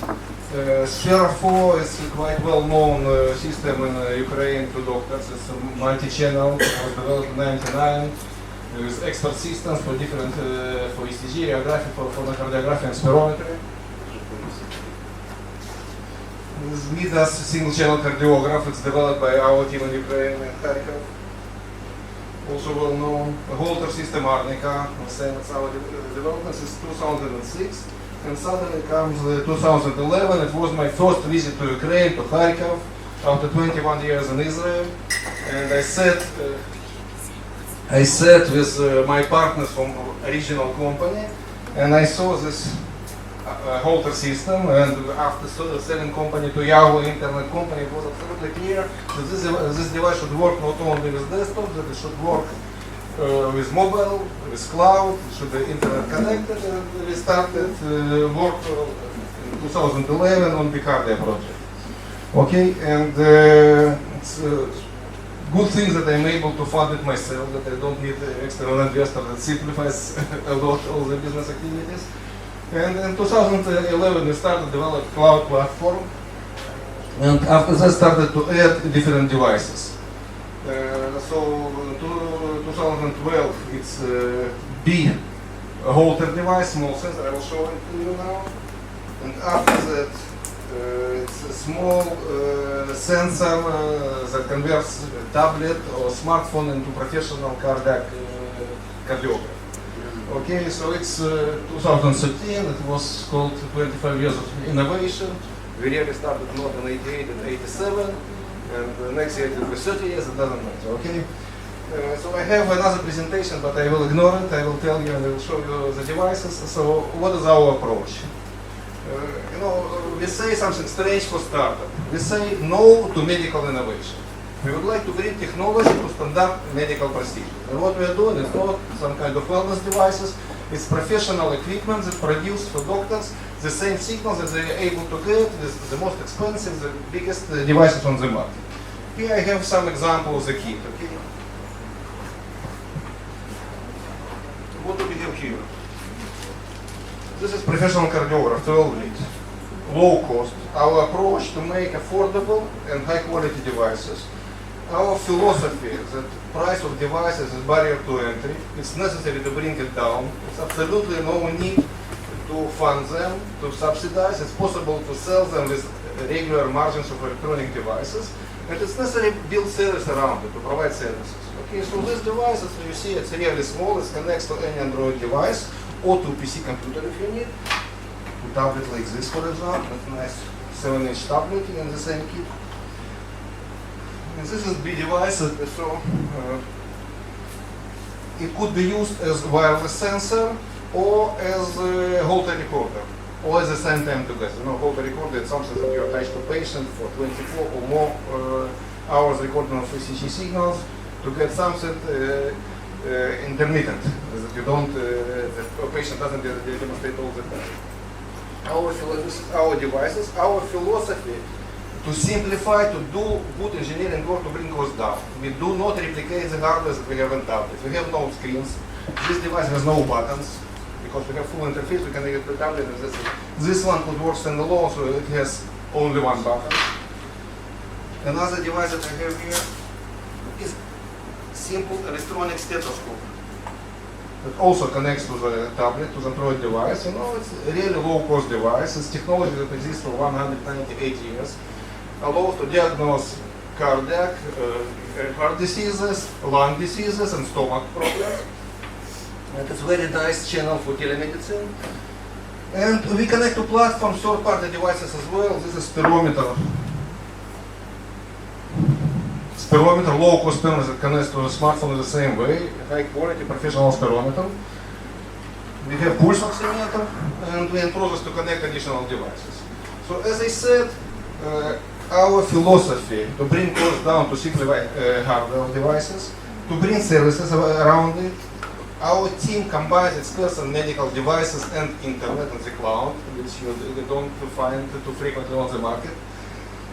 Our internet solution is really open for integration in any direction. So on one side, we are able to provide full solutions and customers can use it.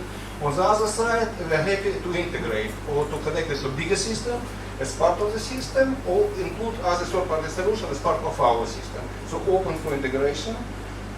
And it's Lego-like, it's modular. It's very, very modular. And you know, it's this one, for example, ECG sensor. For ECG, you have many different procedures. It doesn't matter. It's not as open. This device provides very high quality signal. Now, soft signal could be used because you can collect signal for 30 seconds, for half a day. It doesn't matter. It's part of the integration, and we have many different use cases. Our focus in developing countries. We have team in the Ukraine, so Ukraine market. We are looking for partners. It's always good to do something there. Focus on developing countries, we push it to India right now, to Africa. And one of the use cases is family doctors, general practitioners, that are in remote locations from specialists. They're able with this kind of solutions to provide low cost, to collect the high quality data, translate, upload it to the cloud, and to get second opinion or just interpretation for specialists. Another use case could be ambulance that could transmit the data. Again, everything is connected. As soon as data on the tablet is possible to transmit it, it's possible to get access in real time and to see all the recordings. So another use case when the ambulance takes patient to the hospital, it's possible in real time to see what happens to the patient and to prepare all the treatment procedure in advance. Another use case is home care. So the same low-cost devices, simple applications could be connected, the patients can use it at home. Main focus cardiac diseases, but respiration as well, and it's really where I plan to add glucometer and other sensors. And one more use case is Holter, including long-term Holter. Holter is 24 hours recording, and we had use case when patient worked with this device for 44 days. Okay, thank you very much.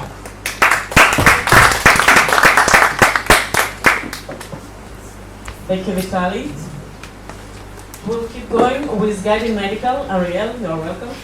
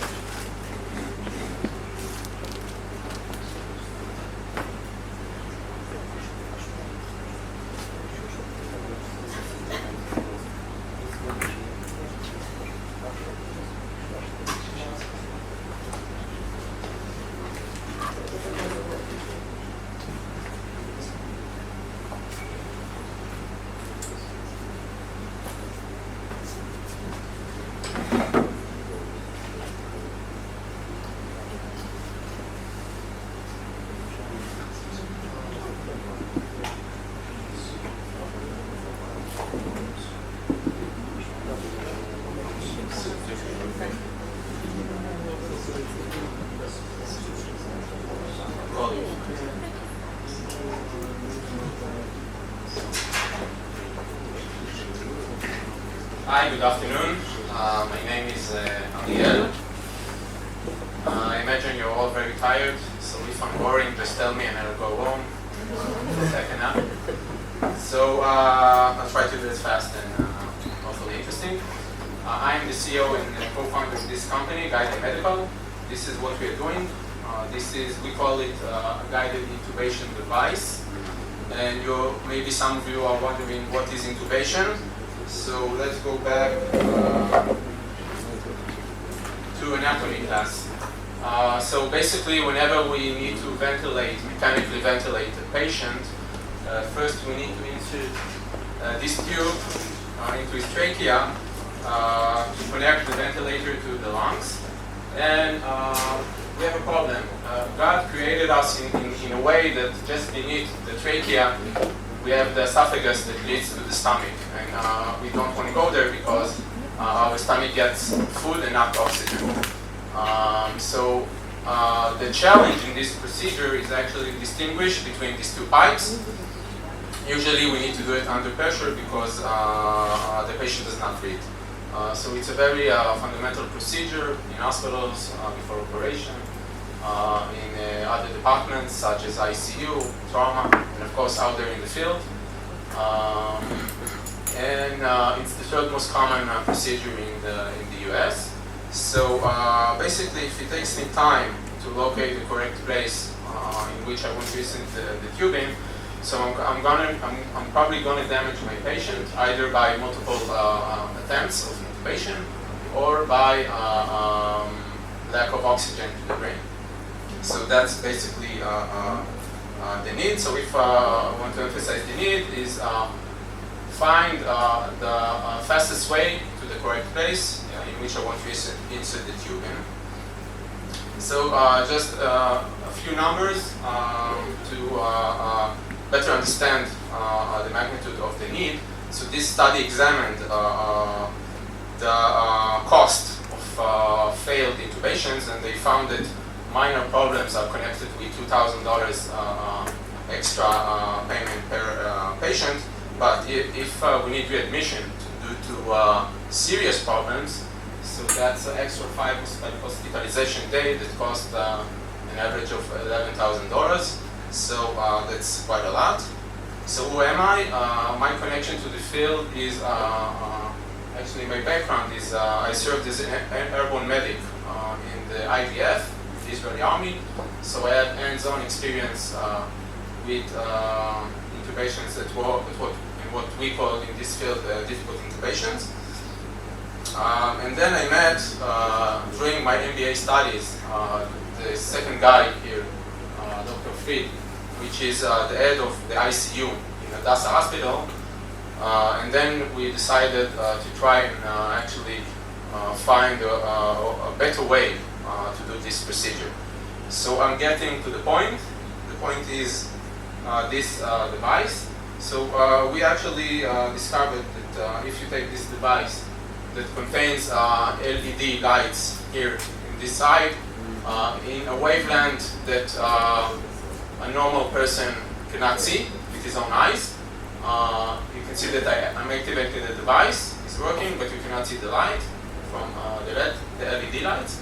But when you place it on the neck, it's external, it's non-invasive. You can see we illuminate actually the trachea, and when the physician uses his tools, you can see the light coming out of the trachea, but not from the esophagus. So actually, another word or way to describe it, we actually provide some kind of guidance to the correct place. Here you can see another example. You can see the entrance to the trachea and the esophagus, and they're very close to each other and very similar.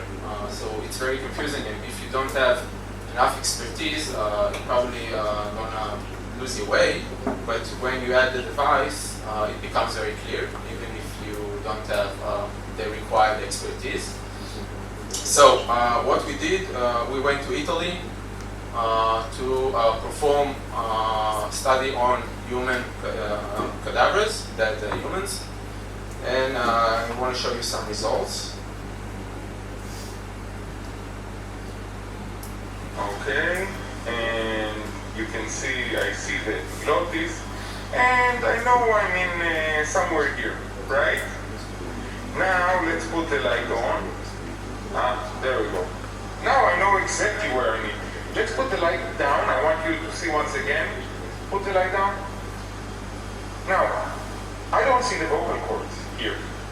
I'm not sure. I saw the epiglottis. Yes, I see the epiglottis, but I don't see the vocal cords. I don't know exactly where to go. Okay? If I push it in, then I might get a better view. Okay? But again, it's very dark. Now let's put the light on. Voila. You want me to put the tube in? Yes, not a problem. Okay, I'm going to take the tube, put it inside, and I'm done. Okay, so then we were wondering what's going to happen with this device, the presence of blood and secretions and things that get in your way and block your view. So sorry for the next description, but we took blood and we took food and we just shoved it inside, you know what? And let's see what we are getting here. You can see there's a lot of dirt inside. And even if I look to the side, I don't really see where I have to go or what I need to do. I don't know where to navigate it all, okay? And it's definitely a very, very difficult intubation. Now, I'm gonna put the light source on. Okay, and I'm going to try to find the light. Okay, now I see something. I go towards it, and that's it. I can see the vocal cords. And tube is inside. Done. Okay, so as you can see, once you turn on our device, it takes like 15-20 seconds to find the correct position, even in the presence of whatever. So this device actually is meant or is directed to medical personnel who does not know how to intubate. Basically, every physician who is not an anesthesiologist will not know how to intubate. So this device goes in. So here you can see that we managed to reduce a complete minute from the intubation time with and without the device. Why is that important? Because this is a complete minute in which the patient does not breathe. So basically, we can save life here. So let's a few sentences about the future. First of all, we will be Medica, of course, as part of the expert institute. And we are in the process of getting the CE mark, and we're probably going to get it in the first quarter of next year. And that's it. If you have any questions or just nice things to say. So I have one small question. You have a FDA approved for this equipment or not? Not yet. We will submit when? We're submitting next month, and I believe Next month? Yeah. You have FDA approved inside USA or outside? FDA approval in the USA and the CE mark in Europe. The CE mark in Europe we will have in January. So you know, FDA approved have two types, yes? Outside USA and inside USA. Full, yeah? Thank you. Thank you. Thank you, Ariel. Thank you, Ariel. We are keep going with few more exciting technologies, and I would like to invite Ilan from Biomedical.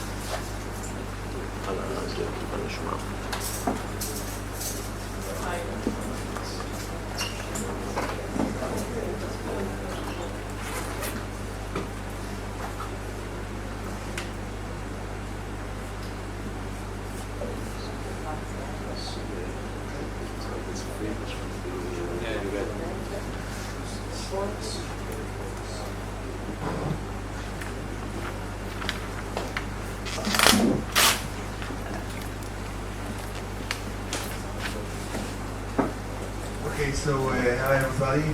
My name is Ilan.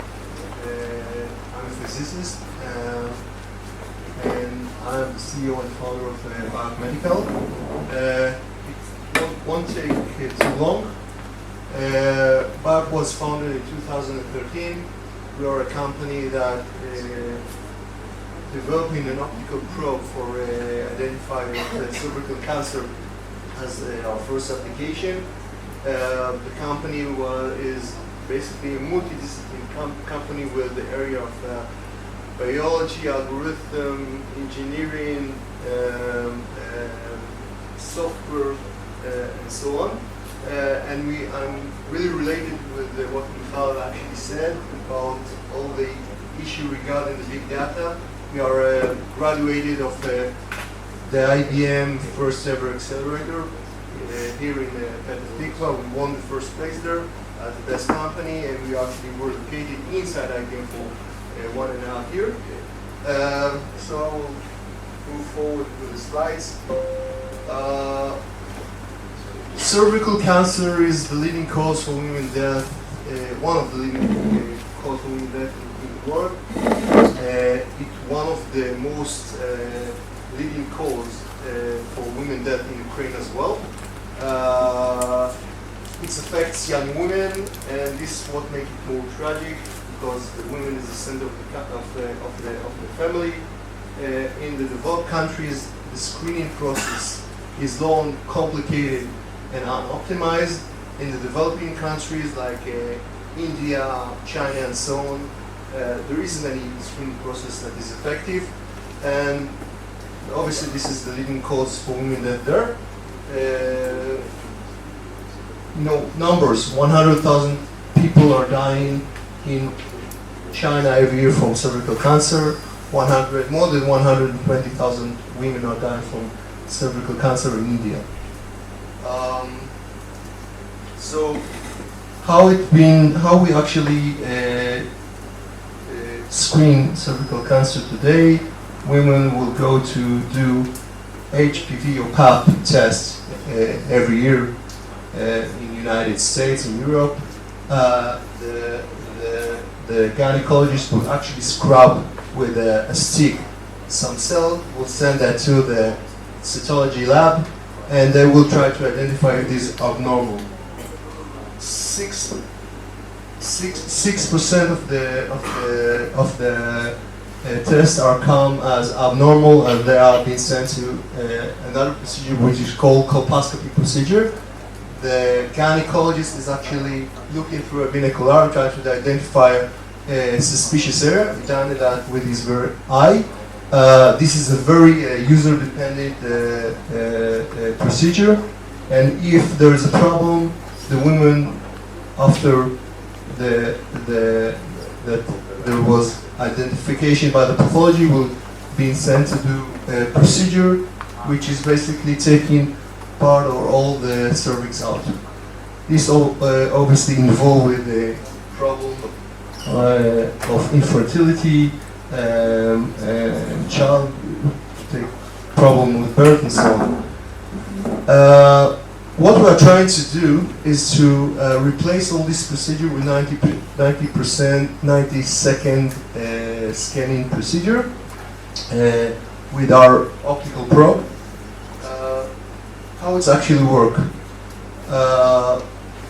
Okay, so I will skip with those numbers, and we'll move to the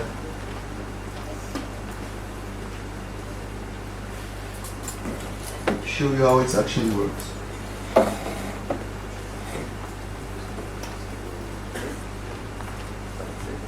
So first of all, we are identifying the cervix with our device, and we are guiding the probe to the center of the cervix. The probe is actually touching the cervix, and after it touches the cervix, there is actually attachment to the cervix, and start to scan. We are scanning the probe 100 segments that have been forward as we scan to the cloud, and then we have a digital colposcope, actually a panoramic picture that we are taking from outside, and we are then actually making orchestration of all the information into one picture, showing exactly where are the suspicious area. Usually what is happening then is that the gynecologist will grab and take a biopsy from the suspicious area, and will send it to the lab. This is actually decrease the number of false positive and false negative.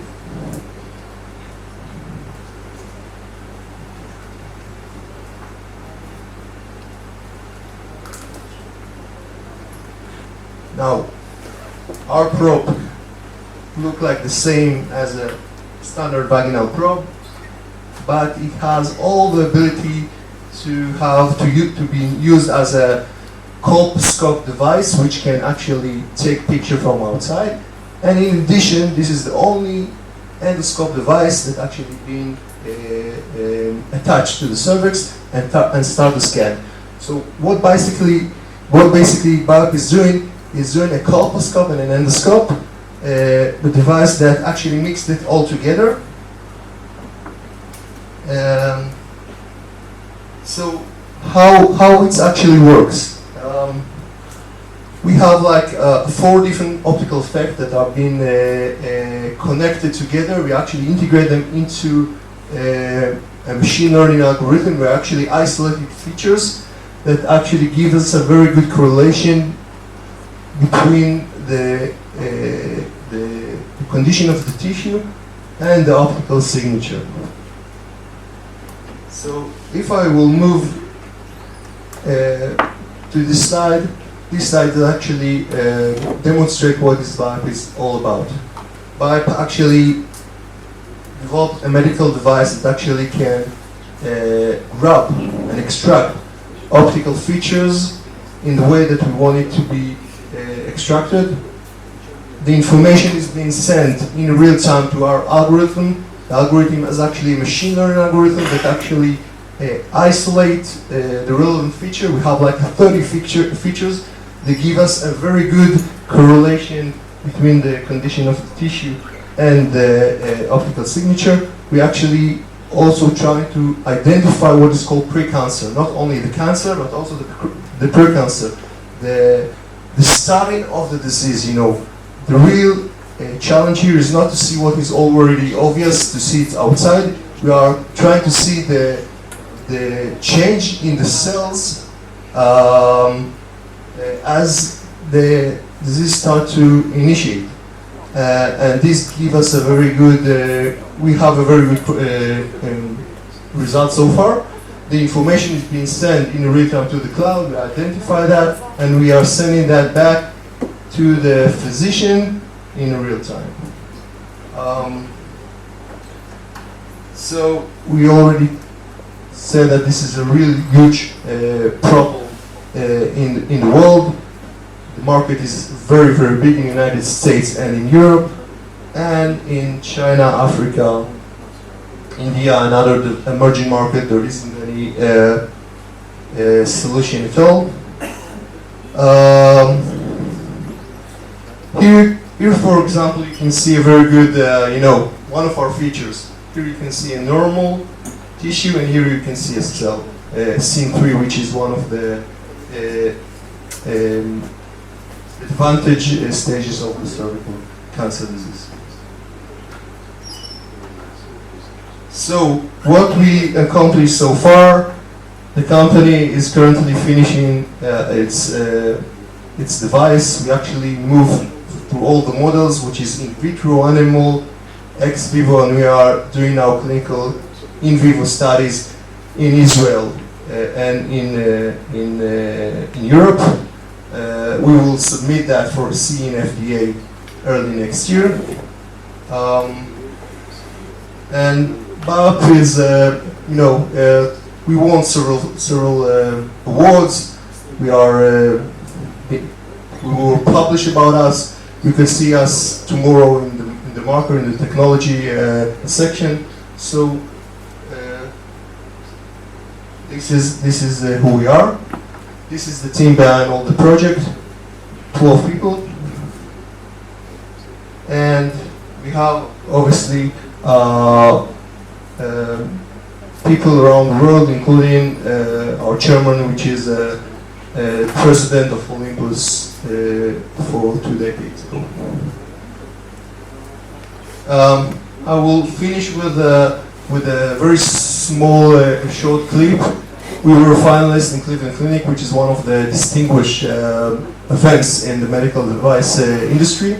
We were one of 4 finalists, and at the end, we were, we had a small surprise when the IBM CEO and President Ginny Rometty spoke about biop as the next thing in the medical device.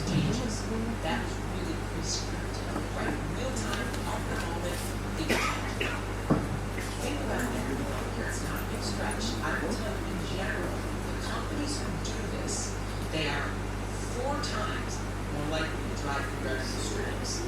They are 3 times more likely to be efficient. Think about that. 2.5 times better able at managing risk, and almost 2.5 times faster development. Now, I see this all across healthcare in what different companies are doing. I see many of you, I know, in fact, we've talked about this, many entrepreneurs in the audience. Some of the ones I've seen, Biop Medical, the idea we were just speaking about at lunch, do real-time screening in the cloud, a tool to screen for cancer, non-cancerous cells, cervical cancer, determine it at point of care.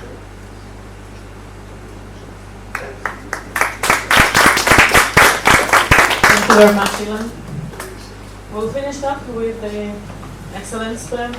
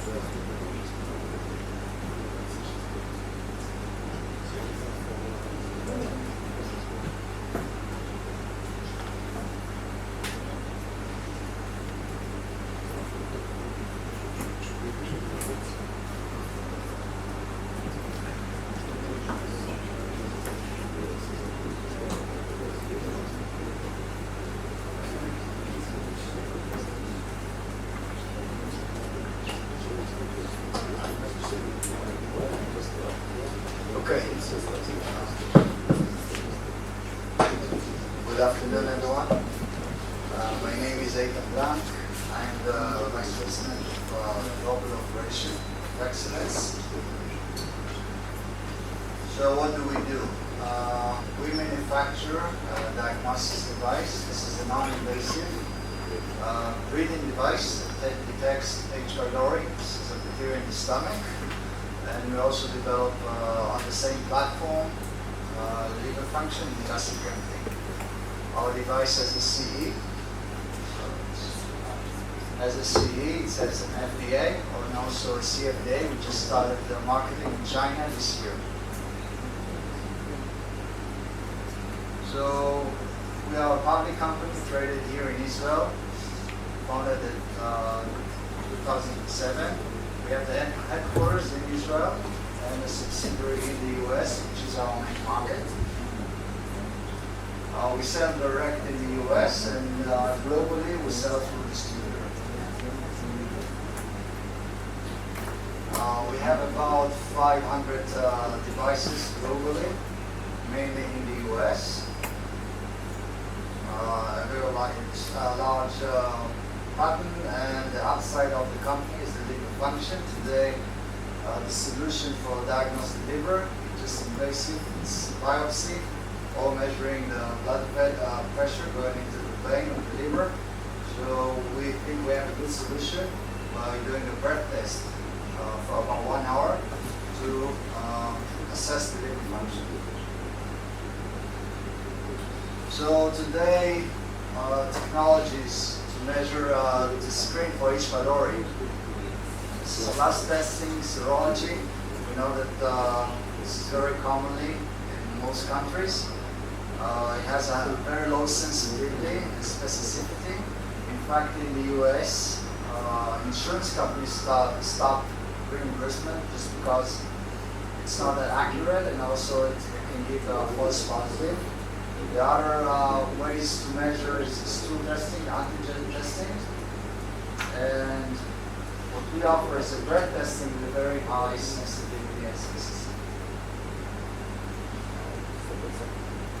So the markets, we see the US and China, the biggest markets. Just in the US, there are 6 million tests done every year. In China, 10 million tests. You can see that the potential in the US is quite high.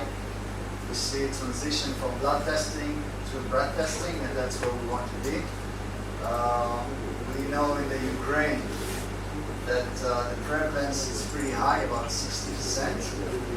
And currently the screening is done by endoscopists. So it's also, we think that there's good potential there. How does it work?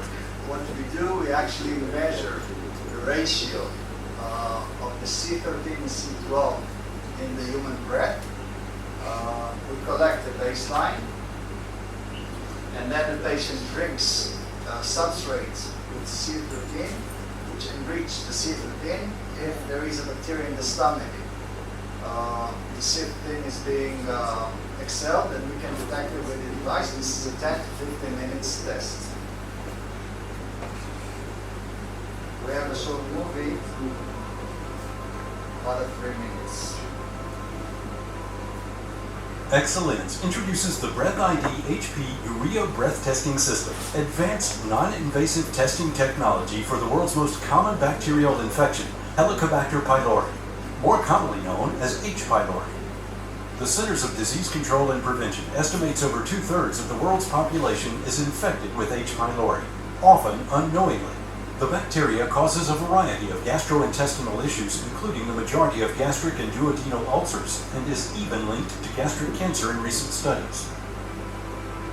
The Breath ID HP breath test system is a state-of-the-art, continuous flow, real-time breath testing technology, clinically proven to be 100% sensitive and 99.2% specific in testing for H. pylori, and designed to only take 10 to 15 minutes from start of the test to immediate real-time results. A physician can now, in the very same office visit, obtain highly accurate test results and immediately prescribe treatment if the patient tests positive for H. pylori.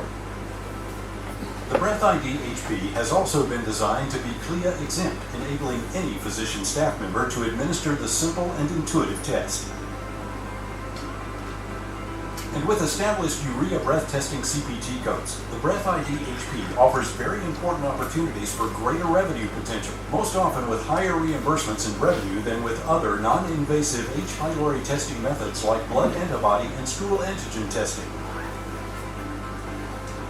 Here's how the simple Breath ID HP breath test for H. pylori works. First, the test operator gently places the nasal cannula in the patient's nostrils, ensuring the tubing is arranged until it fits comfortably. The patient relaxes and breathes normally. Next, the other end of the tubing is easily connected to the Breath ID HP unit with a simple twist. The operator presses the start button on the interactive touchscreen, and the system begins collecting baseline data of the patient's normal breath. While the baseline is being established, the operator prepares the Breath ID HP test strip by mixing the contents of the test packet with warm water, stirring to ensure the mixture fully dissolves. The mixture of carbon-13 urea is what helps identify the presence of the H. pylori bacteria. Once the baseline of normal breathing has been established, the system instructs the operator it's time for the patient to drink the glass of solution.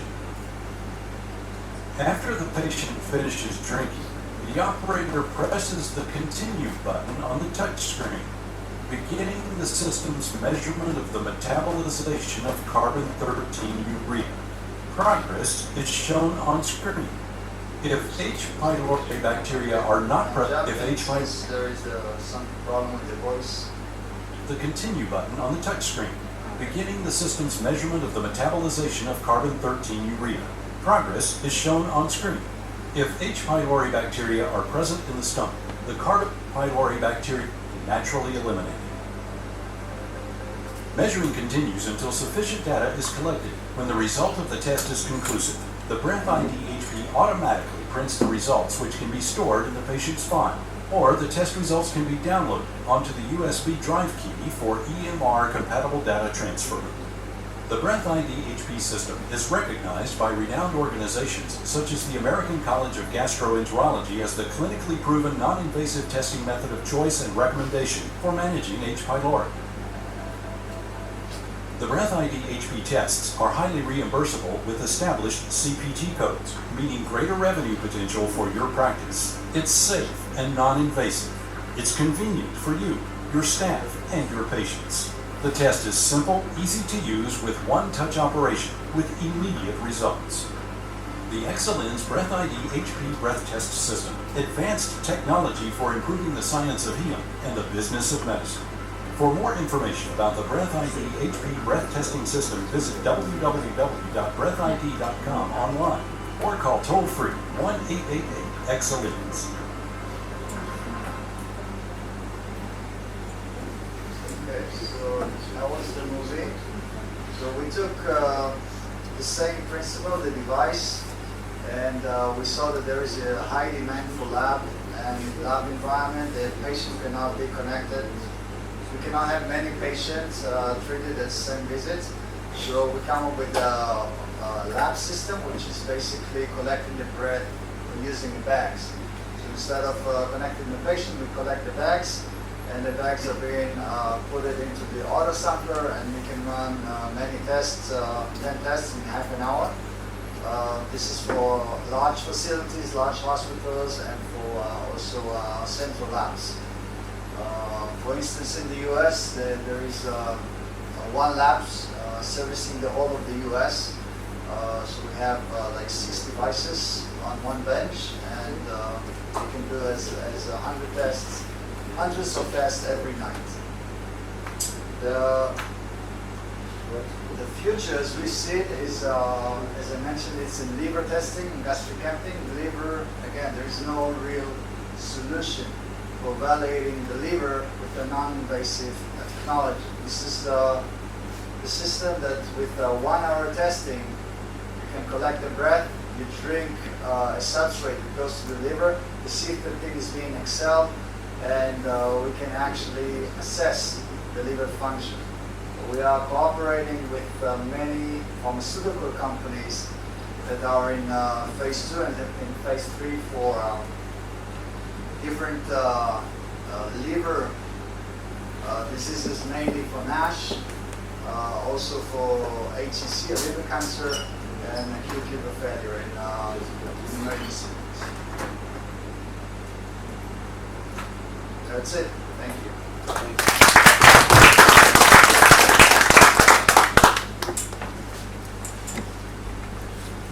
And one last introduction. I would like to introduce you Artur Kaziev, representative of Löwenstein Rehabilitation Center. He will say a few words during the time when I will set the video. Okay? Hi everybody, I represent here Löwenstein Rehabilitation Center. You are going to visit us tomorrow. Please see 2-minute video about one of the best departments, spinal cord rehabilitation department, and please come and visit us tomorrow.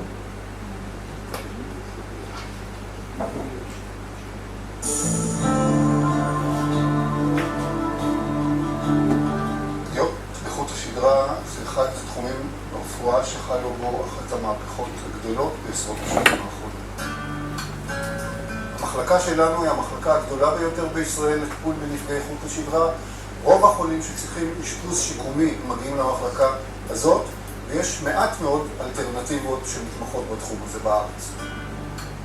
הדבר הראשון שאנחנו צריכים לעשות זה להשלים את הטיפול במחלה או בחבלה שגרמו להפרעה בתפקוד, כי בדרך כלל הטיפול הזה לא מסתיים בבית החולים הכללי. הדבר השני שאנחנו צריכים לעשות הוא למנוע את הסיבוכים של הפגיעה בחוט השדרה ולטפל בהם. אם אתה יודע את הסיבוכים של נפגעי עמוד שדרה ואתה מונע אותם, אתה מציל חיים בעצם, וזה נסמך על ידע ומיומנות. שנצבר במשך שנים רבות.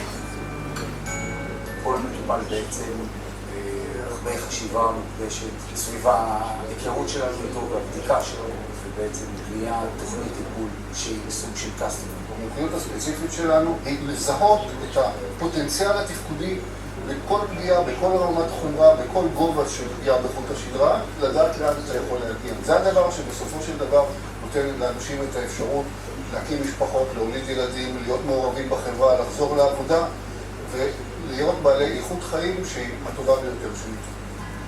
פיתחנו סולם להערכת תפקוד יומיומי של נפגעי חוט שדרה, משתמשים בו בכל העולם. חלק מהמטופלים שלנו יגיעו לאיזושהי הליכה, חלקה תפקודית יותר וחלקה פחות. טכנולוגיה מעורבת בתהליך הזה. אנחנו מתרגלים הליכה על כל מיני מערכות רובוטיות. הגעתי לפה משותף. היום אני יכול כבר להזיז את הידיים, אני הולך על הרגליים, משתפר. פה הטיפול חבל על הזמן. זה מתחיל מכוח עזר עד פיזיותרפיה, עד ריפוי בעיסוק. ועוד מעט אני עצמאי. במחלקה מתבצעת במשך כל השנים פעילות אקדמית ומחקרית נרחבת. להעריך הישגים של טיפול ועל ידי זה לשפר את האיכות של הטיפול. המשפחה של המטופל היא תמיד חלק מהזה. מעורבת גם תוך כדי האשפוז במהלך, ובעיקר צריך ללמד אותה איך לטפל בחולה אחרי השחרור מהאשפוז. כמעט ואין לנו חולים שיוצאים למוסדות. 99% מהחולים שלנו יוצאים לביתם. כאשר חולים משתחררים לבית החולים להגיש בקהילה, בדרך כלל יש איזשהו תיאום מוקדם של המשך הטיפול. אנחנו מלמדים את המטפלים בעצם לעשות את כל התפקודים שהחולה צריך בבית, על מנת שהמעבר יהיה יותר רב. האיכות האנושית של עובדים היא מדהימה. יש פה DNA מאוד מיוחד למוסד הזה.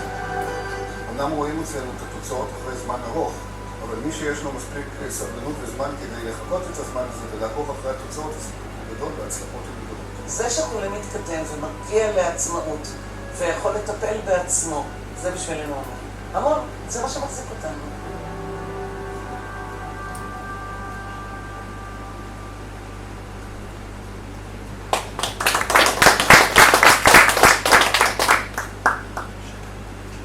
Dear participants, before I give a word for closing remarks to Elizabeth and Angela, I'd like again to express some gratitude and thanks to Ministry of Foreign Affairs of Ukraine, Israel Expert Institute for help in organization of this event. Of course, Foreign Trade Administration of the Ministry of Economy of Israel, and Embassy of Ukraine in the State of Israel, of course. And I remind that our official carrier is Turkish Airlines. We have official legal partner, Pavlenka Legal Group. Our strategic partner is Arbut Service construction company, and our investment partner is A7 Capital. Also, we have general radio partner Golos Stolitsa, it's a Ukrainian radio station, where you can hear this event, actually. And we have an exclusive media partner, Liga Business Inform. And Lisa, can you give the word?